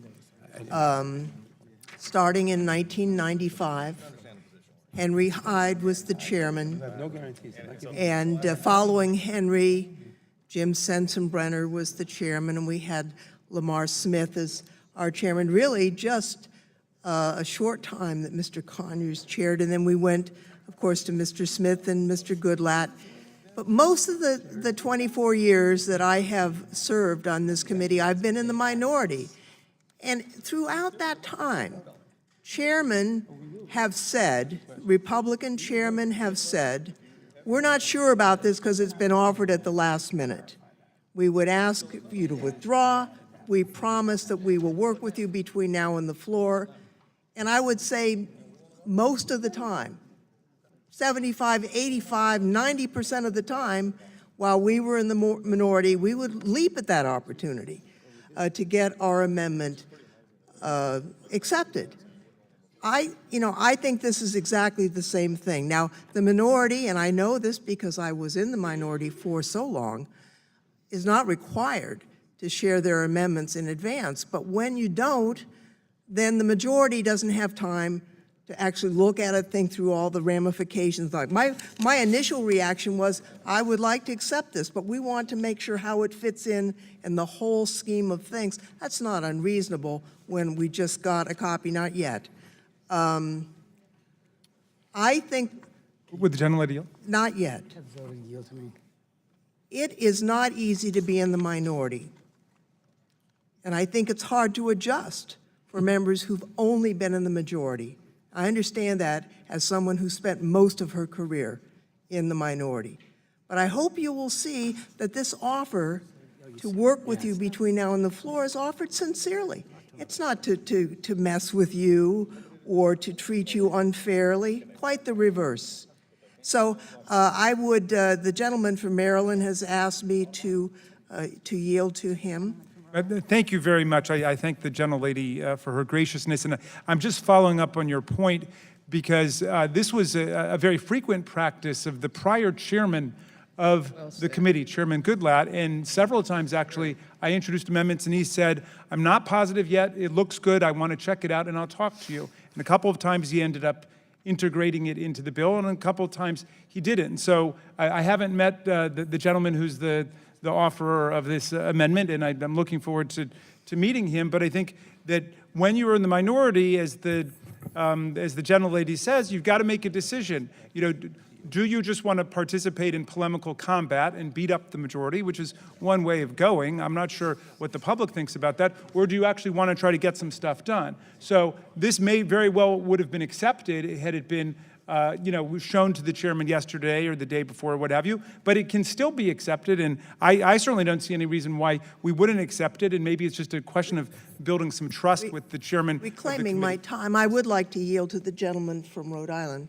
I thank the gentlelady for yielding. I would note first, they say imitation is the best form of flattery, so I appreciate Mr. Stubbe partly imitating, and I'm going to reintroduce the bill and happy to have you work with me, but I would note that what you have offered as an amendment is not my legislation because you've in fact added provision 4, which talks about sharing information with U.S. Immigration and Customs Enforcement. That was not in my legislation. I think you owe it to a committee and to your colleagues when you represent that this is my legislation and you've added a provision, you need to be honest about that.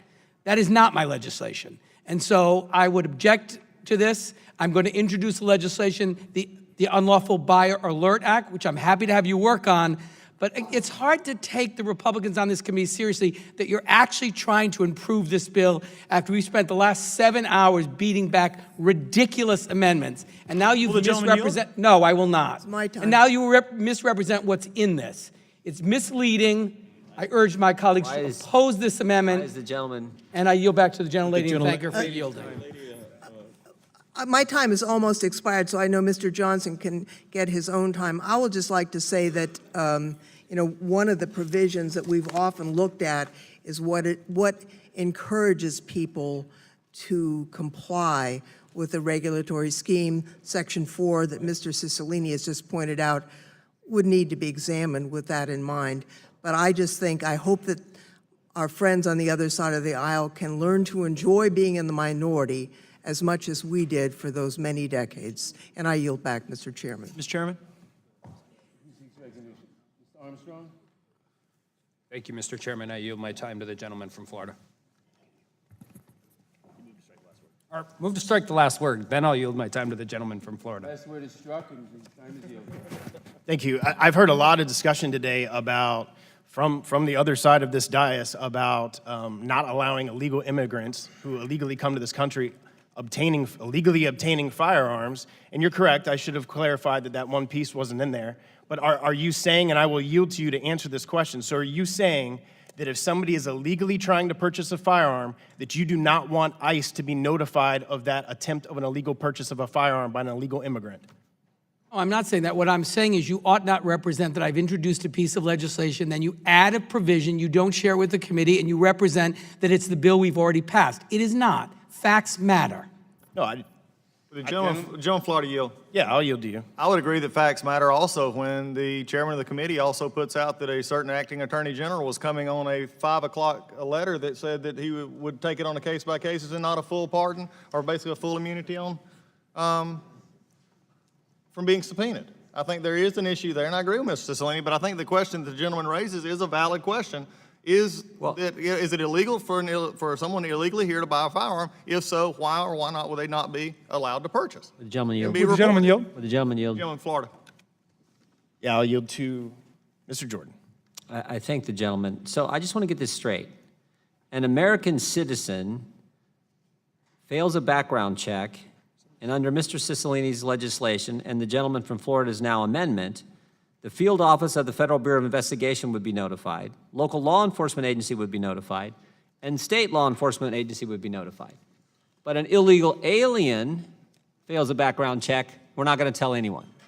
That's the position? Well, yield, I'm happy to answer that. Well, why don't you want element 4?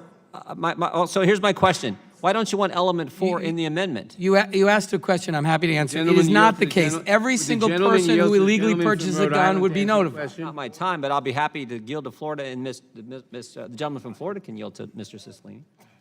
Does the gentleman yield to the gentleman from from Rhode Island to answer the question? Yes. Gentleman is recognized. So the legislation that I propose, which is not currently before the committee, would require notification regardless of the citizenship status of the prohibited purchaser, period. Yeah, but the gentleman yield. Yield to Mr. Jordan. Would require notification, but not to ICE.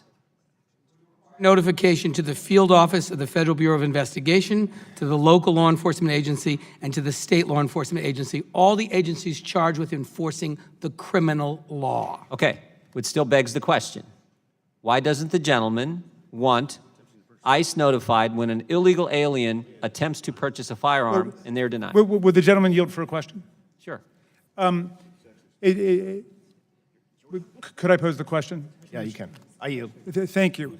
Because I think we're getting somewhere in the conversation. The question could be fairly posed right back to you, which is if you oppose closing the gun show loophole and the private sale loophole, does that mean that you favor allowing undocumented aliens to get guns without a criminal background check? Because that's precisely what you're voting for when you try to oppose the extension of the background check legislation. Mr. Jordan. Would the gentleman yield? I yield to Mr. Buck. Actually, my friend from Maryland should know that we're in favor of border security. We're in favor of stopping illegal aliens from coming to this country in the first place, much less purchasing guns when they come into the country. Colorado has the time. much less purchasing guns when they come into the country. Now, if the gentleman would help us secure the border, maybe we could all sing kumbaya here and make sure that illegal immigrants don't get guns. But if they are that's going precisely- to... No, I haven't yielded. Okay. I haven't yielded. If the illegal aliens are going to get guns, then we better tell ICE that they're trying to get guns so that ICE can go arrest them and deport them and make this country safer. You are opposed to us securing the border, and you're opposed to us taking illegal immigrants and kicking them out of the country when they try to buy a gun. Now, how on earth is that consistent? I yield back to my friend from Florida. I remind the members that we're discussing a gun bill. We're not discussing the immigration question, which is being discussed in other forums and probably will be on the floor in the next day or two. Mr. Chairman, I'm afraid Mr. Buck has imputed some views to me that I do not hold, and I would like those remarks taken down if I could. No. Okay, well, at least withdrawn. Will the gentleman withdraw the remarks aimed at Mr. Raskin? I will clarify my remarks in the sense that I will not personally identify Mr. Raskin as not being in favor of border security, but rather the Democrat Party not being in favor of border security. We will discuss in the country at large and not in this committee at the I have moment a point whether of the Democratic parliamentary Party is inquiry. in favor of border security or not. I have a point of parliamentary inquiry. It's a discussion a little larger than the bill that we're considering right now, period. I have a point of Gentleman's parliamentary time has inquiry. expired, I'm told. Mr. Chairman. The gentleman from... For parliamentary inquiry, Mr. Gentleman Chairman? from Georgia is recognized. Thank you, Mr. Chairman. Mr. Chairman, I'm afraid that what we're going through here is an exercise in... I cannot hear. The gentleman will proceed. I believe what we are involved here in is an exercise in obfuscation and confusion that is meant to mask the fact that the Republicans are not in favor of H.R. 8, which would be the universal background check legislation. They're not in favor of universal background checks, and even if the committee were to vote this amendment aye and to approve it, we would still get no votes from the members on the other side of the podium. So all of this is just, this is a show that my friends on the other side of the aisle are producing. They have no intention of voting for this legislation, and we're just wasting a lot of time here. We're trying to frustrate the majority. The majority is in favor of universal background checks. We're going to pass this legislation. The other side knows it, but they want to hold us up as long as possible and try to score political points and try to confuse people and also scare folks. And so, Mr. Chairman, this amendment also can provide some unintended consequences. How much will it cost? What will be the process through which all of the various law enforcement agencies are notified, and by whom? If those questions have not been asked and answered, and I don't think they have, at least within this committee hearing, then I'm not prepared to vote in favor of this motion, and I'm really ready to get to the heart of this, which is, after we finish with our amendments, vote on the underlying legislation. It's gonna happen. We can be here until midnight, and it will still happen. And so let's stop confusing the American people. Let's stop dragging this out and wasting a lot of people's time with a lot of motions that are not sincere. And with that, I will yield to anyone that might want to use some time in the interest of trying to get to this thing. Yes, ma'am, I yield to the gentlelady. I thank you very much. I wanted to go back to where the chairman began here. He offered in good faith to very much consider this amendment as it was offered, believing, of course, that it was offered identically to legislation that Mr. Cicilline had introduced before. So why don't we offer to the good gentleman, withdraw Section 4 that we were not aware of, that you added to it, and allow this committee in good faith to consider the underlying amendment that you have. I think that would be very important. I also want to correct the record. Unfortunately, Mr. Gates misstated what I said. I cited the numbers in Pennsylvania in 2017. 13,500 prohibited purchasers were blocked as a result of trying to go through a background check. I did not say 13,500 people who were going to go out and slaughter people. So please do not mischaracterize what I said. I indicated that the background check system worked to keep prohibited purchasers from getting guns through the system.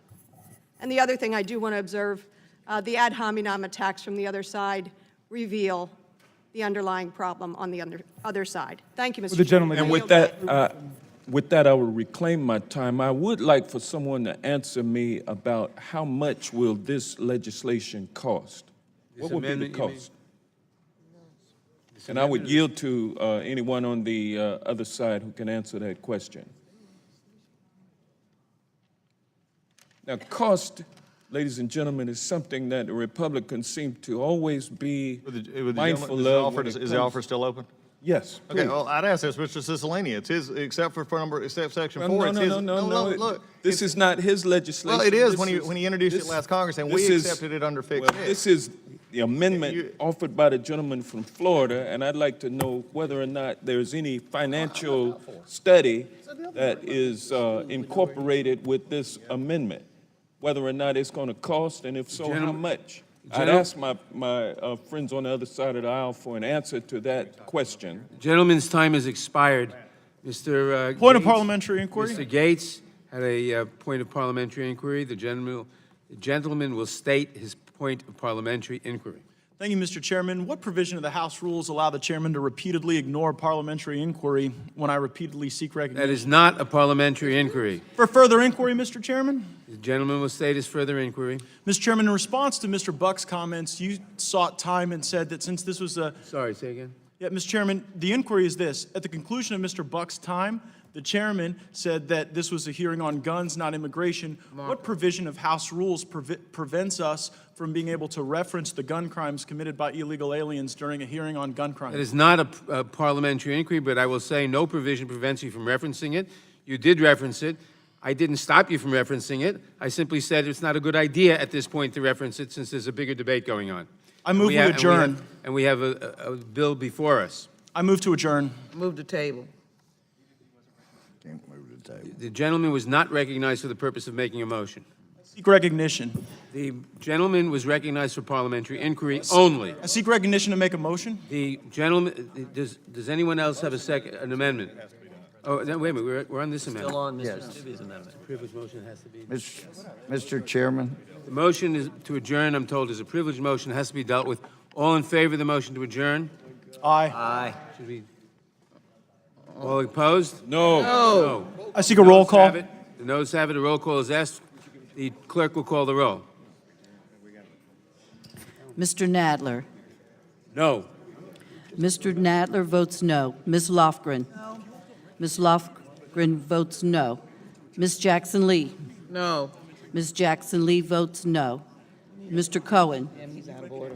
Talking to the chair like that. Mr. Johnson of Georgia. No. Mr. Johnson of Georgia votes no. Mr. Deutsch. No. Mr. Deutsch votes no. Ms. Bass. Ms. Bass votes no. Mr. Richmond. Mr. Jeffries.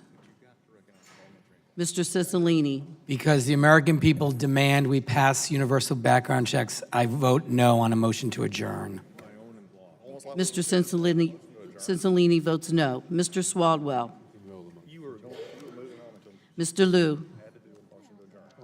Mr. Liu votes no. Mr. Raskin. Ms. Jayapal. Ms. Jayapal votes no. Ms. Demings. What? Mr. Correa. Mr. Correa votes no. Ms. Scallon.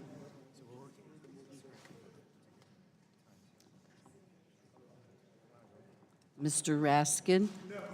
Mr. Raskin votes no. Ms. Demings? Ms. Scanlon? Ms. Scanlon votes no. Mr. Garcia? I miss Garcia. Ms. Garcia? No. Ms. Garcia votes no. Mr. Neguse? Mr. Neguse votes no. Ms. McBath? No. Ms. McBath votes no. Mr. Stanton? No. Mr. Stanton votes no.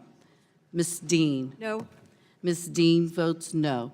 Ms. McCarcel Powell? Mucarsel Powell, yes. McCarcel Powell? I vote no. Ms. McCarcel Powell votes no. Mr. Collins? Excuse me. Ms. Escobar? No. Ms. Escobar votes no. Mr. Collins? Aye. Mr. Collins votes aye. Mr. Sensenbrenner? Mr. Shabbat? Mr. Shabbat votes aye. Mr. Gomer? Mr. Gomer votes aye. Mr. Jordan? Yes. Mr. Jordan votes yes. Mr. Buck? Aye. Mr. Buck votes aye. Mr. Ratcliffe? Ms. Roby? Mr. Gates? Mr. Gates votes aye. Mr. Johnson of Louisiana? Mr. Biggs? Mr. Biggs votes aye. Mr. McClintock? Mr. McClintock votes aye. Ms. Lasko? Ms. Lasko votes aye. Mr. Rechtenthaler? Mr. Rechtenthaler votes aye. Mr. Klein? Mr. Klein votes aye. Mr. Armstrong? Mr. Armstrong votes yes. Mr. Stube? Mr. Stube votes yes. Mr. Chairman, how am I recorded? I vote no. Ms. Demings votes no. Are there any members who wish to vote who haven't voted? Clerk will report.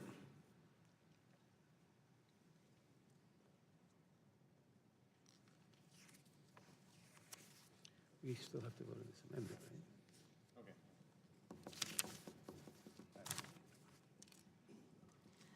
right? Mr. Chairman, 13 ayes and 20 noes. The motion to adjourn is defeated. The question is on the amendment. Those in favor say aye. Those in favor say aye. Mr. Chairman. We're in the middle of a roll call vote. There's no vote started yet. The vote has started.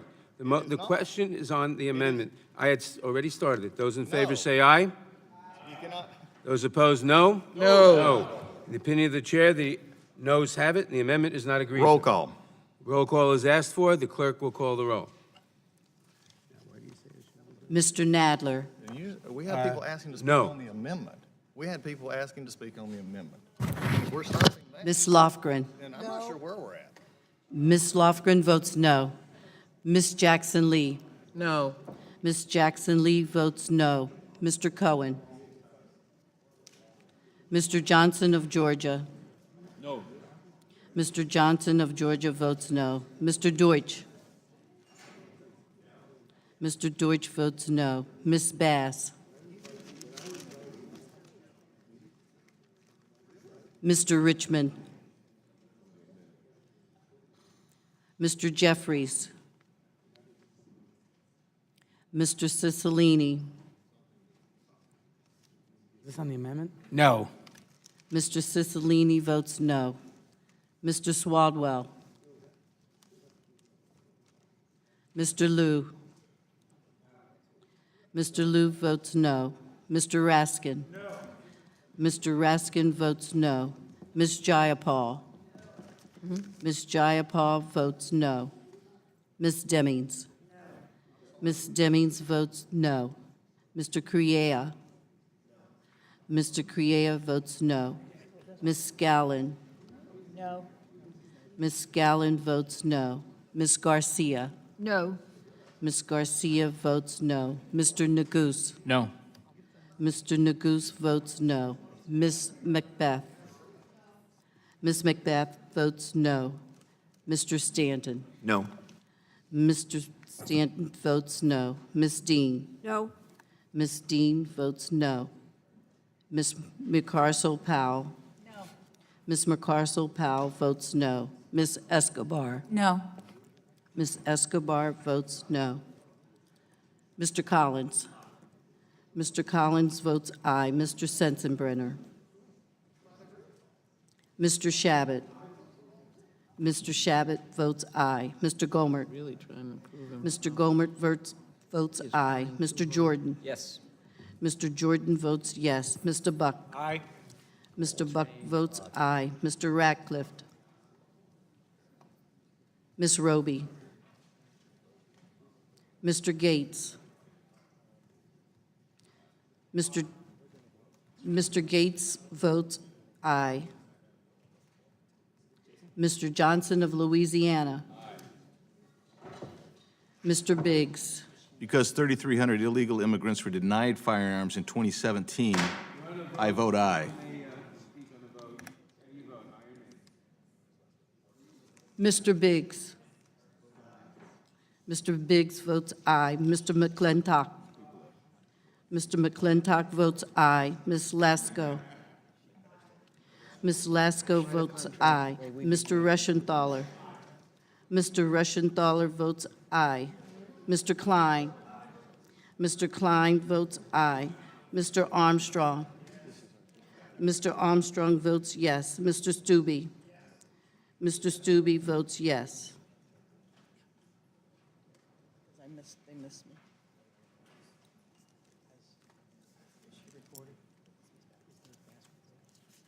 Is Ms. Bass recorded? Ms. Bass. No. Ms. Bass votes no. Are there any members? Mr. who? Mr. Cohen here? Mrs. Stanton, did you vote? Are there any members of the committee who wish to vote who haven't been recorded? The clerk will report.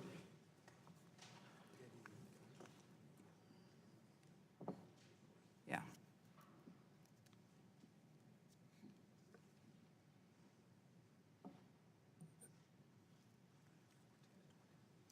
Mr. Chairman, 20 noes and 14 ayes. The amendment is not agreed to. Are there Parliamentary inquiry. Are there any further amendments? Parliamentary inquiry, Mr. Chairman. Mr. Chairman, I have an amendment at the desk. Wait. Parliamentary inquiry. Who has a parliamentary inquiry?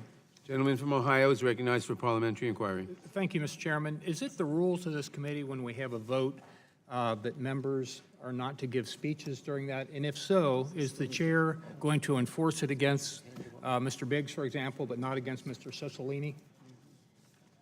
It's the rules that you don't speak during a vote, and it's the intention of the chair to enforce it, period. And that would apply to both sides, is that correct? Of course. A further parliamentary inquiry, and an observation is that's exactly what happened. And Mr. Cicilline gave a speech. He was allowed to do that. Mr. Biggs didn't. He was immediately gavelled down by the chair. Are there, Ms. I have Lesko further- of Further Arizona? parliamentary inquiry, Mr. Chairman. Gentleman will state his further parliamentary inquiry. I appreciate that. Another observation is that Mr. An observation is not a parliamentary Is it inquiry. the practice, is it the rules of this committee, when a member seeks recognition to speak on amendment, as Mr. Biggs did before, that the member will have the opportunity to speak on that, or will the chairman gavel them down and call the vote? It is the prerogative of the chair to recognize a member or not to recognize a member at any time, and it's the prerogative of the chair to call a vote. And is And it? the chair will exercise further that prerogative parliamentary inquiry? in good judgment. And I would point out, we've been here since 10 o'clock. We've taken up only, I think, 8 amendments. Further parliamentary There's been inquiry? plenty of debate on each amendment. Further Ms. parliamentary inquiry, Mr. Chairman. Gentleman will state his parliamentary inquiry. And is it also the rules relative to the chairman that he will apply those rules equally to both sides? It is.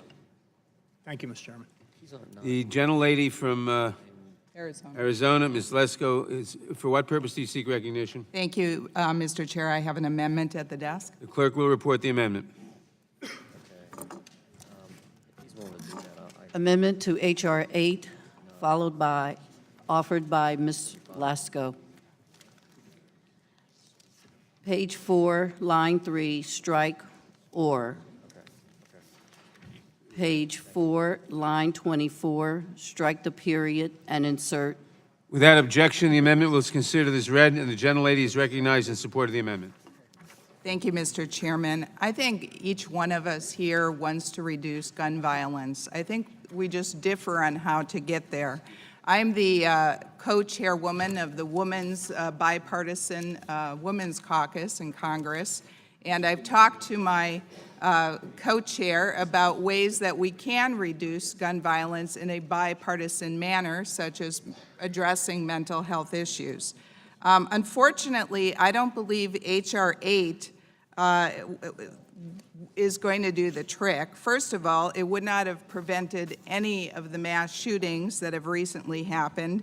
And also, according to the Department of Justice, it says that in order to enforce this bill, you'd have to have a federal registry. And in the bill itself, it says that federal registries are prohibited.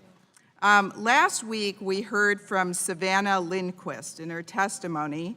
She was a college student who was raped on college campus because under the current law, she was unable to carry her gun with her to defend herself. And so that's why I want to point out that sometimes good intended laws actually make things worse. I am a survivor of domestic violence, and as a survivor of domestic violence, I can speak firsthand on how important it is for victims to be able to defend themselves when they feel threatened by their perpetrator. Therefore, I'm offering this amendment that allows for the transfer of a handgun to a victim of domestic violence or sexual assault who still feels threatened by their perpetrator. And thank you, Mr. Chairman. I yield back my time. Gentlelady yield.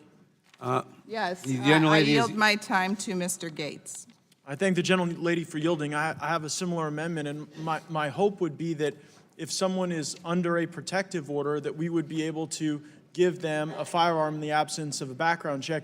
And in this sense, I want to commend the majority. There is a provision of your bill that says that if someone is under imminent risk, that they would be able to get a firearm from a friend, a neighbor, someone that they trust in their life. But I think the gentlelady's amendment actually takes the legislation a good step further in allowing people who who fear domestic violence to always know that that is a present threat. And I think the gentlelady points out a unique feature of domestic violence. Domestic violence is in sort of a constant state of volatile risk. You know, at one time there may be more risk than another.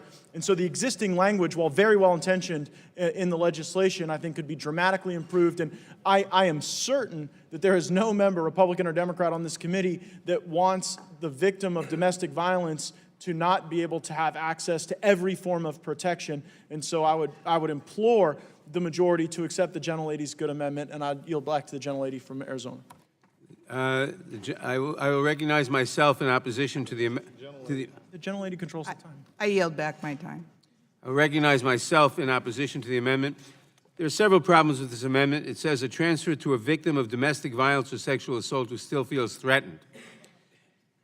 It does not specify the evidentiary standard. Does this mean that a court has found that the victim, that the court has found domestic violence or sexual assault, that it has found that the perpetrator is guilty of that? Does this mean simply that she accuses him or someone? And how do you judge whether she still honestly feels threatened? We must obviously take steps to protect women from domestic violence, but the transfer of a firearm to someone who feels threatened by a perpetrator of domestic assault should still be subject to a background check. Even individuals who feel threatened may themselves be prohibited from possessing firearms because they're a threat to someone. Extending background checks with as few exceptions as possible actually protects victims of domestic violence by making it less likely that abusers with domestic violence misdemeanor or convictions or subject to protective orders will illegally get access to firearms. A victim of domestic abuse is 5 times more likely to be killed if the abuser has a gun. Domestic violence assaults are 12 times more likely to be fatal if committed with a firearm, and that's why, or that's one of the reasons why we are extending background checks to the people who don't need, who under current law don't require background checks now, to make it less likely that perpetrators of domestic violence or people who may perpetrate domestic violence will have guns. And all we've seen today are amendment after amendment after amendment to to cut out exceptions to the requirement for background checks, as if the requirement of background checks is somehow terrible. It is, in fact, what will save lives of domestic violence victims and of other people. Now, there are some exceptions in the bill that would seem to apply here. For instance, if there is an imminent danger to life, that would be an exception that would come into a play that is immediately life-threatening. And if it is not immediately life-threatening, someone should get a background check, even if that someone claims to have been a victim of domestic violence, doesn't say has been found to be, or has been found to be a victim of domestic violence. All we're talking about here is a background check, 90% of which, remember, are completed in 90 seconds. So I am opposed to cutting out a lot of exceptions to the background check requirement. That will make it more likely, not less likely, that victims of domestic violence will be endangered. This amendment is, besides being wrong, is poorly drafted because it doesn't tell us the standard. So I oppose the amendment. I urge my colleagues to oppose the amendment. Mr. Chairman. Gentleman from North Dakota. North Dakota. Gentleman from North Dakota. Yep. For what purpose does the gentleman seek recognition? Move to strike the last word. Gentleman's recognized. Mr. Chairman, I think this goes to the underlying problem. We're talking about a poorly drafted amendment, and we're talking about exceptions in the bill. And we have 97% of people, according to a study, that support background checks. But we forget the second part, and the part is, and then ask them about some of these specific exemptions.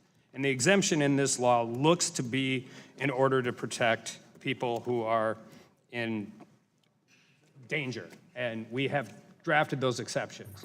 Except I'm going to go back to my adjective statement again.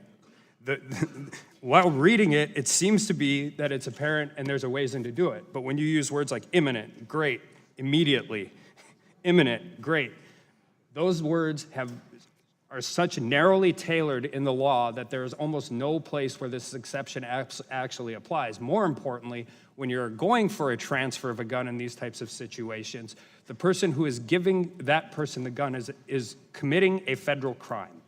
And so when you are going to create an exception, you should create an exception that doesn't just look good on a piece of paper or doesn't look good when we're talking about it in a hearing in Washington, D.C. It needs to work at 2:30 in the morning in rural North Dakota or rural Chicago or wherever these things are occurring. And if you're going to wait for a court hearing or a finding of fact or a finding of guilt in domestic violence situations, we are going to see a lot of different situations that occur, and we won't like the results of any of them. So when we are going to write exceptions, we should write exceptions so they are actually used on the ground and not just on a piece of paper that's going to go into a federal code. With that, I yield to Mr. Gates. I thank the gentleman for yielding, and I appreciate the gentlelady's sentiment, and I also appreciate the chairman's concern about creating some ambiguity about the standard. I would represent to the committee that anyone who has received an order from a court has received relief, that they've met some evidentiary burden. And so my hope is that in a few minutes, when I get the copies made, that the gentlelady from Arizona might accept a perfecting amendment so that we get real clear that if someone has received an injunction, they've actually gone to a court, produced evidence, a judge has reviewed that evidence, a judge has said, this person is worthy of protection. So only in those cases, so as to resolve Chairman Nadler's objection, that person would not have to go through a background check before getting a firearm lent to them by a friend, a neighbor, someone important in their life. So that it may have taken us until this very moment in time, but we may have actually reached a point of common ground. And I thank the gentlelady from Arizona, and my hope is that in a few minutes, when I'm able to have a conforming amendment, that she would think about it favorably, and I would yield back to the gentleman from North Dakota. And thank you for that. And I would just like to point out that, particularly with this amendment, by the time you get to the scenario where this exception would apply, it's already too late. And with that, I yield back my time. Gentleman yields back. Gentleman from Texas, for what purpose do you seek recognition? Rise in support of the amendment. Gentleman is recognized. Thank you, Madam Chair. We have been told here now that we have made ridiculous amendments. And there's some great amendments that would really help this bill be better and could really actually save lives. We've been told by our chairman that it was, I guess, irrelevant, immaterial to bring up about illegal aliens when the very amendment being discussed talks about the case of an alien illegally or unlawfully in the United States. Of course, it was relevant, it was material, it was germane, and yet we have continued to have these, as across the aisle is mentioned, ad hominem attacks against us, trying to take a bill that's not going, the way it is right now, is not going to save lives. It's going to make some people feel better, but it's not going to save lives. In fact, it may cost lives, as in the example of the amendment I made earlier. And yet I was subjected to an attack that I believe it was my colleague across the aisle was skeptical of whether the gentleman from Texas is concerned about those in poverty. The reason I was a very popular district judge in Texas was because I was fair across the board. I treated everybody fairly. That is part of my religious convictions as a Christian. And this is the comments across the aisle in this hearing are a pile-on to my opponent the last 4 general elections, calling me racist and that I didn't care about the poor either. And this just gets really rich. And I waited to respond several hours so that I could do so with proper reflection. But just understand, just like my 4-time opponent, it gets really rich. I was court appointed to represent her brother on appeal of a capital murder conviction. And I believed then and I believe now everybody in poverty or not deserves due process. I worked my tail off expecting, it's a court appointment. It's not going to be helpful financially, but he didn't get due process. I don't remember how many hundreds and hundreds of hours, but I got his case reversed, and his mother, my opponent's mother, constantly said I saved her son's life.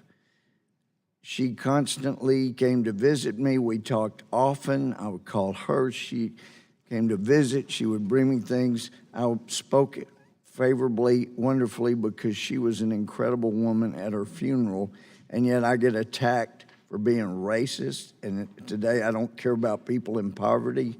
I've always cared about people in poverty, but it would be good if we take actions that help people. In fact, I couldn't find anybody. I know some went later, but when we were being begged for somebody to come help those in Nigeria after Boko Haram attacked, I was the only one that went initially. Others came later. I was willing to go out against the will of the State Department and visit with people in poverty in remote area of Nigeria in a safe house with the moms and convince them they should come public so that we can bring more attention. What did the administration do in their care about those in poverty in Nigeria? They did a hashtag, Bring Back Our Girls. Some of us have made a difference, and some of us care about those in poverty. And I would just suggest to my friends across the aisle, when you don't know somebody, you don't know how they have spent their lives, how they've spent their money, how they've spent their time, you really ought to watch the ad hominem attacks. Would the gentleman yield? There are some great, no, I'm not yielding. I'm not done yet. There are some good amendments, and mine would have been a good amendment because I've known of cases where somebody needed a gun, they couldn't afford one, they were hoping somebody could give them one, and this bill will make the victim a criminal. I yield back. Mr. Chairman. Mr. Chairman. Mr. Chairman. Mr. Chairman. Mr. Chairman. As we have previously informed the minority. As we have previously informed the minority, because of the floor schedule and the need for members to attend funerals tomorrow and the pending recess, we need to complete action on both bills on the agenda before us today. We have now spent some 8 hours on consideration of the background check bill. We have considered nearly a dozen amendments. Of those amendments, several have been non-germane. We have ruled on innumerable parliamentary inquiries and voted on several challenges to correct parliamentary rulings, as well as a motion to adjourn. As we have done on a bipartisan basis in the past, we have sought to work with the minority to develop a process to consider as many amendments as possible, without success. We are open to a unanimous consent request to ensure that their amendments are considered, but as of yet, we have not even been able to ascertain how many amendments the minority intends to offer. It is therefore my intention to go to final passage on H.R. 8 at approximately 7:30 p.m. I am open to working with the minority so that they may offer as many amendments as possible before that time.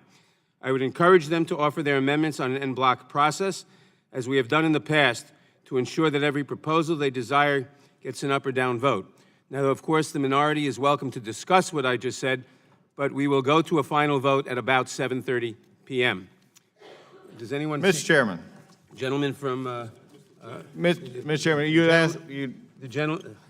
Mr. Chairman.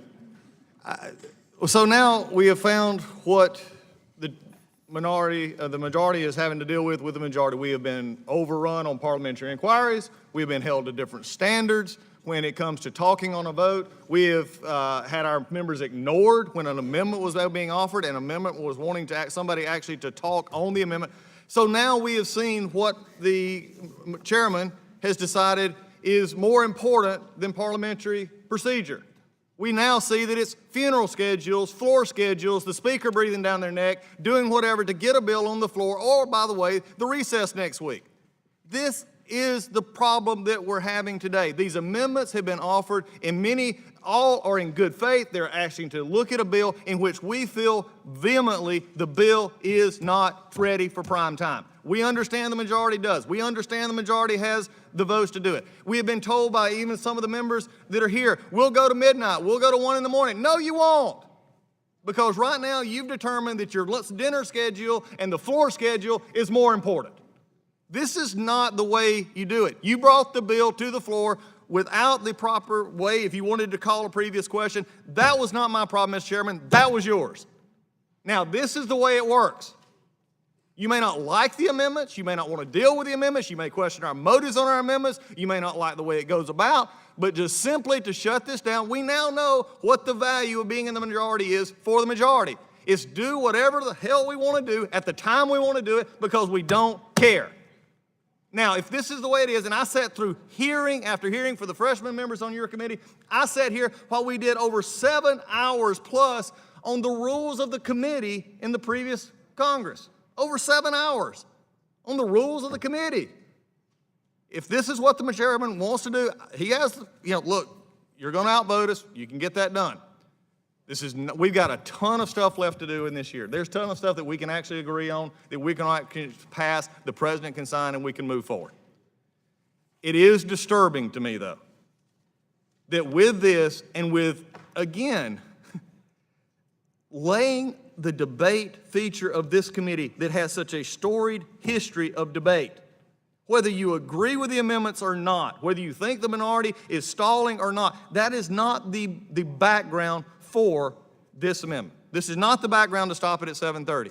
This is an issue that we'll continue to look at. I think it is disturbing. I don't understand it. If this is the way the chairman wants to begin this session of Congress, I really wonder where we're going to go from here. Because at a certain point in time, the minority rights are being ramshackled here. Mr. Sensenbrenner brought it up this morning. It is still true today. It is still true at 6:45. If we're going to continue this is a concern. We're in the middle of a debate on an amendment right here. I'm not sure that was debate on the amendment, but we inserted it into the record. So with that, Mr. Chairman, again, your committee, you're trampling the rights. I yield back. As I said, we're open to working with the minority on a list of amendments on en bloc or anything else, but we've been here since 10 in the morning. We are going to finish this bill. We have another bill to do tonight. We're not going home for dinner until we finish the other bill. I think we've had ample debate on the amendments that have been offered. We're not finished with this amendment, but I Mr. wanted, Chairman, I have a I perfecting wanted to amendment. give the minority fair warning instead of just cutting it off. Who seeks recognition on the amendment? Mr. Chairman, I have a perfecting amendment. Mr. Gates is recognized for perfecting amendment. Mr. Chairman, I have a perfecting amendment at the desk. The clerk will report the perfecting amendment. Amendment to Ms. Lasko, amendment to H.R. 8, offered by Mr. Gates of Reserve a Florida. point of order, Mr. Chairman. The gentleman is reserving a point of order. The gentleman will, without objection, the amendment is considered as read. The gentleman is recognized on the amendment. Yeah, thank you, Mr. Chairman. And again, I feel as though the chairman was fair to point out an evolving standard potentially on the original amendment, and I hope that the language of the perfecting amendment encapsulates the gentlelady's intent. And so if the majority opposes this amendment, I just want to be very clear what that means.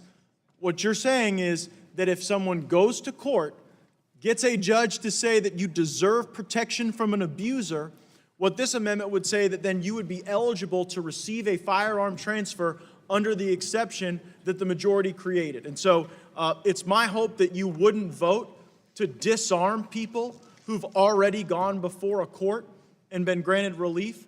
Frankly, I would think that the majority would accept this amendment. It will shock me if they don't, because it would certainly send a terrible message to the victims of domestic violence that if they've already gone through so much to confront their accuser, to gather evidence, to go to a court, and to win at that court, probably we shouldn't have to subject them to a background check if they need a firearm in order to protect themselves from their abuser. And I'm looking, I yield to the gentleman from North Dakota.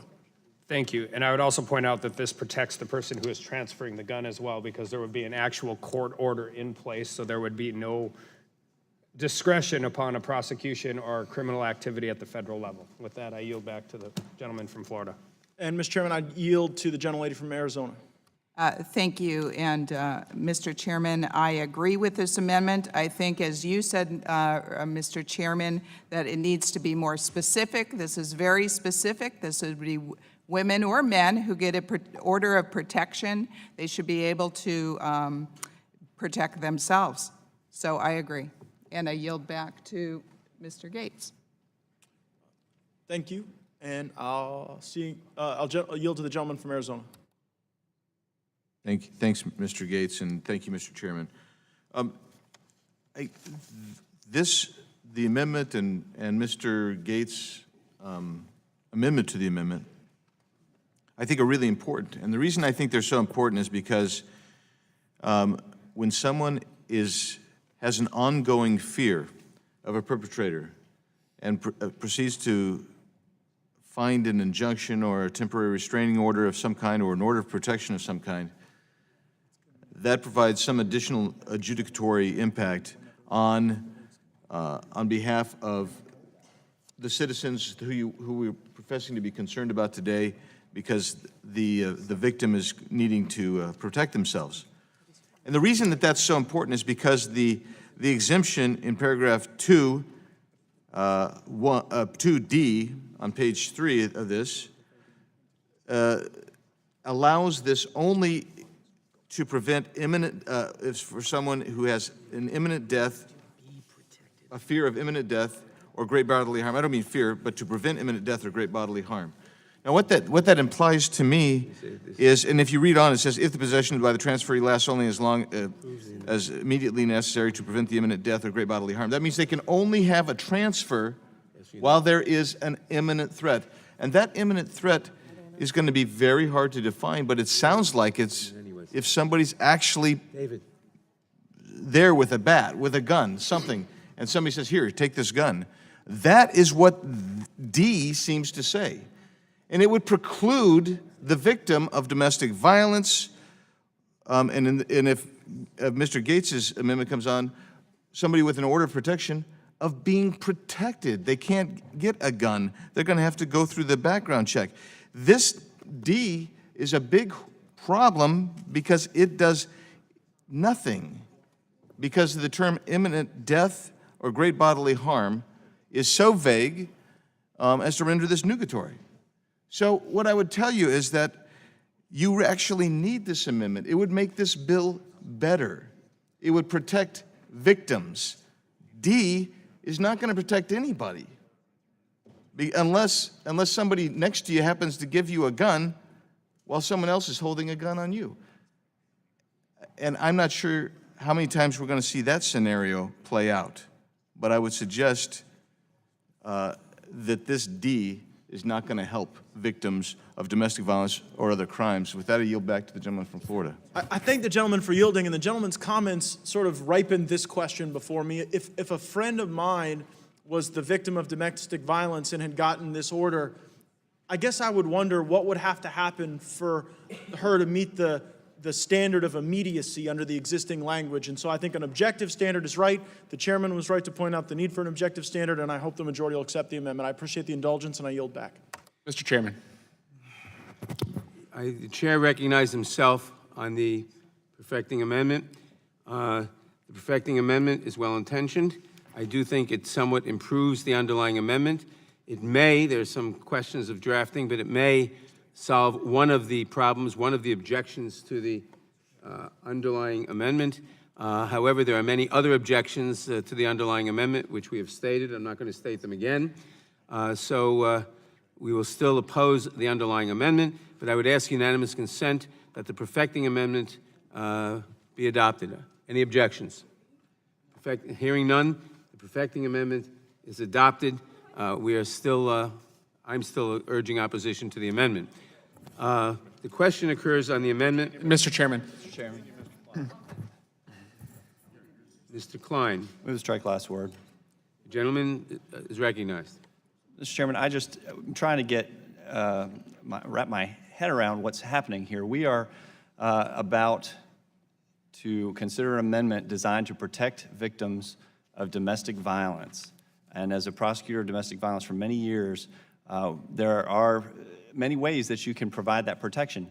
But here, giving the victim more control by having access to a firearm when a protective order is in place is common sense. And it is the height of irony that for so many on the other side who talk about red flag laws, who are seeking to take guns out of the hands of potential perpetrators of domestic violence, to turn around and say, we will not allow a victim of domestic violence to have access to a firearm to protect herself is, I just can't wrap my head around it.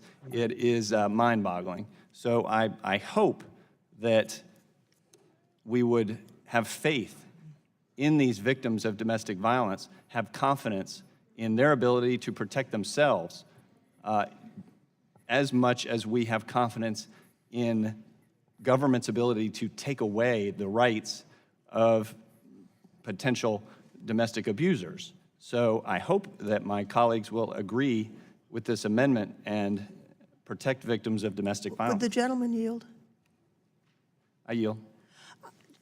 I realize we have disagreements on the underlying bill, but there are, let's say you have someone who has been a victim of domestic violence, which we all deplore, but that victim also has a severe mental illness that would be inconsistent with owning a firearm, or that person, in addition to being a victim, is recently is a felon and has a prior record of violence. This is a 90-second background check, and the fact that you're a victim doesn't mean that you won't also be a victimizer, and that's the concern. So I know you probably don't agree with me, but this is not just an irrational position that we're taking. I wanted at least to understand what my thinking is. I don't want to speak for others. I thank the gentleman for yielding.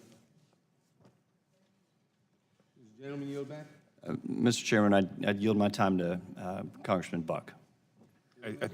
I thank the gentleman, and I just wanted to thank Ms. Lesko for the courage of coming forward on this issue, and I think all of us should recognize that victims of domestic violence deserve better than what we're doing here today. And I hope that we, even if we, and it sounds like the majority is not going to allow this amendment, that we work together, that we go before the Rules Committee, and that we try to find a way to protect victims of domestic violence in a way that if the majority's concern is that some victims of domestic violence may have a felony record, or some victims of domestic violence may not be mentally stable enough to possess a firearm, that we find those exceptions and make this amendment possible so that victims of domestic violence can protect themselves against the perpetrators. And I yield back to the gentleman. And Mr. Chairman, I would yield time to the gentleman from Florida, Mr. Gates. And I thank the gentleman for yielding, and I want to address the specific circumstance the gentlelady from California raised.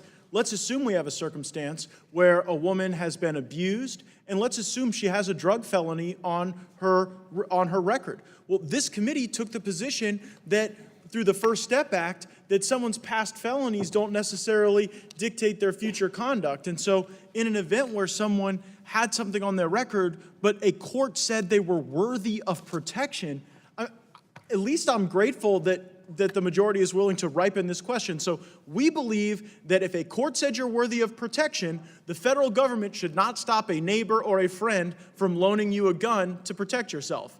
The majority, in opposing this amendment, believes that even if you were abused, even if you got protection, that, well, there might be something else in your background, and so as the abused person, as someone whose life may have been in danger, you've just got to fend for yourself because maybe, 5, 10, 15, 20 years ago, you had a nonviolent felony conviction. Would the gentleman yield? Yeah, sure. Because I want to make it clear that I'm not suggesting that an ancient felony is the only circumstance that could cause concern. You could have someone who was so volatile and unstable that we would not want that person to have a gun. I'm going to reclaim my time, and I agree with the gentlelady's assessment, but here you have a judicial ruling that someone else is so volatile and unstable that they might hurt or kill the person who's abused, and so the far greater risk is leaving that person unarmed. And I thank the chairman's indulgence, and I yield back. The gentleman's time has expired. The question is on the Mr. amendment. Chairman.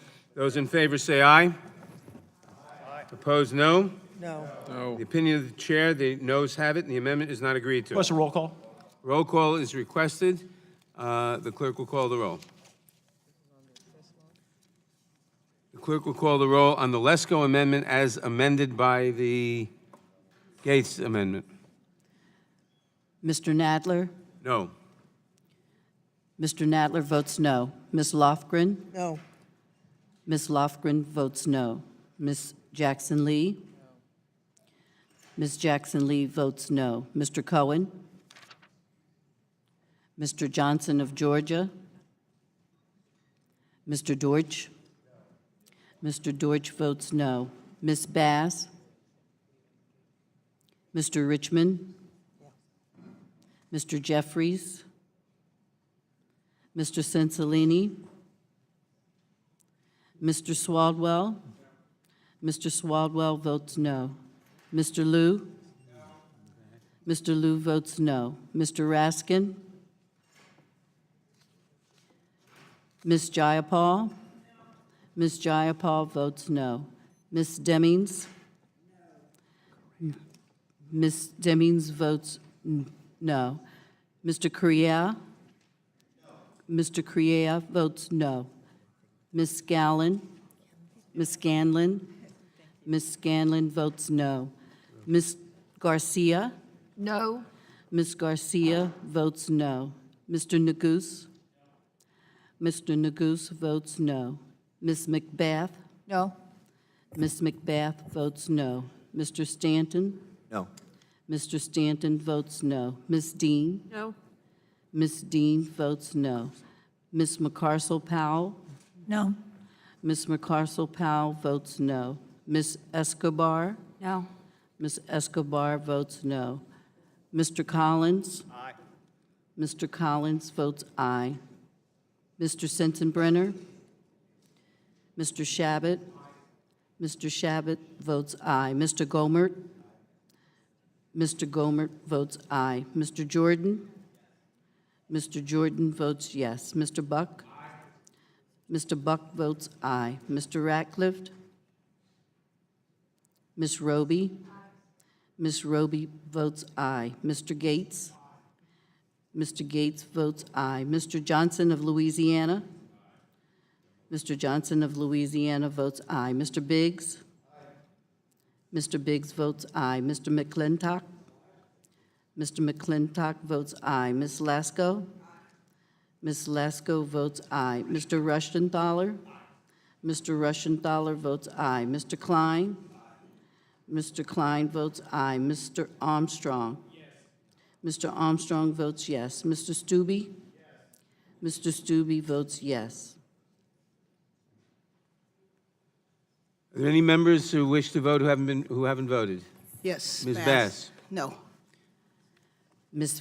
Bass votes no. Are there any other members who wish to be recorded who have not been?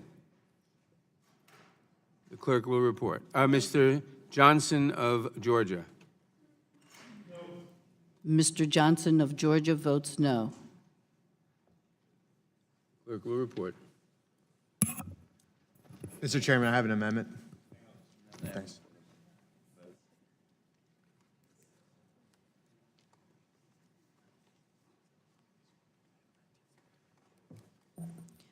Mr. Chairman, 19 noes and 15 ayes. The amendment is not agreed to. Are there any further amendments to H.R. 8? Mr. Chairman, I have an amendment. The gentleman from Pennsylvania is recognized. For what purpose does the gentleman seek recognition? Amendment. Mr. Chairman, I have an amendment. It's at the desk. There's an amendment. The clerk will report the amendment. Amendment to H.R. 8 offered by Mr. Rushtenthaler of Pennsylvania. The gentlelady reserves a point of order. Without objection, the amendment is considered as read, and the gentleman is recognized in support of his amendment. Thank you, Mr. Chairman. According to the CDC, the suicide rate in the United States rose 25% from 1999 to 2016. Let me repeat that. In the last 17 years, the suicide rate has gone up 25%. In 2016, nearly 45,000 Americans committed suicide, making it the 10th leading cause of death in the United States. Republican or Democrat, we can all agree that that's alarming on its own. But that same research also found that there's a 10% higher risk of suicide among individuals who have served in the military. As a co-chair of the Bipartisan Military Mental Health Task Force, I'm committed to finding ways we can address the high rates of suicide in the military community. As a representative from a state that has seen its own suicide rate increase at levels higher than the national average at over 34%, I want to find a real solution for my constituents. Some of my colleagues across the aisle say that if H.R. 8 saves only one life, it will be worth it. Well, my amendment will give them an opportunity to save countless lives. My amendment allows for someone who believes that they may be a danger to themselves or others to transfer their firearms to an individual who is legally permitted to possess a firearm. Let me make this clear. This is an option for the gun owner, not a requirement. But if someone is thinking of taking their own life, we shouldn't make it a crime for them to have a friend hang onto their firearm while they seek help. So I'm asking all my colleagues to vote for this common sense amendment that will help save American lives. I urge support for my amendment. I yield back the balance of my time. Chair will recognize myself in opposition to the amendment. This amendment essentially says that you don't need a background check for a transfer of a gun from an individual who, by his own determination, thinks he or she is a risk to himself or to himself. You don't need a background check for such a person, someone who thinks he's a risk to himself, to give it to anyone who's not prohibited by federal law from receiving a firearm. The problem is, number one, unless you run the background check on the recipient, you don't know whether he's prohibited by federal law from receiving a firearm. The whole purpose of the background checks is to make sure you're not giving a weapon, a gun, to someone who is dangerous, who's prohibited by law, etc. And what this amendment says is, depending on the character of the transferor, you don't care about, or you don't give a background check to the transferee, which is exactly backward.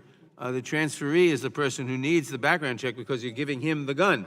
Now, if an individual is so worried about himself that he may be a risk to himself, he could take the gun to the police station and turn it into the police station or to the FBI or some other law enforcement agency. He doesn't have to give it to someone, to some individual who doesn't have a background check. The amendment makes no sense if you believe that people who receive firearms should have background checks in order to protect the public. Mr. So Chair, for would that you reason, I would oppose the amendment. Who seeks Chair. recognition? I seek recognition, Mr. Chairman. The Mr. Chair. gentleman from, no, you can't, you've already spoken. Someone has to yield to you. Who else seeks recognition? Mr. Chairman. The gentleman from Ohio. The gentleman from Ohio yields to the gentleman from, Thank you, Mr. Jordan. Mr. Chair, if this bill passes without this amendment, a scenario where somebody is about ready to commit suicide or is on the brink of suicide, who wants to just get the firearms out of the house and give it to an individual would be prohibited from doing that. So there would be firearms at a house for somebody that's suicidal. This absolutely makes no sense to object to this bill. Federal law is very clear who and who cannot have a firearm. Again, this is common sense, and this bill, unlike most of H.R. 8, would actually save lives. I yield my time back to Mr. Jordan. Well, it's mine, but I'll yield back to the chair. Chairman. you yield back to the chair? Then, thank you. I yield to the gentlelady. The gentlelady from Pennsylvania, Ms. Dean, is recognized. I thank the gentleman for his proposed amendment That's what I thought you said. because it does bring to the fore the issue of suicide. For her time. We know the staggering statistic of 2017. The numbers in 2016 were that 33,000 people died in this country of gun violence, two-thirds of those to suicide. Two-thirds of those to suicide. Another 80,000 people caught in the crossfire, literally wounded, caught in the crossfire. It's a 120,000 person problem. It's staggering. But what happened in 2017, the numbers leapt up. 40,000 people died of gun violence in 2017 in this country, more than half to suicide. So I thank you for your focus on suicide. What I would suggest, however, is that this amendment is unnecessary because if you take a look at page 3, subsection D, it's already covered. This is anticipated. A temporary transfer that is necessary to prevent imminent death or great bodily harm if the possession by the transferee lasts only as long as the immediately necessary to prevent the imminent death or great bodily harm. So I would say this is redundant, it is unnecessary, but I appreciate the good gentleman bringing up the problem of death by suicide, by gun, and also the increased numbers, particularly among our veteran population. We have a lot of work to do. Let's get this bill passed. I yield the remainder of my time. Who seeks recognition? Move strike last word. The gentleman from Georgia is recognized. Thank you, Mr. Chairman. Look, I think the gentleman from Pennsylvania, I appreciate bringing up the suicide issue, and I appreciate the gentlelady from Pennsylvania bringing this up. The question comes here, and I think this amendment hits at this word of imminent. And I think the imminent part of this, and I think all of us could understand this, the imminent, and I think in a standard perspective, is this imminently going to happen at this moment. For those suffering from depression or other things, they may not imminently at that moment, they may actually be having a good, a time, but understand that it's going to be it's a bad week, it's other things. They want to be able to transfer that out. And in the amendment here, it says actually maybe a risk of himself or herself or others. There is this, I think, would actually cover a scenario that I brought up the other day in the hearing that what I think was glossed over is there's also this for others part is what if you had people over to the house? You were keeping, you had a spend the night party or something, you had kids come out and you wanted to give the guns over. That would not be covered under imminent because nobody would be imminently in danger at this point. I think the gentlelady brings a great point and she discussed it, but I think it goes much to the very essence of the problem here is imminent. And I think that may or may not, again, for those of us who have dealt with suicide and in my role in the military and others who have counseled on suicide, there's sometimes that imminency is not something that you can define as being imminent at that moment, and then it leaves it open to interpretation by a court or a prosecutor to say what is imminent. And I think that is a concern, and it should be a concern to anybody who favors this bill.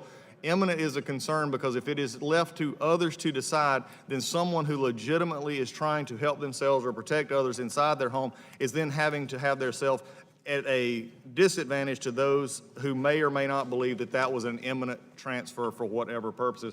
And for that, I would agree that this amendment is needed, and I agree that the gentlelady brought up a very valid point, but imminent doesn't cover it here. And I think this is why this is why it's so concerning to me that we're going to rush through this and finish this, because these are debates that do need to be had here on what does imminent mean and how can it actually be applied. As we move forward here, this is the things that need to happen, but we're going to not have that opportunity soon because it's more important to do other things. And I'll be happy to yield to the gentleman from Pennsylvania at this point.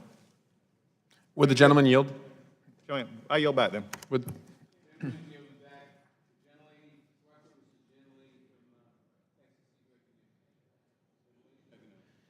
Chairman, I think it's important to assess where we are.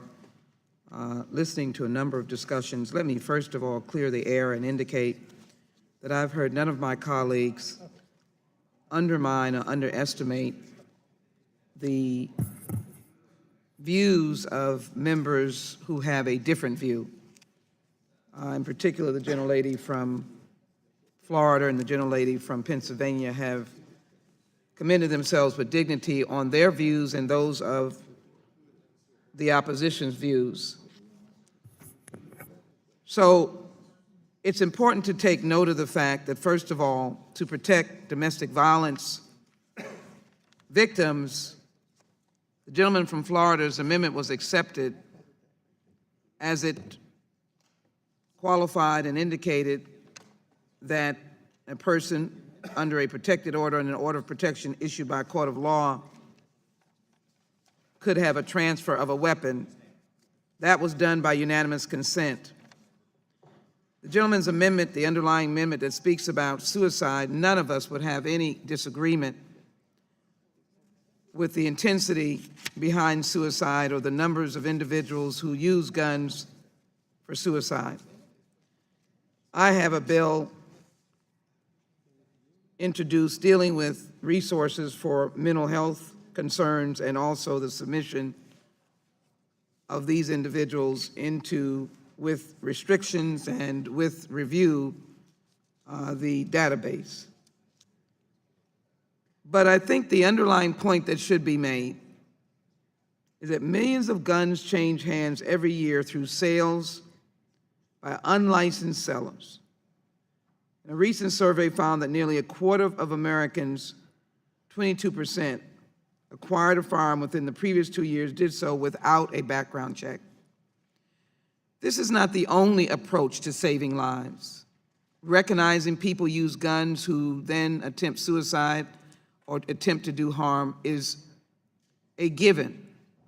But if we pass this bill, we may in fact be able to save thousands of lives by cutting into that quarter of a percentage, 25% almost of Americans who get guns from unlicensed dealers and with no knowledge as to where those guns wound up. In criminal activity, in the hands of those who want to do themselves harm, in the hands of those who need mental health treatment, in the hands of those who are suffering from post-traumatic stress disorder. That is what we're trying to do here. And again, I think the chair has been fair. I think members on this side of the aisle have been fair. To have a provision being accepted by unanimous consent, dealing with protecting those suffering from or experiencing domestic violence, Will the as gentlelady long as they yield? have a protected order of protection issued by a court of law. It's, I'm still, if I have some time, sir, I certainly will. So my point is that we should not belittle or diminish what the passage of this bill out of the committee will represent. And then there's regular order in the floor. There's also the opportunity for my good friends on the other side of the aisle to introduce legislation dealing with gun safety legislation in the context of which their view is, as our view is, that the Second Amendment is a constitutional amendment that should be protected, and that none of what we do here today diminishes the right to bear arms. It is only the right to increase the safety of the American people and to save lives. No one should argue against Congress's responsibility to save lives. And with the number of children that have been killed or injured, with the testimony of the emergency room doctor of the enormous cost of individuals wounded by guns, saving lives is one thing, but the huge number of those injured and the cost, the medical cost, was made clear in our hearing on this bill. The presence of 2 ranked law enforcement officers to save lives, supporting this legislation. The tragedy of those officers shot in my own congressional district. Thank God they lived. But it is important to save lives. And so I would like us just to assess where we are. We're about to pass a bill to the floor that still has opportunity. The chairman was gracious enough to say that he would look at the amendment by Mr. Stubbe, I think his name is, I'm sorry if I pronounced it incorrectly, and we are trying to do the best we can on behalf of the American people. I yield Mr. back. Chairman. Time of the gentlelady has expired. Mr. Chairman. Who seeks recognition? To your right. I seek, strike last word. You haven't spoken to this amendment yet? I was yielded time. Gentleman is recognized. Thank you, Mr. Chairman. I won't use all my time. I was a little confused by the gentlelady from Texas's remarks. She said twice during her time that the amendment to allow those who've received a firearm who've been benefited by a court from receiving a domestic violence injunction, the gentlelady said twice that that had been approved by unanimous consent. It was only the perfecting amendment to the underlying amendment that was approved, but the underlying amendment, actually the gentlelady was correct in being supportive of that provision, because obviously we don't want people who are the subject of those or that receive domestic violence protection to then be barred from access to their rights. But then the gentlelady who just now said that those were good provisions, she voted against it just a few moments ago. And I'm left just sort of wondering, does the gentlelady from Texas believe that people who get domestic violence protection by a court, does she believe that they ought to be able to receive a firearm as a gift, as a loan from a friend or neighbor, or does she not? Because she said she supported it, and then she voted against it. And so I would yield to the gentlelady if she would like to clarify her Would you yield to me? view. Would the gentleman yield? Certainly. My answer to the gentleman is that I agreed with the gentleman's perfecting amendment. Would the gentleman yield?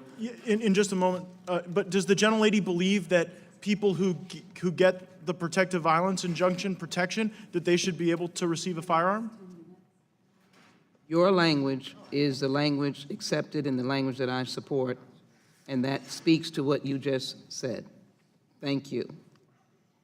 I appreciate that. Does the gentleman yield to the gentleman from Yeah, California? I intend to, and there's plenty of time, but it's just so hard to hear the gentlelady say she supported it right after she voted against it. It's like the scene from Austin Powers. Like, there's only 2 things I can't stand: people who are intolerant of other people and the Dutch. Like that. I yield to the gentleman from California. I'm not going to match you with Austin Powers quotes, but I do want to tell the gentleman from Pennsylvania that I appreciate this amendment. I appreciate you taking on the issue, and I can't speak for the chairman, but I would pledge to work with you to find a way to make sure that somebody who has a firearm, who is in potential, who is suffering mental health issues and wants to relinquish that firearm, could do it in a way that they, are not put in criminal jeopardy, and that perhaps there's a way that it within 24 hours has to go to a law enforcement official. But it's something I would want to work with you on, and I appreciate you bringing it up, and I'll yield back. I yield to the gentleman from Colorado, Mr. Buck. I thank the gentleman from Florida. And Mr. Chairman, I have a good faith inquiry of your scenario that you put forth. You say that an individual that is contemplating suicide can take his firearm or her firearm and deliver it to a police officer. Certainly. So my understanding of this statute is that a transfer without a federal background check is illegal as to the transferor and the transferee. Correct. And if in the case that you suggested, the transferee, the police officer could not be prosecuted, but is it the position of the chair that the transferor in this situation, the individual contemplating suicide, could not be prosecuted also? Because I think that's important legislative history for us. You're suggesting that any of the individuals that could receive a firearm also immunize then the individuals that are transferring the firearm. Gentleman yield? I would yield, yes. I said that such a person could take the firearm to a police station. One presumes that as a police station, people there have been, there's at least one person there, presumably everyone who's passed the background check for receipt of firearms. So that means that the individual that would transfer the firearm to the police officer could not be prosecuted under this statute? If they gave it, certainly not. If the person who gave it, if they believed and had reason to believe, and I think if you go to a police station, you have a reason to believe, that the person they gave it to had passed the background check, certainly. Okay. All right. And Mr. Chairman, just would the gentleman yield? I'll yield. And I understand that law enforcement is exempted in this bill, so Yeah. I yield back. Yeah, I would make that point of clarity, that it wouldn't matter, Mr. Chairman, whether or not the person perceived the law enforcement to have passed the background check or not. The majority's already included that as a You're full-throated example. You're quite correct. The question is on the amendment. Those in favor say aye. In the opinion of the chair, the noes have it, and the amendment is not agreed to. Roll call is Mr. requested. Chairman, can I get it? The clerk will call the roll. Mr. Nadler? No. Mr. Nadler votes no. Ms. Lofgren? No. Ms. Lofgren votes no. Ms. Jackson Lee? Ms. Jackson Lee votes no. Mr. Cohen? Mr. Johnson of Georgia? Mr. Johnson of Georgia votes no. Mr. Dortch? Mr. Dortch votes no. Ms. Bass? Ms. Bass votes no. Mr. Richmond? Mr. Jeffries? Mr. Jeffries votes no. Mr. Cicilline? Mr. Swaldwell? Mr. Swaldwell votes no. Mr. Liu? Mr. Liu votes no. Mr. Raskin? Ms. Jayapal? Ms. Jayapal votes no. Ms. Demings? Ms. Demings votes no. Mr. Correa? Ms. Scanlon? Ms. Scanlon votes no. Ms. Garcia? Ms. Garcia votes no. Mr. Neguse? Mr. Neguse votes no. Ms. McBath? No. Ms. McBath votes no. Mr. Stanton? No. Mr. Stanton votes no. Ms. Dean? No. Ms. Dean votes no. Ms. McCarcel-Powell? No. Ms. McCarcel-Powell votes no. Ms. Escobar? No. Ms. Escobar votes no. Mr. Collins? Mr. Collins votes aye. Mr. Sensenbrenner? Mr. Shabbat? Mr. Shabbat votes aye. Mr. Gomert? Mr. Gomert votes aye. Mr. Jordan? Mr. Jordan votes yes. Mr. Buck? Mr. Buck votes aye. Mr. Ratcliffe? Ms. Roby? Ms. Roby votes aye. Mr. Gates? Mr. Gates votes aye. Mr. Johnson of Louisiana? Mr. Johnson of Louisiana votes aye. Mr. Biggs? Mr. Biggs votes aye. Mr. McClintock? Mr. McClintock votes aye. Ms. Lasko? Ms. Lesko votes aye. Mr. Rushenthaler? Mr. Rushenthaler votes aye. Mr. Klein? Mr. Klein votes aye. Mr. Armstrong? Mr. Armstrong votes yes. Mr. Stube? Mr. Stube votes yes. Are there any members who haven't voted? Mr. Correa? Mr. Correa votes no. Are there any other members who wish to be recorded, who haven't been recorded, who wish to be recorded? The clerk will report.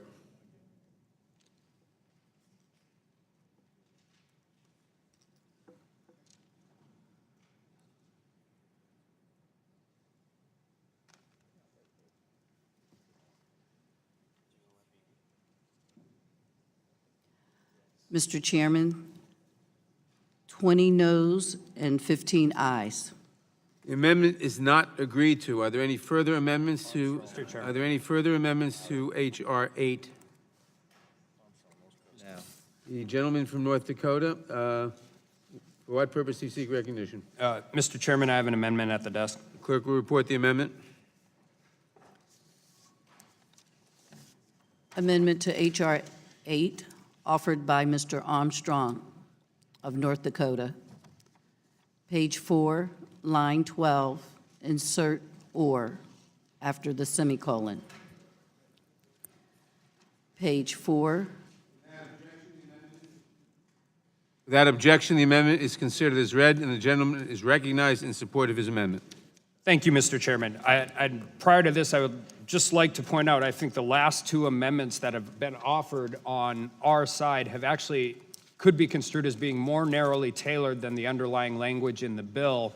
However, I would argue that they have more of a practical they would have had more of a practical real world impact, as both the transferor and the transferee would have had an idea of what they were dealing with, as opposed to in one case a court order and in another case taking away some adjectives, which I will continue on my quest to. And the reason I bring that up is because this amendment is actually removing a tremendous amount of language in the bill, and it's removing definitory language as to what constitutes activities in rural America. So essentially what this bill does is it takes out all of the qualifying language that actually precludes the exception actually ever being used in my part of the country, and it just states, for the purposes of hunting, trapping, fishing, ranching, farming, or target practice. It's important to note that where we're at in this bill is not in a sale, it's not in a gift, these are not permanent transfers of firearms. These are only temporary transfers of firearms for essentially things that are done in the most remote places in our country. And they are done on a daily basis, and with all due respect to whoever wrote the exemptions to this bill, I think it is perfectly clear that they have never spent time in rural America a day in their life. So this would actually protect, in my state, hunting, fishing, ranching, and farming are actually codified in our state constitution as state constitutional, they're protected constitutional activities. They also tend to happen in places where we very rarely have cell phone service, let alone access to an FFL. And I will give one specific example where this is a problem. And if you look at the bill as it is currently written under lines 23 and 24, it says, well, in the presence of a transfer. Well, if you are hunting or have traveled to my state, which by the way is a fantastic place if you enjoy the outdoors, and you are going hunting with a friend, an outfitter, a guide, or something of that nature, you may not be in the presence of that person when you're actually afield. And in some areas, Alaska for one instance, you could be tens to 50 to 100 miles away from the actual outfitter with your guide. So this would simply say for temporary transfers for the purposes of hunting, trapping, fishing, ranching, farming, or target practice, that the background check would not apply. Now, I want to make sure it's clear that your local federal law enforcement, your local state law enforcement, your local U.S. attorney would be the final arbitrator of whether or not that occurred. So, I mean, how you would rate this, even in a federal jurisdiction, would be significantly different and dealt with in a different way than you would in an urban area across the country.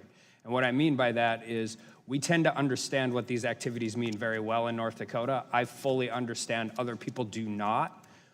But if we are going to pass a federal bill that requires these restrictions, allowing for temporary transfers of over and under shotguns, bolt action rifles for the purpose of putting down a cow that's fallen through a gopher hole or hunting a mule deer in the Badlands of North Dakota, we should allow those things to occur. This does not affect the underlying provisions of the bill in which we are trying to protect.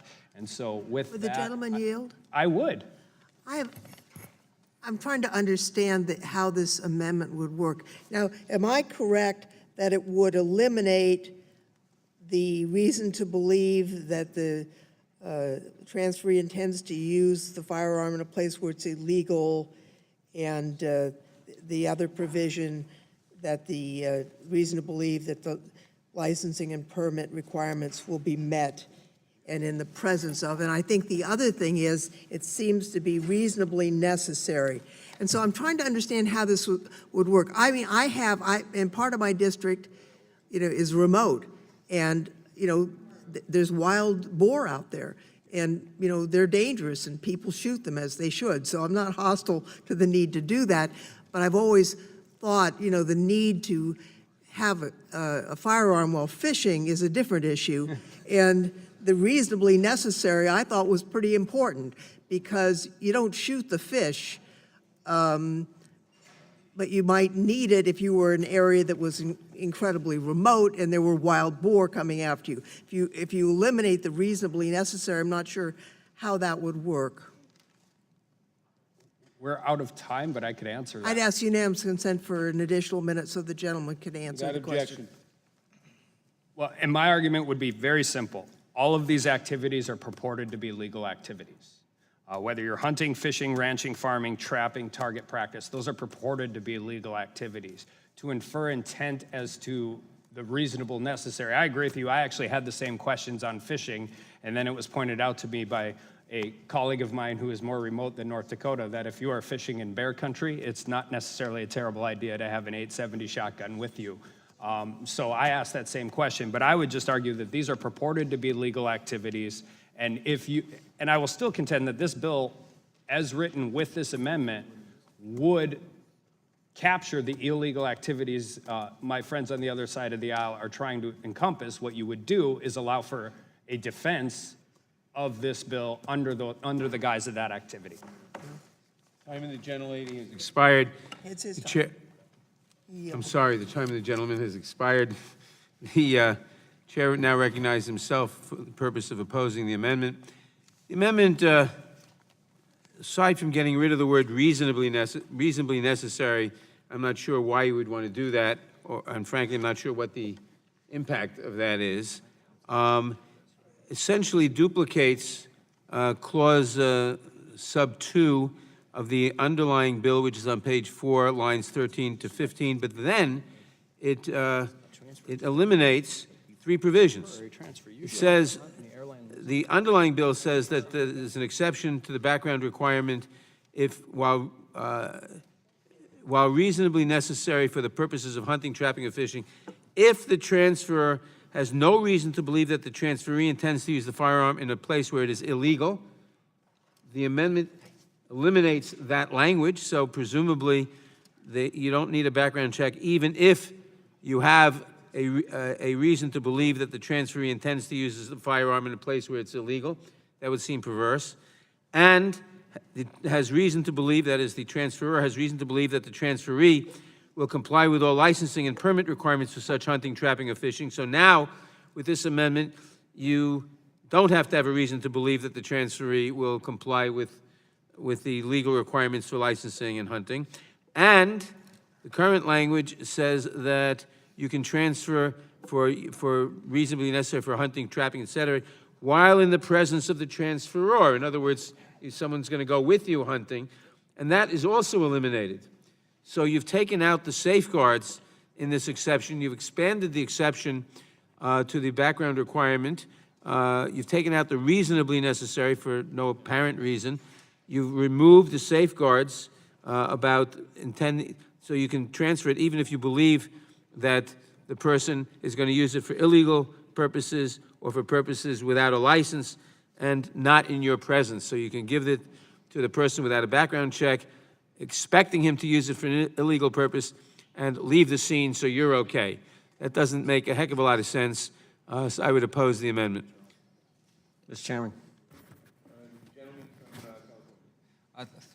I would like to move to strike the last word. Thank you, Mr. Chair. The author of this amendment made a relatively condescending statement that somehow we don't understand rural areas. Let me just say the author of this bill, H.R. 8, is Mike Thompson. He has rural areas. He is a hunter.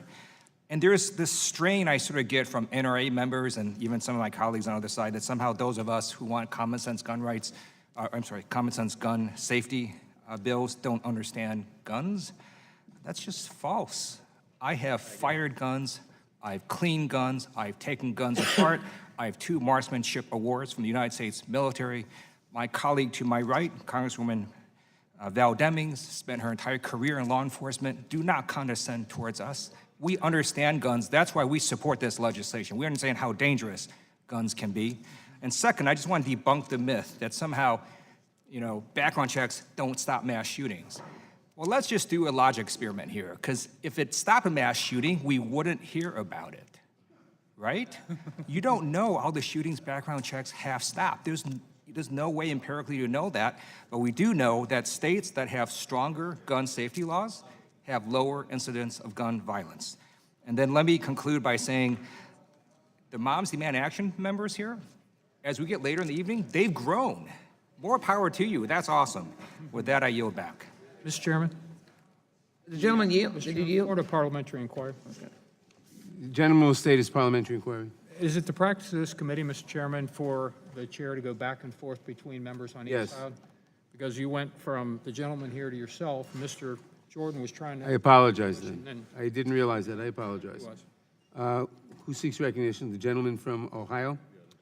Thank you, Mr. The other Chairman. gentleman from Ohio. Thank you, Mr. Chairman. For what purpose does the gentleman seek Strike recognition? the last word. Gentleman's recognized. Last 3 amendments. First, the majority says a victim of domestic violence, a friend can't give them a firearm to protect themselves, even if there's been a court order in place, put in place.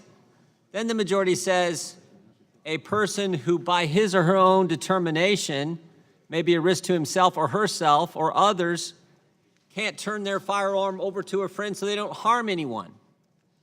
And now the majority says you can't give a friend who's come to your place, gun didn't get there, stuck on the plane or whatever, and you want to loan him your shotgun when you're going hunting. You can't do that either.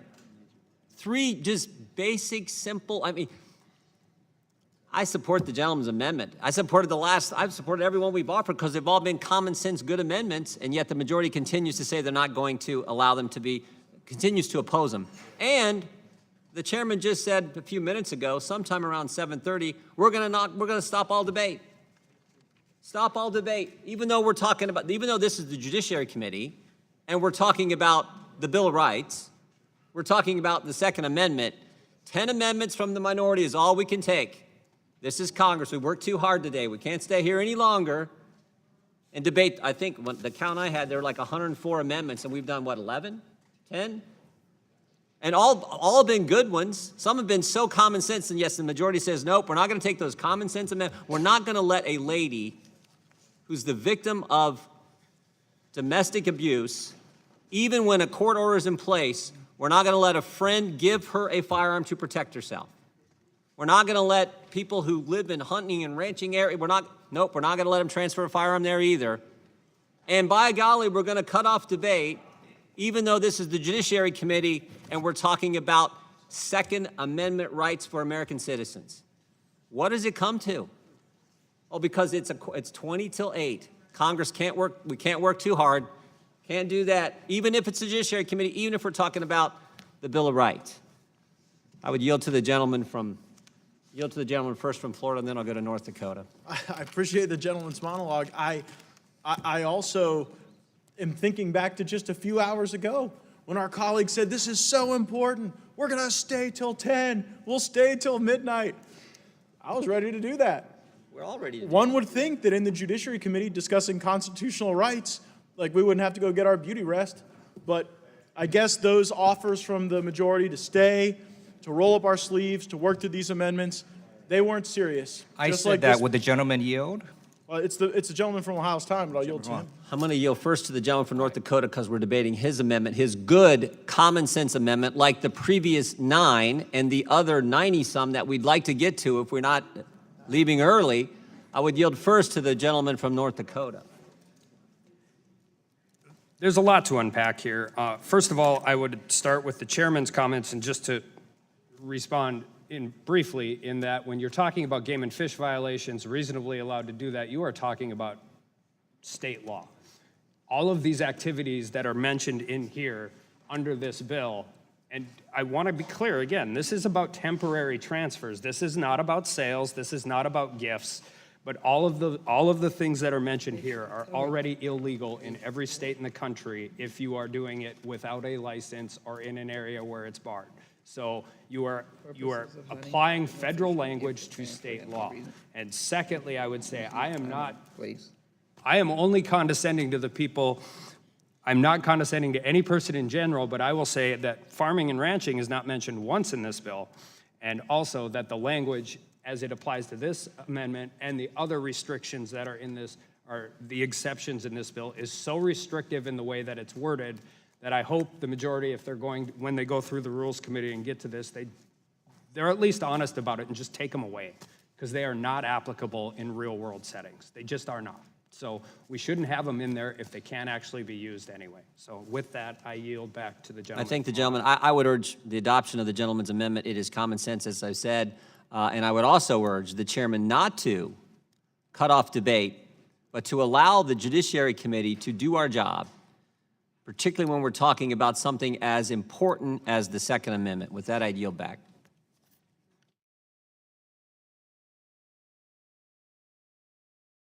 Those in favor say aye. Aye. Those opposed, no. In the opinion of the chair, the noes have it, and the amendment is not agreed to. A roll call is requested. The clerk will call the roll. Mr. Nadler. No.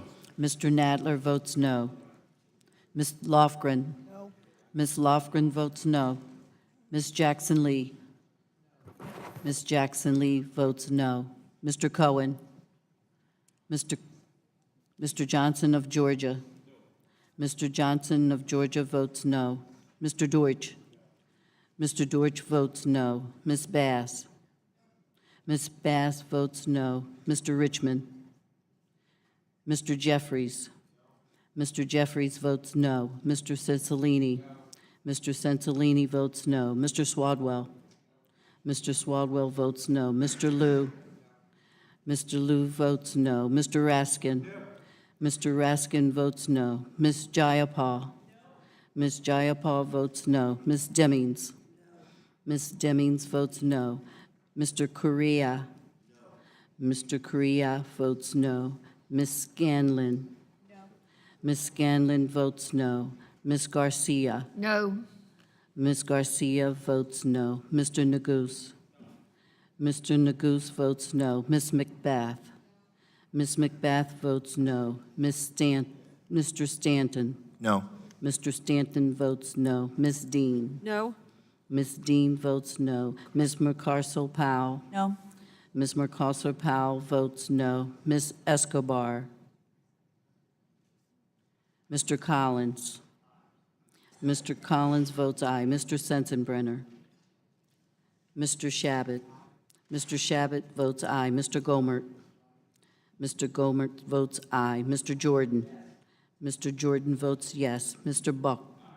Mr. Buck votes aye. Mr. Ratcliffe. Ms. Roby. Ms. Roby votes aye. Mr. Gates. Mr. Gates votes aye. Mr. Johnson of Louisiana. Mr. Johnson of Louisiana votes aye. Mr. Biggs. Mr. Biggs votes aye. Mr. McClintock. Mr. McClintock votes aye. Ms. Lesko. Ms. Lesko votes aye. Mr. Reschenthaler. Mr. Reschenthaler votes aye. Mr. Klein. Mr. Klein votes aye. Mr. Armstrong. Mr. Armstrong votes yes. Mr. Stube. Mr. Stube votes yes. Oh, can I vote? Sorry, Escobar? Votes Ms. no. Escobar votes No. no. Mr. Cohen is not recorded. Mr. Cohen votes no. Is there any member of the committee who has not been recorded or wishes to be recorded? Clerk, how is Mr. Biggs recorded? Mr. Biggs is recorded aye. Is there anyone else? The clerk will report.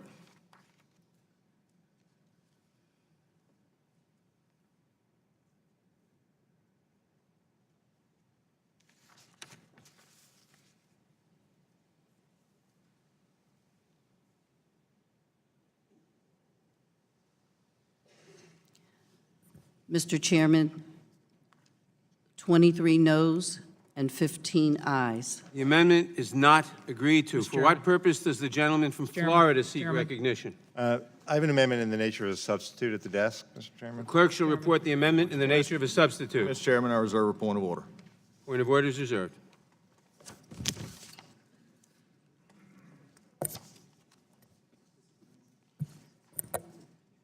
Amendment in the nature of a substitute to H.R. 8 offered by Mr. Dortch. Without objection, the reading of the amendment is dispensed with.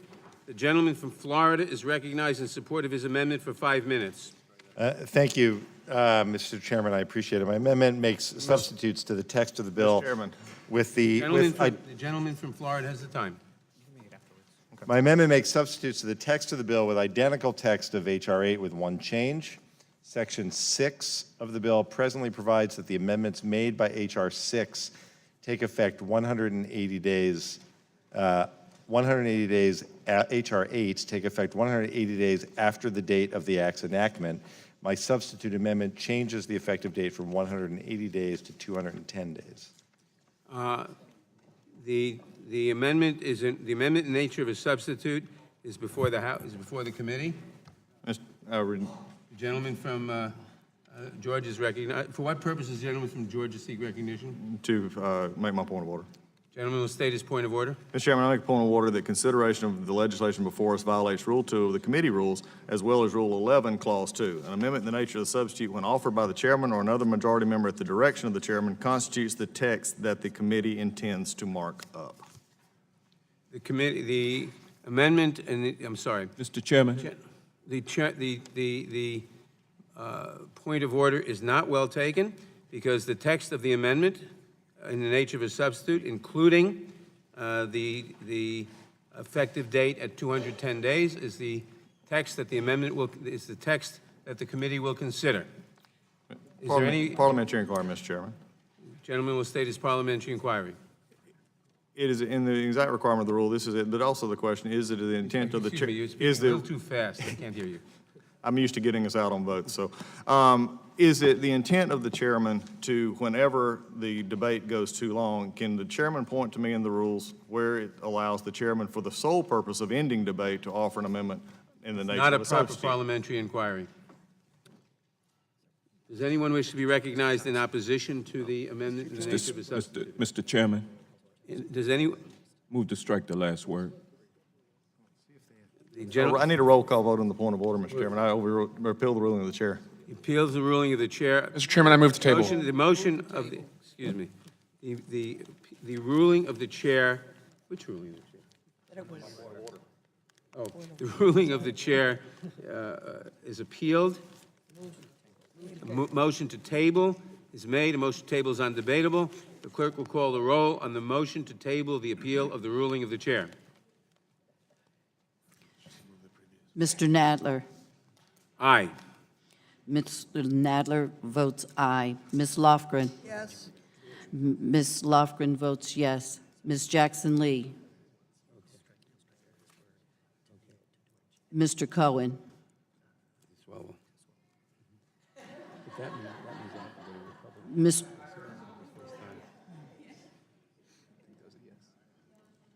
Ms. Jackson Lee. Ms. Jackson Lee votes aye. Mr. Cohen. Mr. Johnson of Georgia. Mr. Johnson of Georgia votes aye. Mr. Deutsch. Mr. Deutsch votes aye. Ms. Bass. Ms. Bass votes aye. Mr. Richmond. Mr. Jeffries. Mr. Jeffries votes aye. Mr. Cicilline. Mr. Cicilline votes aye. Mr. Swaldwell. Mr. Swaldwell votes aye. Mr. Liu. Mr. Liu votes aye. Mr. Raskin. Mr. Raskin votes aye. Ms. Jayapal. Ms. Jayapal votes aye. Ms. Demings. Ms. Demings votes aye. Mr. Correa. Mr. Correa votes aye. Ms. Ganlon. Ms. Scanlon votes aye. Mr. Garcia, Ms. Garcia. Aye. Ms. Garcia votes aye. Mr. Neguse. Mr. Neguse votes aye. Ms. Macbeth. Ms. Macbeth votes aye. Ms. Stanton. Aye. Mr. Stanton votes aye. Ms. Dean. Aye. Ms. Dean votes aye. Ms. Marcarsel-Powell. Aye. Ms. Marcarsel-Powell votes aye. Ms. Escobar. Aye. Ms. Escobar votes aye. Mr. Collins. Mr. Collins votes no. Mr. Sensenbrenner. Mr. Shabbat. Mr. Shabbat votes no. Mr. Gomert. Mr. Gomert votes no. Mr. Jordan. Mr. Jordan votes no. Mr. Buck. Mr. Buck votes no. Mr. Ratcliffe. Ms. Roby.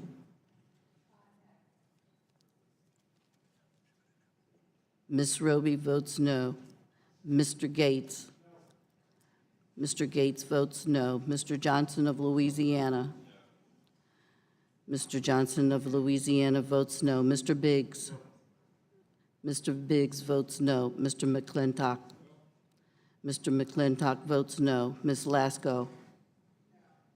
Ms. Lasko votes no. Mr. Rushdenthaler.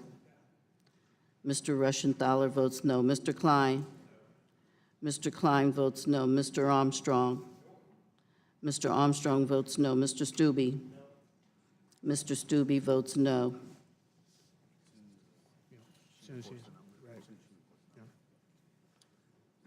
Any members who wish to vote who haven't voted? The clerk will report.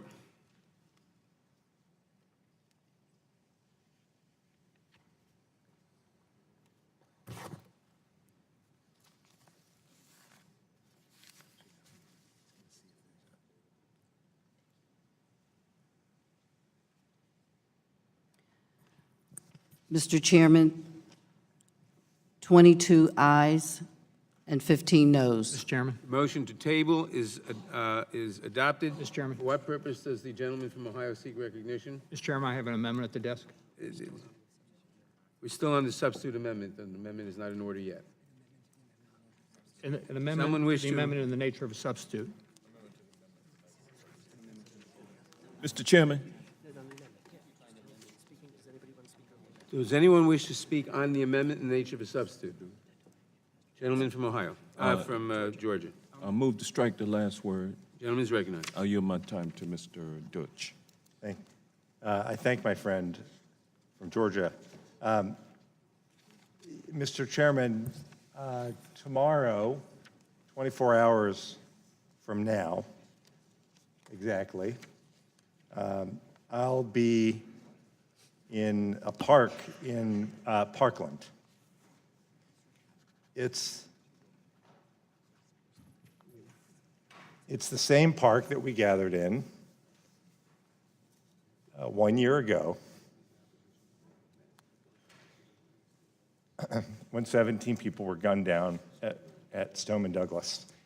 And I only ask that as we debate these issues, that we make perfectly clear one thing. This is not about whether this legislation is going to bring back any of the 17 beautiful lives that were taken on February 14th, 2018. It won't. It won't bring back the son of our colleague. It won't bring back a single victim of gun violence anywhere in America in the history of our country. Not one.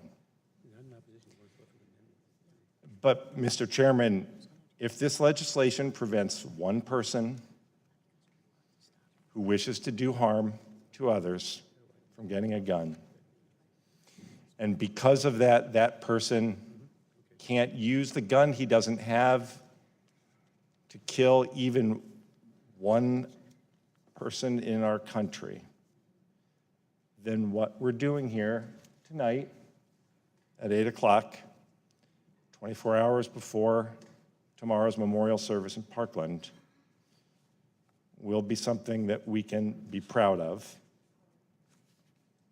I just ask that tomorrow, as everyone keeps these families in their thoughts, that we not make this legislation about something that could have prevented what happened. It happened. It's now our responsibility to do everything we can to make sure that it never happens again. I yield back.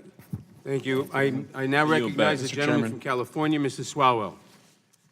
Mr. Chairman, for the sake of all the gun violence victims who have waited far too long for this to happen, I move the previous question on the amendment in the nature of a substitute and all amendments thereto. The motion is not debatable or amendable. The question is on ordering the previous question. Mr. Chairman. All those in favor say aye. All those opposed say no. Mr. Chairman. In the opinion of the chair, the ayes have it. Roll call. And the Parliamentary previous question is inquiry. ordered on the amendment in the nature of a substitute. Parliamentary inquiry. There is no parliamentary inquiry in the middle of a vote. Is a request for a roll call is heard. The clerk will call the roll. Mr. Nadler. Aye. Mr. Nadler votes aye. Ms. Lofgren. Aye. Ms. Lofgren votes aye. Ms. Jackson Lee. Aye. Ms. Jackson Lee votes aye. Mr. Cohen. Mr. Cohen votes aye. Mr. Johnson from Georgia. Mr. Johnson of Georgia votes aye. Mr. Dortch. Mr. Dortch votes aye. Ms. Bass. Ms. Bass votes aye. Mr. Richmond. Mr. Jeffries. Mr. Jeffries votes aye. Mr. Cicilline. Aye. Mr. Cicilline votes aye. Mr. Swaldwell. Aye. Mr. Swaldwell votes aye. Mr. Liu. Mr. Liu votes aye. Mr. Raskin. Mr. Raskin votes aye. Ms. Jayapal. Ms. Jayapal votes aye. Ms. Demmings. Ms. Demmings votes aye. Mr. Criea. Mr. Criea votes aye. Ms. Scanlon. Ms. Scanlon votes aye. Ms. Garcia. Aye. Ms. Garcia votes aye. Mr. Neguse. Aye. Mr. Neguse votes aye. Mr. Macbeth. Ms. Macbeth. Aye. Ms. Macbeth votes aye. Mr. Stanton. Aye. Mr. Stanton votes aye. Ms. Dean. Aye. Ms. Dean votes aye. Ms. McCarcel-Powell. Aye. Ms. McCarcel-Powell votes aye. Ms. Escobar. Aye. Ms. Escobar votes aye. Mr. Collins. Mr. Collins votes no. Mr. Sensenbrenner. Mr. Shabbat. Mr. Shabbat votes no. Mr. Gomert. Mr. Gomert votes no. Mr. Jordan. Mr. Jordan votes no. Mr. Buck. Mr. Buck votes no. Mr. Ratcliffe. Mr. Ratcliffe. Ms. Roby. Ms. Roby votes no. Mr. Gates. Mr. Gates votes no. Mr. Johnson of Louisiana. Mr. Johnson of Louisiana votes no. Mr. Biggs. Mr. Biggs votes no. Mr. McClintock. Mr. McClintock votes no. Ms. Lasko. Ms. Lasko votes no. Mr. Rushenthaler. Mr. Rushenthaler votes no. Mr. Klein. Mr. Klein votes no. Mr. Armstrong. Mr. Armstrong votes no. Mr. Stube. Mr. Stube votes no.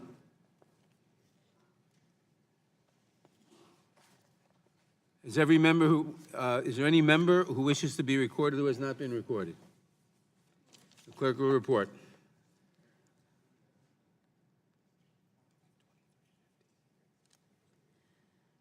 Mr. Chairman, 23 ayes and 15 noes.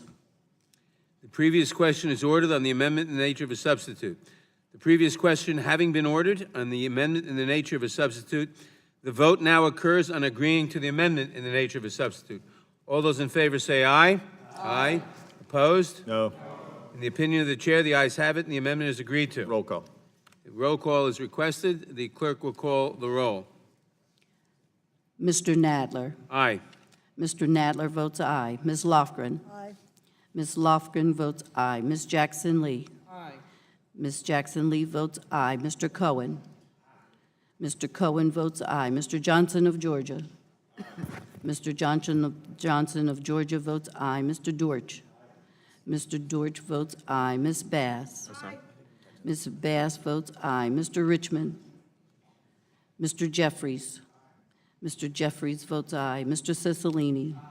Mr. Cicilline votes aye. Mr. Swalwell. Mr. Swalwell votes aye. Mr. Liu. Mr. Liu votes aye. Mr. Raskin. Mr. Raskin votes aye. Ms. Jayapal. Ms. Jayapal votes aye. Ms. Demings. Ms. Demings votes aye. Mr. Correa. Mr. Correa votes aye. Ms. Scanlon. Ms. Scanlon votes aye. Ms. Garcia. Aye. Ms. Garcia votes aye. Mr. Neguse. Aye. Mr. Neguse votes aye. Ms. Macbeth. Ms. Macbeth votes aye. Mr. Stanton. Aye. Mr. Stanton votes aye. Ms. Dean. Aye.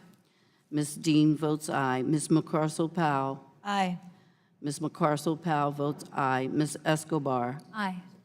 Ms. Escobar votes aye. Mr. Collins.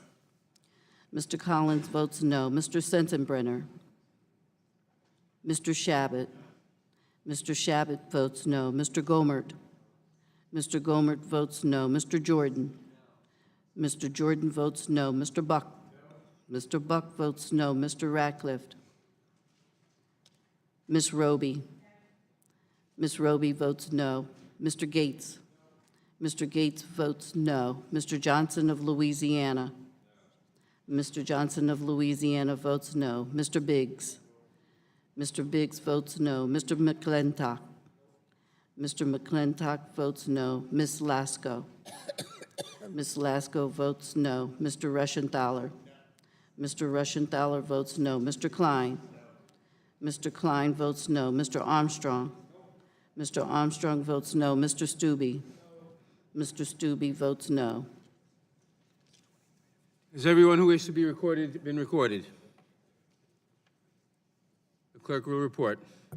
Mr. Chairman, 23 ayes and 15 noes. The amendment is agreed to. The amendment is agreed to. The question now occurs on the bill as amended. All those in favor say aye. Aye. All those opposed?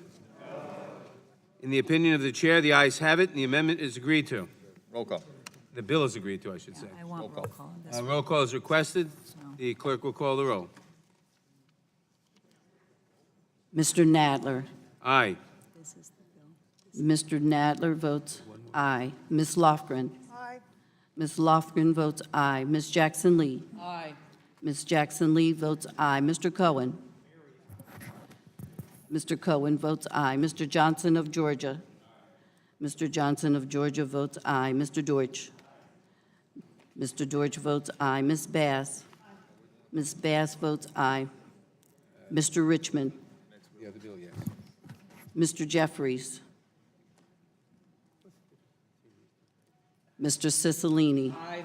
Mr. Cicilline votes aye. Mr. Swalwell. Aye. Mr. Swalwell votes aye. Mr. Liu. Mr. Liu votes aye. Mr. Raskin. Mr. Raskin votes aye. Ms. Jayapal. Ms. Jayapal votes aye. Ms. Demings. Ms. Demings votes aye. Mr. Correa. Correa, aye. Mr. Correa votes aye. Ms. Scanlon. Ms. Scanlon votes aye. Ms. Garcia. Aye. Ms. Garcia votes aye. Mr. Neguse. Aye. Mr. Neguse votes aye. Ms. Macbeth. For my son, Jordan Davis, I vote aye. Ms. Macbeth votes aye. Mr. Stanton. Aye. Mr. Stanton votes aye. Ms. Dean. Aye. Ms. Dean votes aye. Ms. McCarcel-Powell. This is the first piece of gun legislation passed in the past 21 years, and for that, I vote Mr. yes. I mean, your big speech earlier. and Ms. we were blowing it. McCarcel-Powell votes yes. Ms. Escobar. Aye. Ms. Escobar votes aye. Mr. Collins? Mr. Collins votes no. Mr. Sensenbrenner? Mr. Shabbat? Mr. Gomer?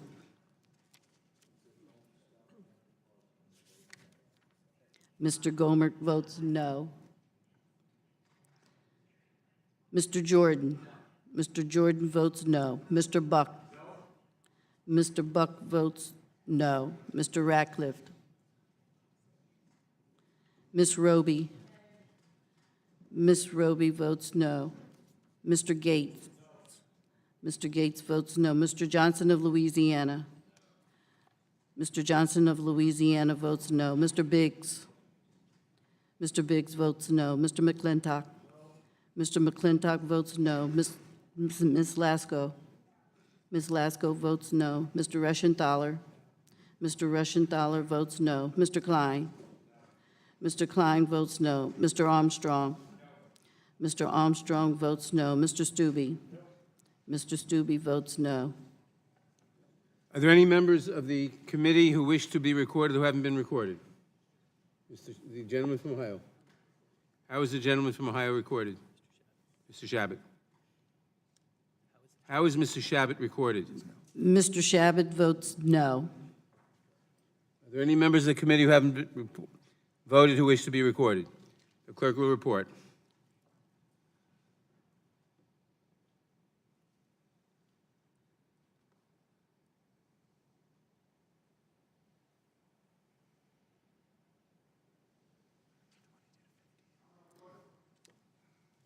How is the gentleman from New York, Mr. Jeffries, reported? Mr. Jeffries is not recorded. Mr. Jeffries votes aye. The clerk will report. Mr. Chairman, 23 ayes and 15 noes. The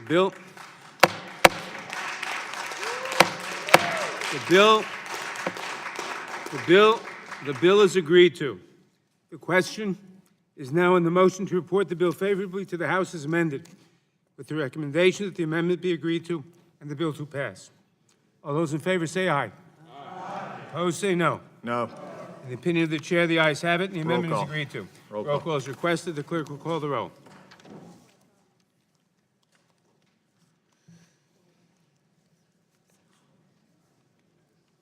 Mr. Nadler? Aye. Mr. Nadler votes aye. Ms. Lofgren? Aye. Ms. Lofgren votes aye. Ms. Jackson Lee? Aye. Ms. Jackson Lee votes aye. Mr. Cohen? Mr. Johnson of Georgia? Thank you. Mr. Johnson of Georgia votes aye. Mr. Dortch? Mr. Dortch votes aye. Ms. Bass? Mr. Richmond? Mr. Jeffries? Mr. Jeffries votes aye. Mr. Cicilline? Mr. Cicilline votes aye. Mr. Swadwell? Mr. Swadwell votes aye. Mr. Liu? Mr. Liu votes aye. Mr. Raskin? Mr. Raskin votes aye. Ms. Jayapal? Ms. Jayapal votes aye. Ms. Demings? Ms. Demings votes aye. Mr. Correa? Mr. Correa votes aye. Ms. Scanlon? Aye. Ms. Scanlon votes aye. Ms. Garcia? Aye. Ms. Garcia votes aye. Mr. Neguse? Aye. Mr. Neguse votes aye. Mr. Macbeth? Aye. Mr. Macbeth? Miss. Macbeth votes aye. Mr. Stanton?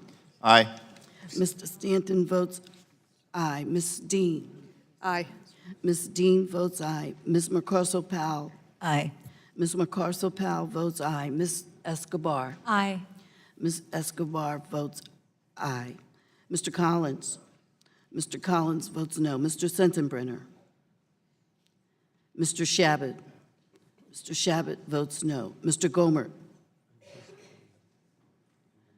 Mr. Jordan? Mr. Jordan votes no. Mr. Buck? Mr. Ratcliffe? Ms. Roby? Ms. Roby votes no. Mr. Gates? Mr. Gates votes no. Mr. Johnson of Louisiana? Mr. Johnson of Louisiana votes no. Mr. Biggs? Mr. McClintock? Mr. Biggs? Mr. Biggs votes no. Mr. McClintock? Mr. McClintock votes no. Ms. Lasko? Ms. Lasko votes no. Mr. Reschenthaler? Mr. Reschenthaler votes no. Mr. Klein? Mr. Klein votes no. Mr. Armstrong? Mr. Armstrong votes no. Mr. Stube? Mr. Stube votes no.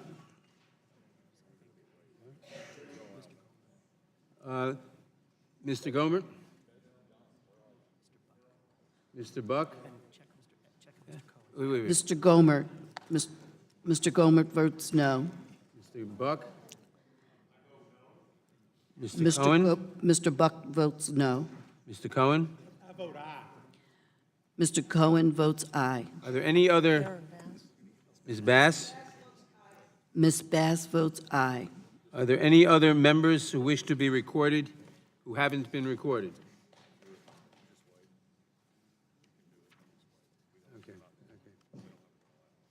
The motion to report is agreed to. Members will have 2 days to submit views. Without objection, the bill will be reported as a single amendment in nature of a substitute, and staff is authorized to make technical and conforming changes. Pursuant to notice, I now call up H.R. 1112, the Enhanced Background Checks Act of 2019. Mr. Chairman, parliamentary inquiry. For purposes of markup, and move that the committee report the bill favorably to the House. Mr. Chairman, The clerk parliamentary will inquiry. report the bill. Korea? A parliamentary inquiry. The clerk will report the We have a bill. parliamentary inquiry. Not now. The clerk will report the bill. H.R. 1112. Without objection, the bill is considered as read and open for amendment at any point. Who has a parliamentary I inquiry? do, Mr. Chairman. Mr. Biggs is recognized for the parliamentary inquiry. Thank you very much. Looks like such a I lovely- am curious whether the bill that is being considered is the draft text that was included with markup materials that were distributed by the committee and available in the committee document Yes, the answer repository. is yes. Yes. I am wondering then why the text for H.R. 1112 was not distributed. Because the document that I received. It was The distributed, document and that that's I the text received. that we just said was distributed to you. No, the document that was distributed to me, Mr. Chairman, has no number. It has a single sponsor. Right. I do believe that sponsors can be added and that the bill can be reported, can be on the agenda without a number and without the appropriate sponsors. Well, the bill question that- ultimately. This bill has a number and 1112. I don't know what you think. Yeah, well, here's the one that was given to me, Mr. Chairman. No number, Well, maybe single your sponsor. staff gave you the wrong bill. And Bill so- 1112 was distributed. It was not I distributed. will begin by recognizing myself for an opening statement. Mr. Chairman, H.R. 1112, the Enhanced Background Checks Act, addresses a dangerous shortcoming in the current firearms background check law. one distributed. This loophole enables, in certain cases, firearms to be transferred by licensed gun dealers before the required background checks have been completed. In most cases, a licensed gun dealer receives notification within a few minutes from the National Instant Criminal Background Check System, often called NICS, that a prospective buyer has passed or failed a background check. In a small percentage of instances, NICS examiners may require additional time to complete the background check if information is missing or unclear in a prospective buyer's record. However, as we learned in last week's hearing on preventing gun violence, under current law, a licensed gun dealer conducting a background check on a prospective purchaser is permitted to sell the firearm to the purchaser if there has been no determination from NICS after 3 business days, even though NICS has not indicated that the person has actually passed the background check. Often we refer to this as a default proceed transaction. These are the very cases that ought to be investigated. In 2017 alone, the ATF determined that over 4,000 default proceed firearms transfers went to purchasers who could not lawfully own a firearm. And they got it only because the background check was not completed within the 3 days. If NICS is unable to return an instant determination, and especially if there is no report after 3 days, there is additional cause for concern. We should take extra care in these cases to ensure that there is no reason that the purchaser is prohibited from buying a gun. But perversely and dangerously, the default rule today is that we err on the side of giving a gun to someone who may not legally be entitled to own it before we know all the facts. One notable example of the tragic consequences of this loophole is the hate crime murder of 9 people at the Emmanuel African Methodist Episcopal Church in Charleston, South Carolina in 2015. In that tragedy, the shooter was not legally allowed to possess a firearm as a result of drug charges, but he still was able to purchase his gun from a licensed dealer who made the decision to transfer after 3 business days had elapsed, despite not having received a definitive response from the background check system. The bill before us today, H.R. 1112, would strengthen the background check procedures that federal firearms licensees or dealers must follow before selling or transferring a firearm. Under this measure, the initial period a gun dealer must wait for an answer from the NICS is extended from 3 days to 10 days. If after 10 days the NICS system has not returned an answer to the licensed firearms dealer, the prospective purchaser may file a petition with the Attorney General, which should help resolve most applications in short order. If an additional 10 days elapses without a response from the NICS system, the licensed, in other words, a total of 20 days, the licensed firearms dealer then may sell or transfer the firearm to the prospective purchaser if the dealer has no reason to believe that the purchaser is prohibited from obtaining a firearm under federal, state, or local law. No reason, that is, to believe that, aside from the fact that after 20 days, NICS hasn't reported an answer.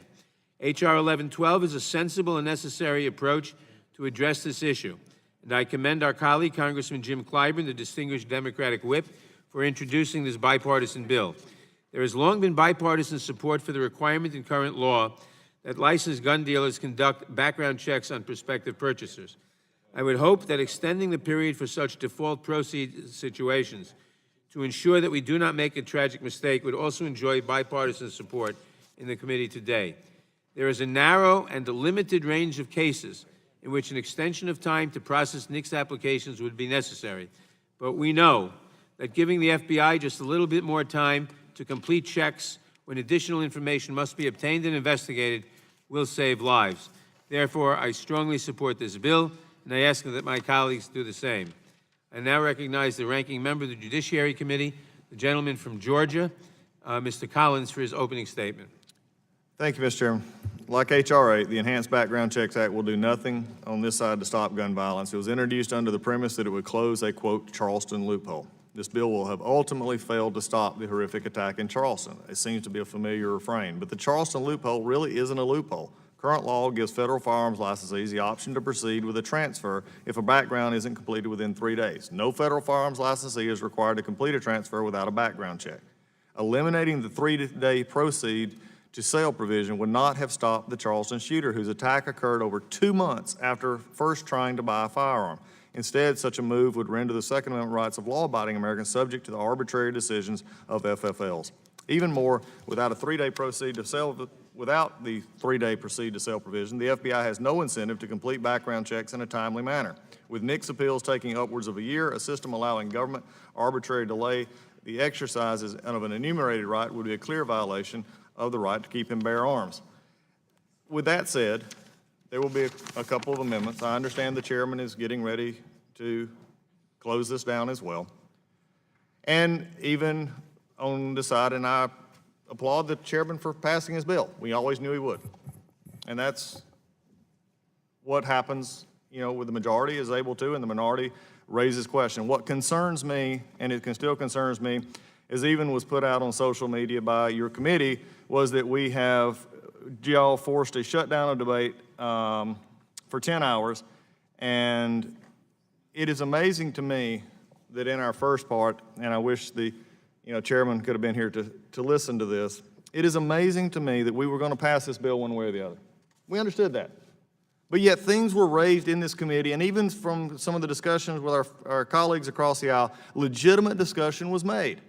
This issue of imminency is one that will come back and harm. There is parts of H.R. 8 that needed discussion and amendments that were offered thoughtfully with for domestic violence victims, those with, it is amazing to me that also, again, we just blow off the country and those who live in rural areas altogether and not want to deal with this.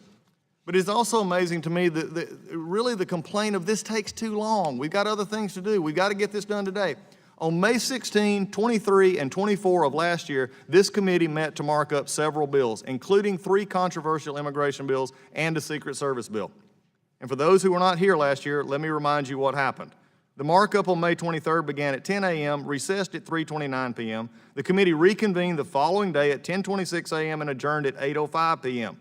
During the consideration of the bills, the minority offered 2 amendments on May 16th, 10 amendments on May 23rd, and 23 amendments on May 24th, and a motion to adjourn. In total, the committee spent more than 16 hours at a markup of these bills, and the minority was given the opportunity to offer 35 amendments. In the rush to do a bill that in the end we have processed and said that even the intent may or may not be good, not questioning that, but in the end, actual issues that needed to be discussed. As my friend earlier said, this is why the committee exists. And if we're going to be on a time frame because we've got to get it done, then we run the risk on this bill or other bills of missing things that need to be discussed and actually maybe things that need to be amended. If that is what we're going to do, then let's just call every time, we'll just call the previous question. There's no need for amendments. We know we'll get beat at the end. The problem here is again, you can have the issue of the bill, but the amendments that were offered were valid amendments, offered in amendments, whether we agreed at the end result or not. There are some things that if this bill goes forward, if this bill somehow was signed into law, there are things right now that could actually end up costing lives because of what was in here. It may, as one said, save one, and I would not deny that because you can never do that. But it also could cost lives. What do we say to that? What do we say to those that could actually hurt? Because we didn't spend any time actually debating these amendments. We didn't spend any time talking about the issue of We did not spend any time discussing the facts and the facts of imminency of the discussion. We have now put people, law-abiding citizens, in danger of becoming felons in this regard. We've just run shocked over anything of what seems to be. And I know those who have not been here before, and I understand my freshman colleagues, think that we just should get it done and go. But that's not the way it works. That's why we have parliamentary procedure. And if we want to continue to do this, then Madam Chair, I'm not sure why we're here. We're continuing just to, the part that rules have is for the minority. My minority friends use that for the last 8 years, over and over and over and over and over. I believe it was 2 times, if I'm not mistaken, 2 or even 1 in the last Congress that a previous question was used, and that was after extensive remarks over 8 hours on a resolution of inquiry, not on a bill. Madam Chair, you know that. You've been here. We've not on a bill. If we continue this, then the process of this committee is a mockery, and even bills that you get out will always be viewed in suspect. With that, I yield back. The gentleman's time has expired. Before turning to the chairperson of the Crime Subcommittee, I would just like to note that in the last Congress, Chairman Goodlatte moved the previous question on 2 occasions, and in both occasions without any notice to the minority. We are trying to move through this to have everyone be heard, but there comes a point where it is repetitive and dilatory, and that is something we hope to avoid in the discussion of this bill. I recall that sometimes there are deadlines to get bills out. As a matter of fact, my first year on this committee, then Chairman Hyde advised the same thing and did a previous question motion on a constitutional amendment of great import. So at this point, I would like to recognize the chairperson of the Crime Subcommittee, Ms. Bass, for her opening statement. Thank you, Madam Chair. I support H.R.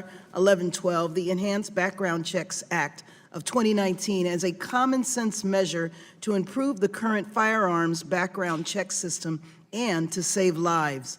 When the Brady Act was enacted 25 years ago, Congress established a mechanism called the National Instant Criminal Background Check System to implement the requirement that licensed gun dealers conduct checks on individuals seeking to purchase firearms. The FBI established this system, often called the NICS, to include records relevant to the categories of circumstances prohibiting individuals from possessing firearms under federal law. This includes felons, fugitives, individuals who have renounced their citizenship, and certain domestic violence abusers, among others. Over time, we have taken steps to try to make the system more effective.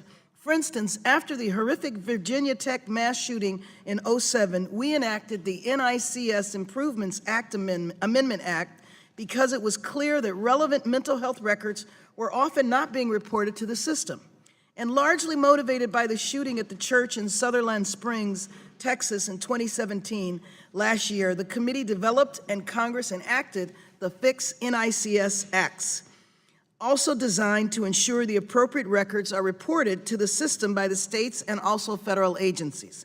Now, recognizing how important it is to submit the records to the system, it is time to address the circumstances in which the FBI needs additional time to investigate information relating to a prospective purchaser when the records may not be immediately clear as to whether someone is legally allowed to purchase a firearm.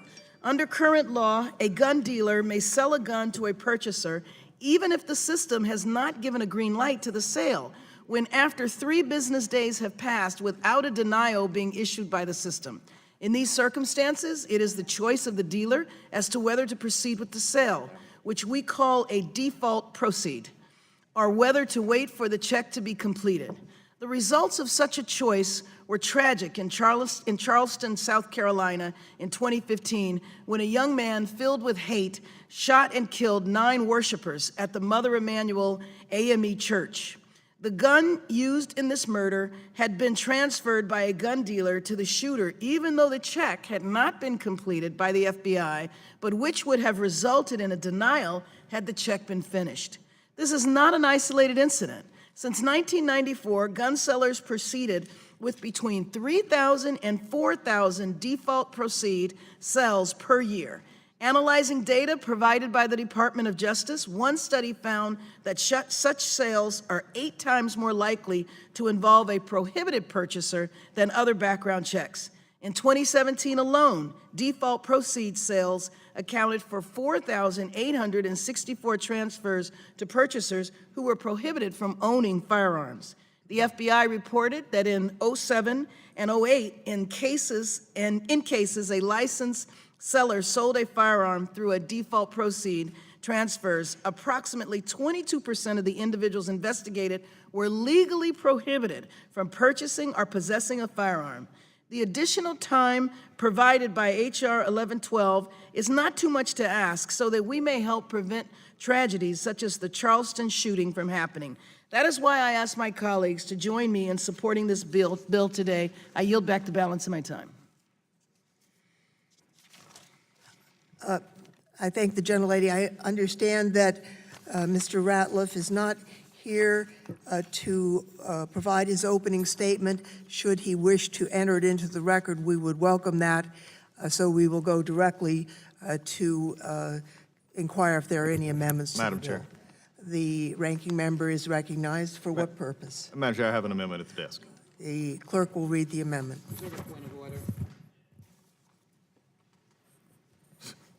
Okay. Amendment to H.R. 1112, offered by Mr. Collins of Georgia. Without objection, the amendment will be considered as read. Mr. Collins, you are recognized to speak in behalf of your amendment. Thank you, Madam Chair.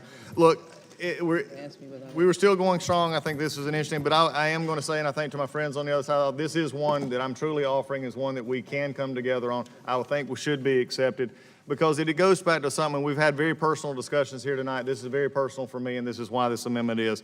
And what we're simply doing is striking the language adjudicated as a mental defective and inserted adjudicated with mental illness. As a father of a special needs child, the word mental defective is abhorrent to me. To think that anyone in the language of the code and however you want to call it, is called a defective, then I challenge them to look at my daughter if she was to roll in here in her wheelchair and have issues that she does with memory and call her a mental defective.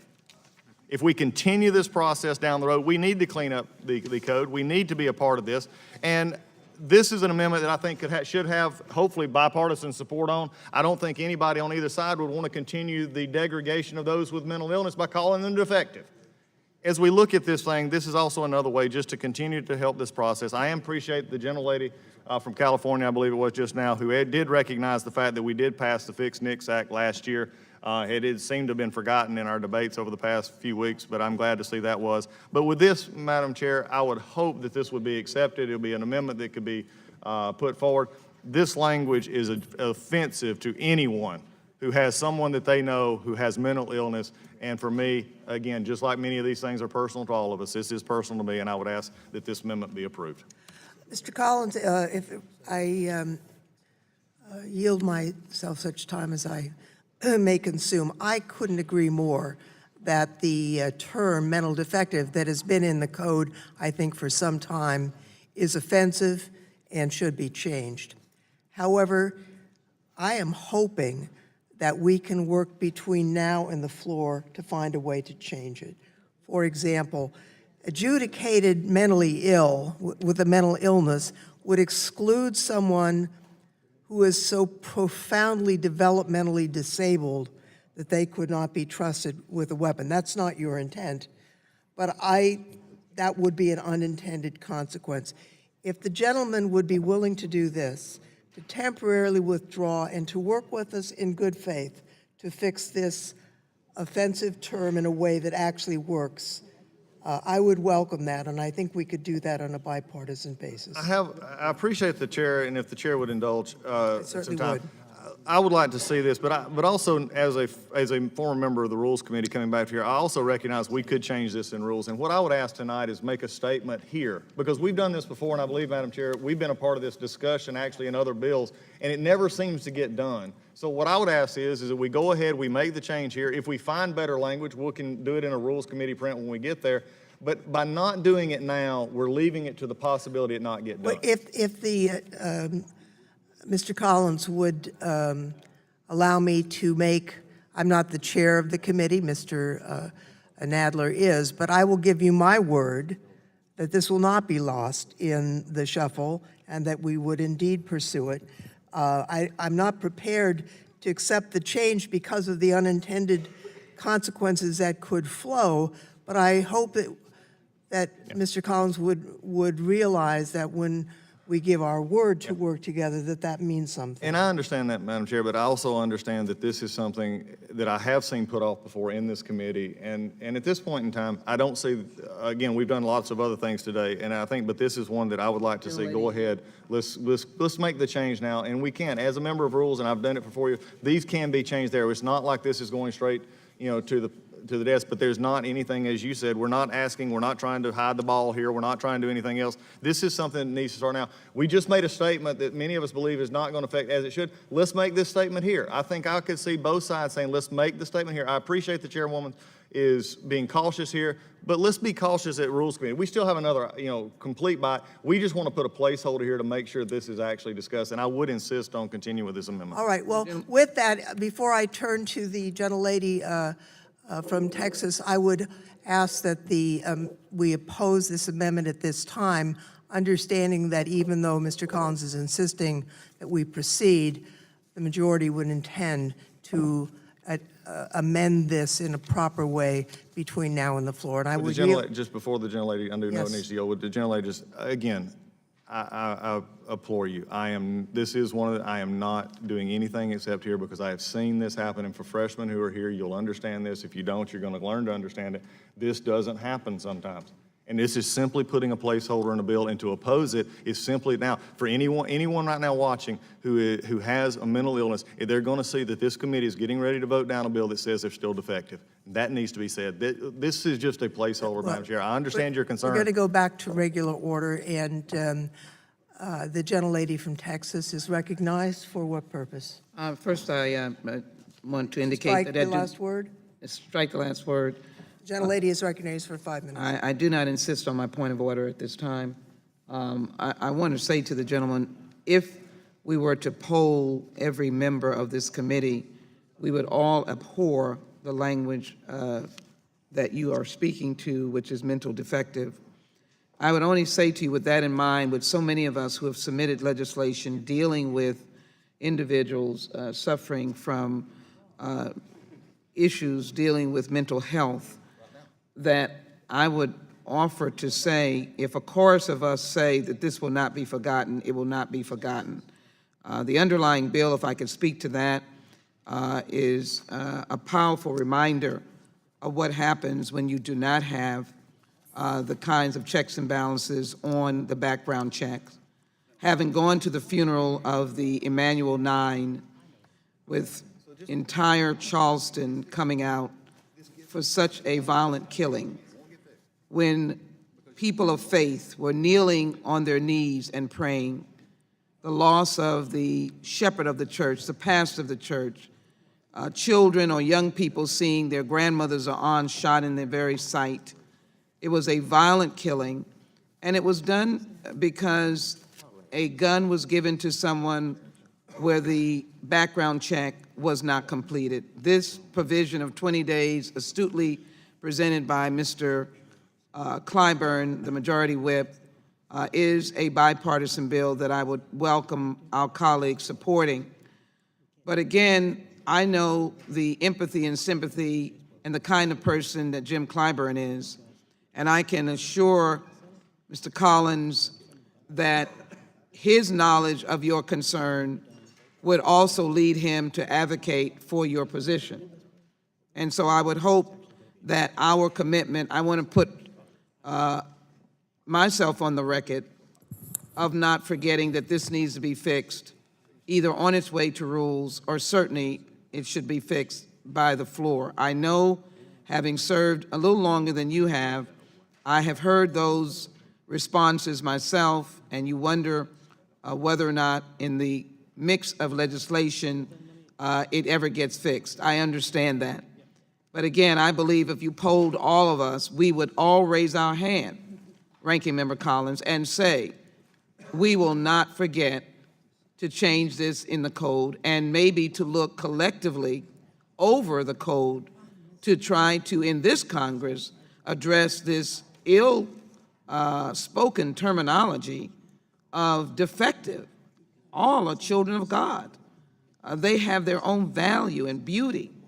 And for any of us who have experienced mental health issues in our own respective families, tragic some, resulting in tragedy some, but others who live, we know that that is a term that should not be used. And so I know you may persist, but I, for one, am going to figuratively raise my hand and indicate that I'm not going to forget this particular language that needs to be corrected. Would the gentlelady yield for just I'd be happy to yield to the gentleman. And I appreciate the gentlelady's discussion, and I get it, and you've been here before, and this was actually discussed last year about doing even a suspension bill. This has been had in this committee Let's before. do it together. We've done it before, but again, also I know that when this gets to rules, it's going to be a closed rule.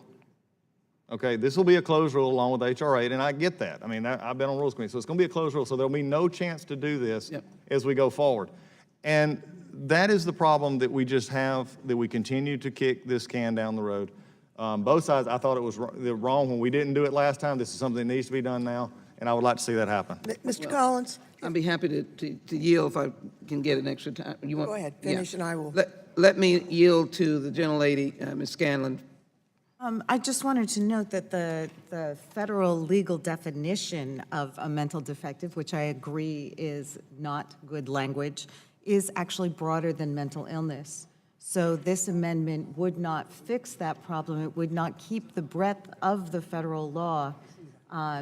So I agree we should try to amend the law to remove the defective term, but since that term encompasses a broader range of categories than simply mental illness, this amendment does not work. Thank you. Reclaim my time and thanking the gentlelady. It looks as if we might be engaged in some discussion And as I close, let me say, if we can work it out here, fine, but my point was that we would work it out before we get to the Rules Committee. So if we can work it out here, I support the gentleman's efforts, and I support the underlying legislation. With that, I yield back. I would ask unanimous consent to waive the requirement that amendments be in writing and suggest that on line 6, that we add the words severe developmental disability or severe emotional disorder, period, and understanding that we may have further refinements between now and the floor. Madam Chair, this is exactly the way this committee is supposed to operate. When things are brought up and then we come together, this marker is put in. I appreciate the chairwoman doing that. Now there is a marker, we can move forward with this, and I do appreciate that's exactly how this committee is supposed to work, and I do appreciate it. I do accept the friendly amendment. So the motion is on the amendment. All those in favor will say aye. Aye. All those opposed will say no. So now we'll move to the amendment as amended. All those in favor will say aye. All those opposed will say no. And in the opinion of the chair, the ayes have it, and Mr. Nadler has returned.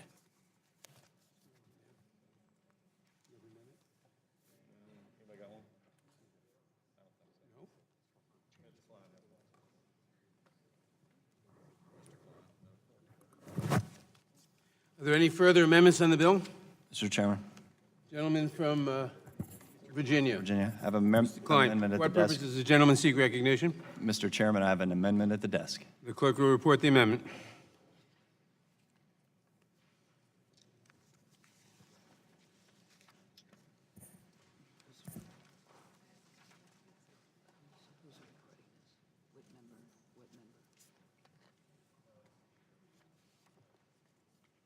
Reserve a point of order. Gentlelady reserves a point of order. Clerk will report the amendment.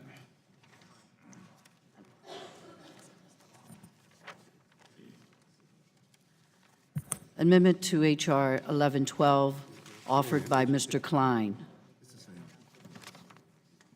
At the end of the bill, add the following. Without objection, the amendment will be considered as, the amendment is considered as read, and the gentleman is recognized on the amendment. Thank you, Mr. Chairman. This amendment would clarify that individuals who are in this country illegally and who have violated subsection G of section 922, Title 18, which is the section being amended in this bill, for purchasing a firearm illegally, such a notification, failure on the background check would be, notification would be made to Immigration and Customs Enforcement. We are a welcoming nation, but for those who are in this country illegally, we must enforce the laws of this country, and especially when we have individuals who are in this country illegally and violating the laws of this country repeatedly.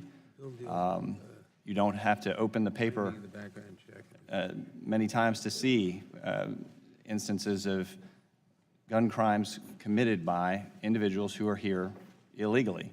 And to notify ICE will assist in deportations and removal of these individuals who are committing these crimes from the United States, and help to achieve the ends of this bill, which are to keep the American people safer.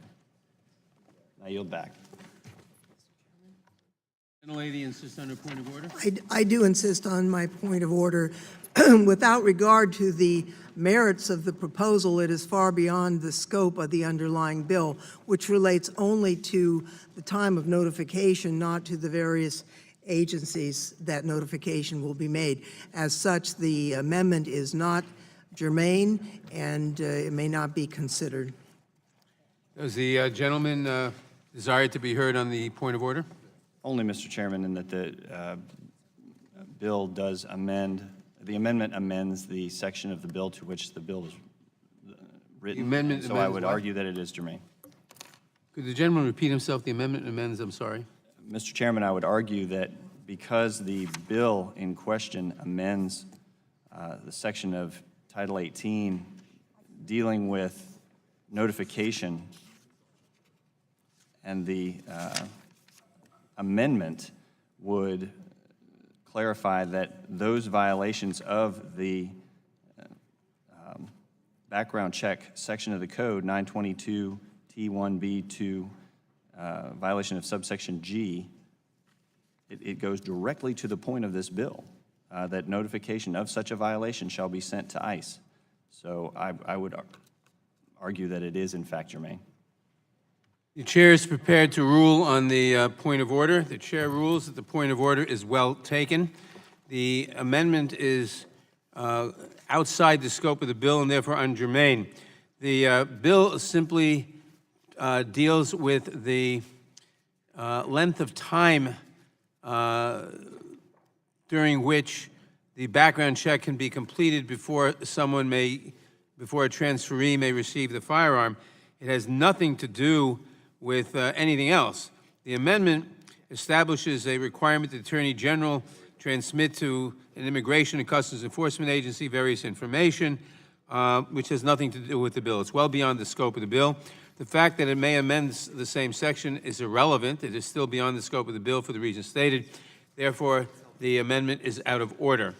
Is there any further? Is there any discussion on the amendment? Hearing none, the clerk, Mr. Chairman, have an amendment. Well, wait, we haven't. Oh, I ruled the amendment. Okay. Is there any further amendments on the bill? Have an amendment. For what purpose does the gentleman seek recognition? To amend,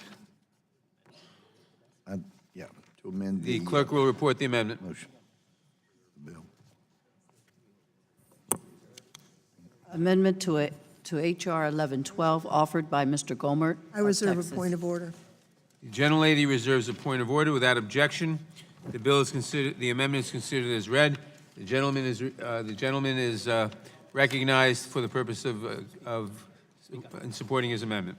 Right. I am a little surprised with reserving point of order because this is attempting to fix a problem in the bill. We had heard about the numbers from Pennsylvania earlier a couple of times. 16,000, this is 2016, there were around 16,000 initial denials. We were told 13,000 was how many people that shouldn't have guns that didn't get them, but actually there were only 356 convictions for violating the law and trying to get a gun. There were 3,000 or so people that appealed, but there were thousands and thousands of people that couldn't afford the money to appeal. We don't know how many of those didn't get a gun that they should have been allowed to have so they could protect themselves, who got raped, who got harmed because they didn't have a means of self-defense, because the law improperly kept them from, as a law-abiding citizen, getting a means of self-defense. The reason for this is they use sometimes phonetic spelling, sometimes it's not the actual information regarding the person who is applying for the gun. So if somebody is applying for a gun, why don't we use all of the descriptors we have about that? Everything we have about that, put that in the application to find out whether or not this person is entitled to have a gun. We've heard over and over and over for hours and hours and hours how these things only take about 90 seconds. And then we heard for the last couple hours about how terrible it was that it often takes over 3 days. So much for the 90-second argument that we heard for hours and hours. Now, apparently, there's too much that takes over 3 days. But this is a common sense thing. Put the descriptors in there for the person that's applying.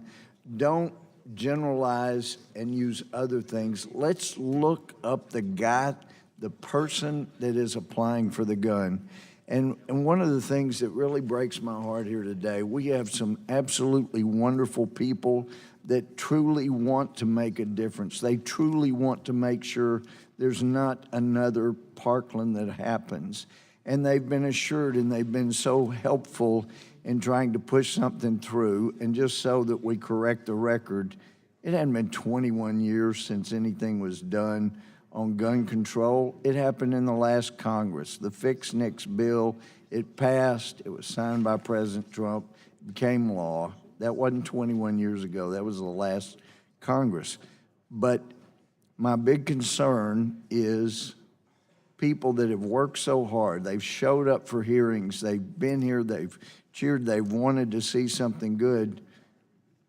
Since we haven't addressed root causes, and it's clear that what has been done today, even if it all becomes law, it would not have prevented Parkland. Then the next Parkland that occurs, there are people that work so hard to make this stuff happen, and they'll go, what was all of that about?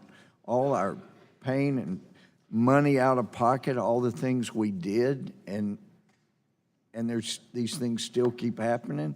What was all that we did for? And I hope they will not become too jaded, because we do need people participating. They just have to be careful to read and think through and figure out who you can trust to do things that will make a difference, that will save people for the future, not just pass something for the sake of passing something so we can say we really did something, even though it won't stop the very thing that people were hoping to stop with the legislation. So this is really, it should have been in the law. It should be part of the law already. It's not. Let's look up all of the descriptors, all of the person's name as it actually is, all of that information that we have.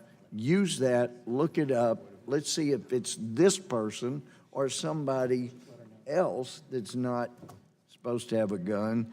And let's don't miss somebody because we make it so generic, we miss the actual person we're supposed to be looking up. So I think it's a good amendment. I think it could help make a difference, that it could help people be prevented from getting a gun who shouldn't. And that's why I urge my colleagues to support this amendment. I yield back. Gentleman yields back. Does the gentlelady insist on her point of order? I do insist on the point of order. Whether or not this amendment is a good idea, it is far beyond the scope of the underlying bill, which deals only with the timing of the reports, not with the underlying system. So, perhaps as we move forward in our campaign, in our efforts to fight gun violence, we can further work with Mr. Gohmert and others on this idea, but this is not the time. It's not germane, and so therefore this amendment may not be considered. Thank you, Mr. Chairman. Mr. Chairman, can I respond? Does the gentleman wish to respond on the point of order? I do indeed, Mr. Chairman. Gentleman's recognized. This amendment does not introduce a new subject. It accomplishes the same result by substantially related means. As such, it's germane under the rules of the precedents of the House, as cited in Deshler Brown, Chapter 28, Section 6.8. This is absolutely relevant, germane.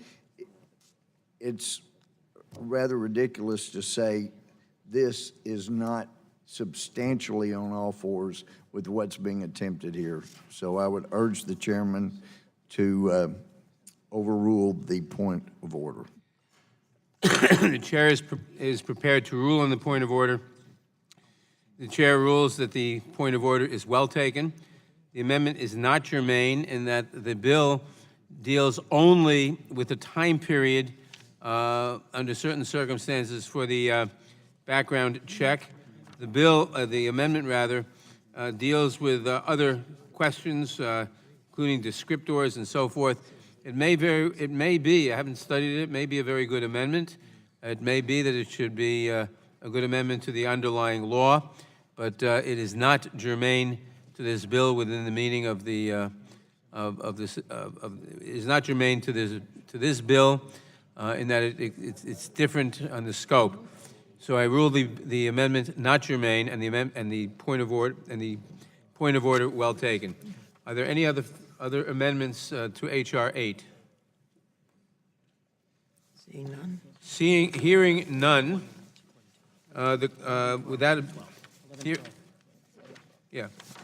hearing none, reporting quorum being present, the question is on the motion to report the bill as amended, H.R. 1112, favorably to the House. Oh, I'm sorry, I had promised. Ms. Bath sought recognition. Thank you so much, Mr. Chairman. I move to strike the last word. I'm just kind of confused as what encompasses the descriptors. Outside of a name, or we have here including the person's exact name. I just want to know what we're considering the descriptors. We're not considering that anymore. Would the gentlelady yield? That's not germane, but we can deal with that another day. Reporting quorum being present, the question is on the motion to report the bill H.R. 1112 as amended favorably to the House. Those in favor say aye. Aye. Opposed? No. The ayes have it, and the bill is ordered reported favorably to the House. A recorded vote has been requested. The clerk will call the roll. Mr. Nadler. Aye. Mr. Nadler votes aye. Ms. Lofgren. Aye. Ms. Lofgren votes aye. Ms. Jackson Lee. Okay. Ms. Jackson Lee votes aye. Mr. Cohen. Mr. Johnson of Georgia. Mr. Johnson of Georgia votes aye. Mr. Dortch. Mr. Dortch votes aye. Ms. Bass. Ms. Bass votes aye. Mr. Richmond. Mr. Jeffries. Mr. Jeffries votes aye. Mr. Cicilline. Mr. Swaldwell. Mr. Liu. Mr. Raskin. Ms. Jayapal. Ms. Demings. Ms. Demings votes aye. Mr. Correa. Mr. Correa votes aye. Ms. Scanlon. Ms. Scanlon votes aye. Ms. Garcia. Aye. Ms. Garcia votes aye. Mr. Neguse. Aye. Mr. Neguse votes aye. Ms. McBath. Aye. Ms. McBath votes aye. Mr. Stanton. Aye. Mr. Stanton votes aye. Ms. Dean. Aye. Ms. Dean votes aye. Ms. McCarcel-Powell. Aye. Ms. McCarcel-Powell votes aye. Ms. Escobar. Aye. Ms. Escobar votes aye. Mr. Collins. Mr. Collins votes no. Mr. Sensenbrenner. Mr. Shabbat. Mr. Shabbat votes no. Mr. Gomert. Mr. Gomert votes no. Mr. Jordan. Mr. Jordan votes no. Mr. Buck. Mr. Buck votes no. Mr. Ratcliffe. Ms. Roby. Ms. Roby votes no. Mr. Gates. Mr. Gates votes no. Mr. Johnson of Louisiana. Mr. Johnson of Louisiana votes no. Mr. Biggs. Mr. McClintock. Mr. McClintock votes no. Ms. Lasko. Ms. Lasko votes no. Mr. Reschenthaler. Mr. Reschenthaler votes no. Mr. Klein. Mr. Klein votes no. Mr. Armstrong. Mr. Armstrong votes no. Mr. Stube. Mr. Stube votes no.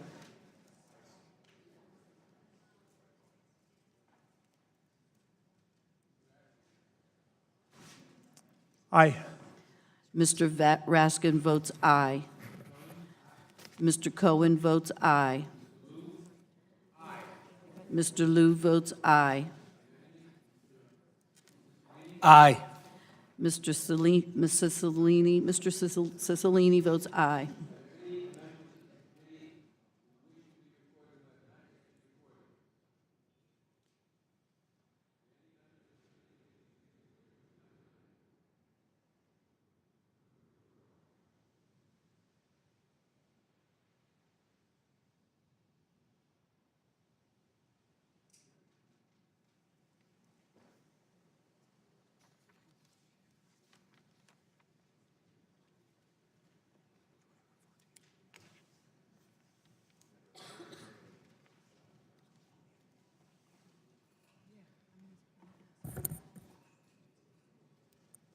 Mr. Chairman, 21 ayes and 14 noes.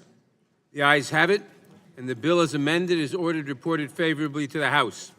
Members will have 2 days to submit views. Without objection, the bill will be reported as a single amendment in the nature of a substitute, incorporating all adopted amendments, and staff is authorized to make technical and conforming changes. This concludes our business for today. I thank all of our members for attending. The markup is adjourned.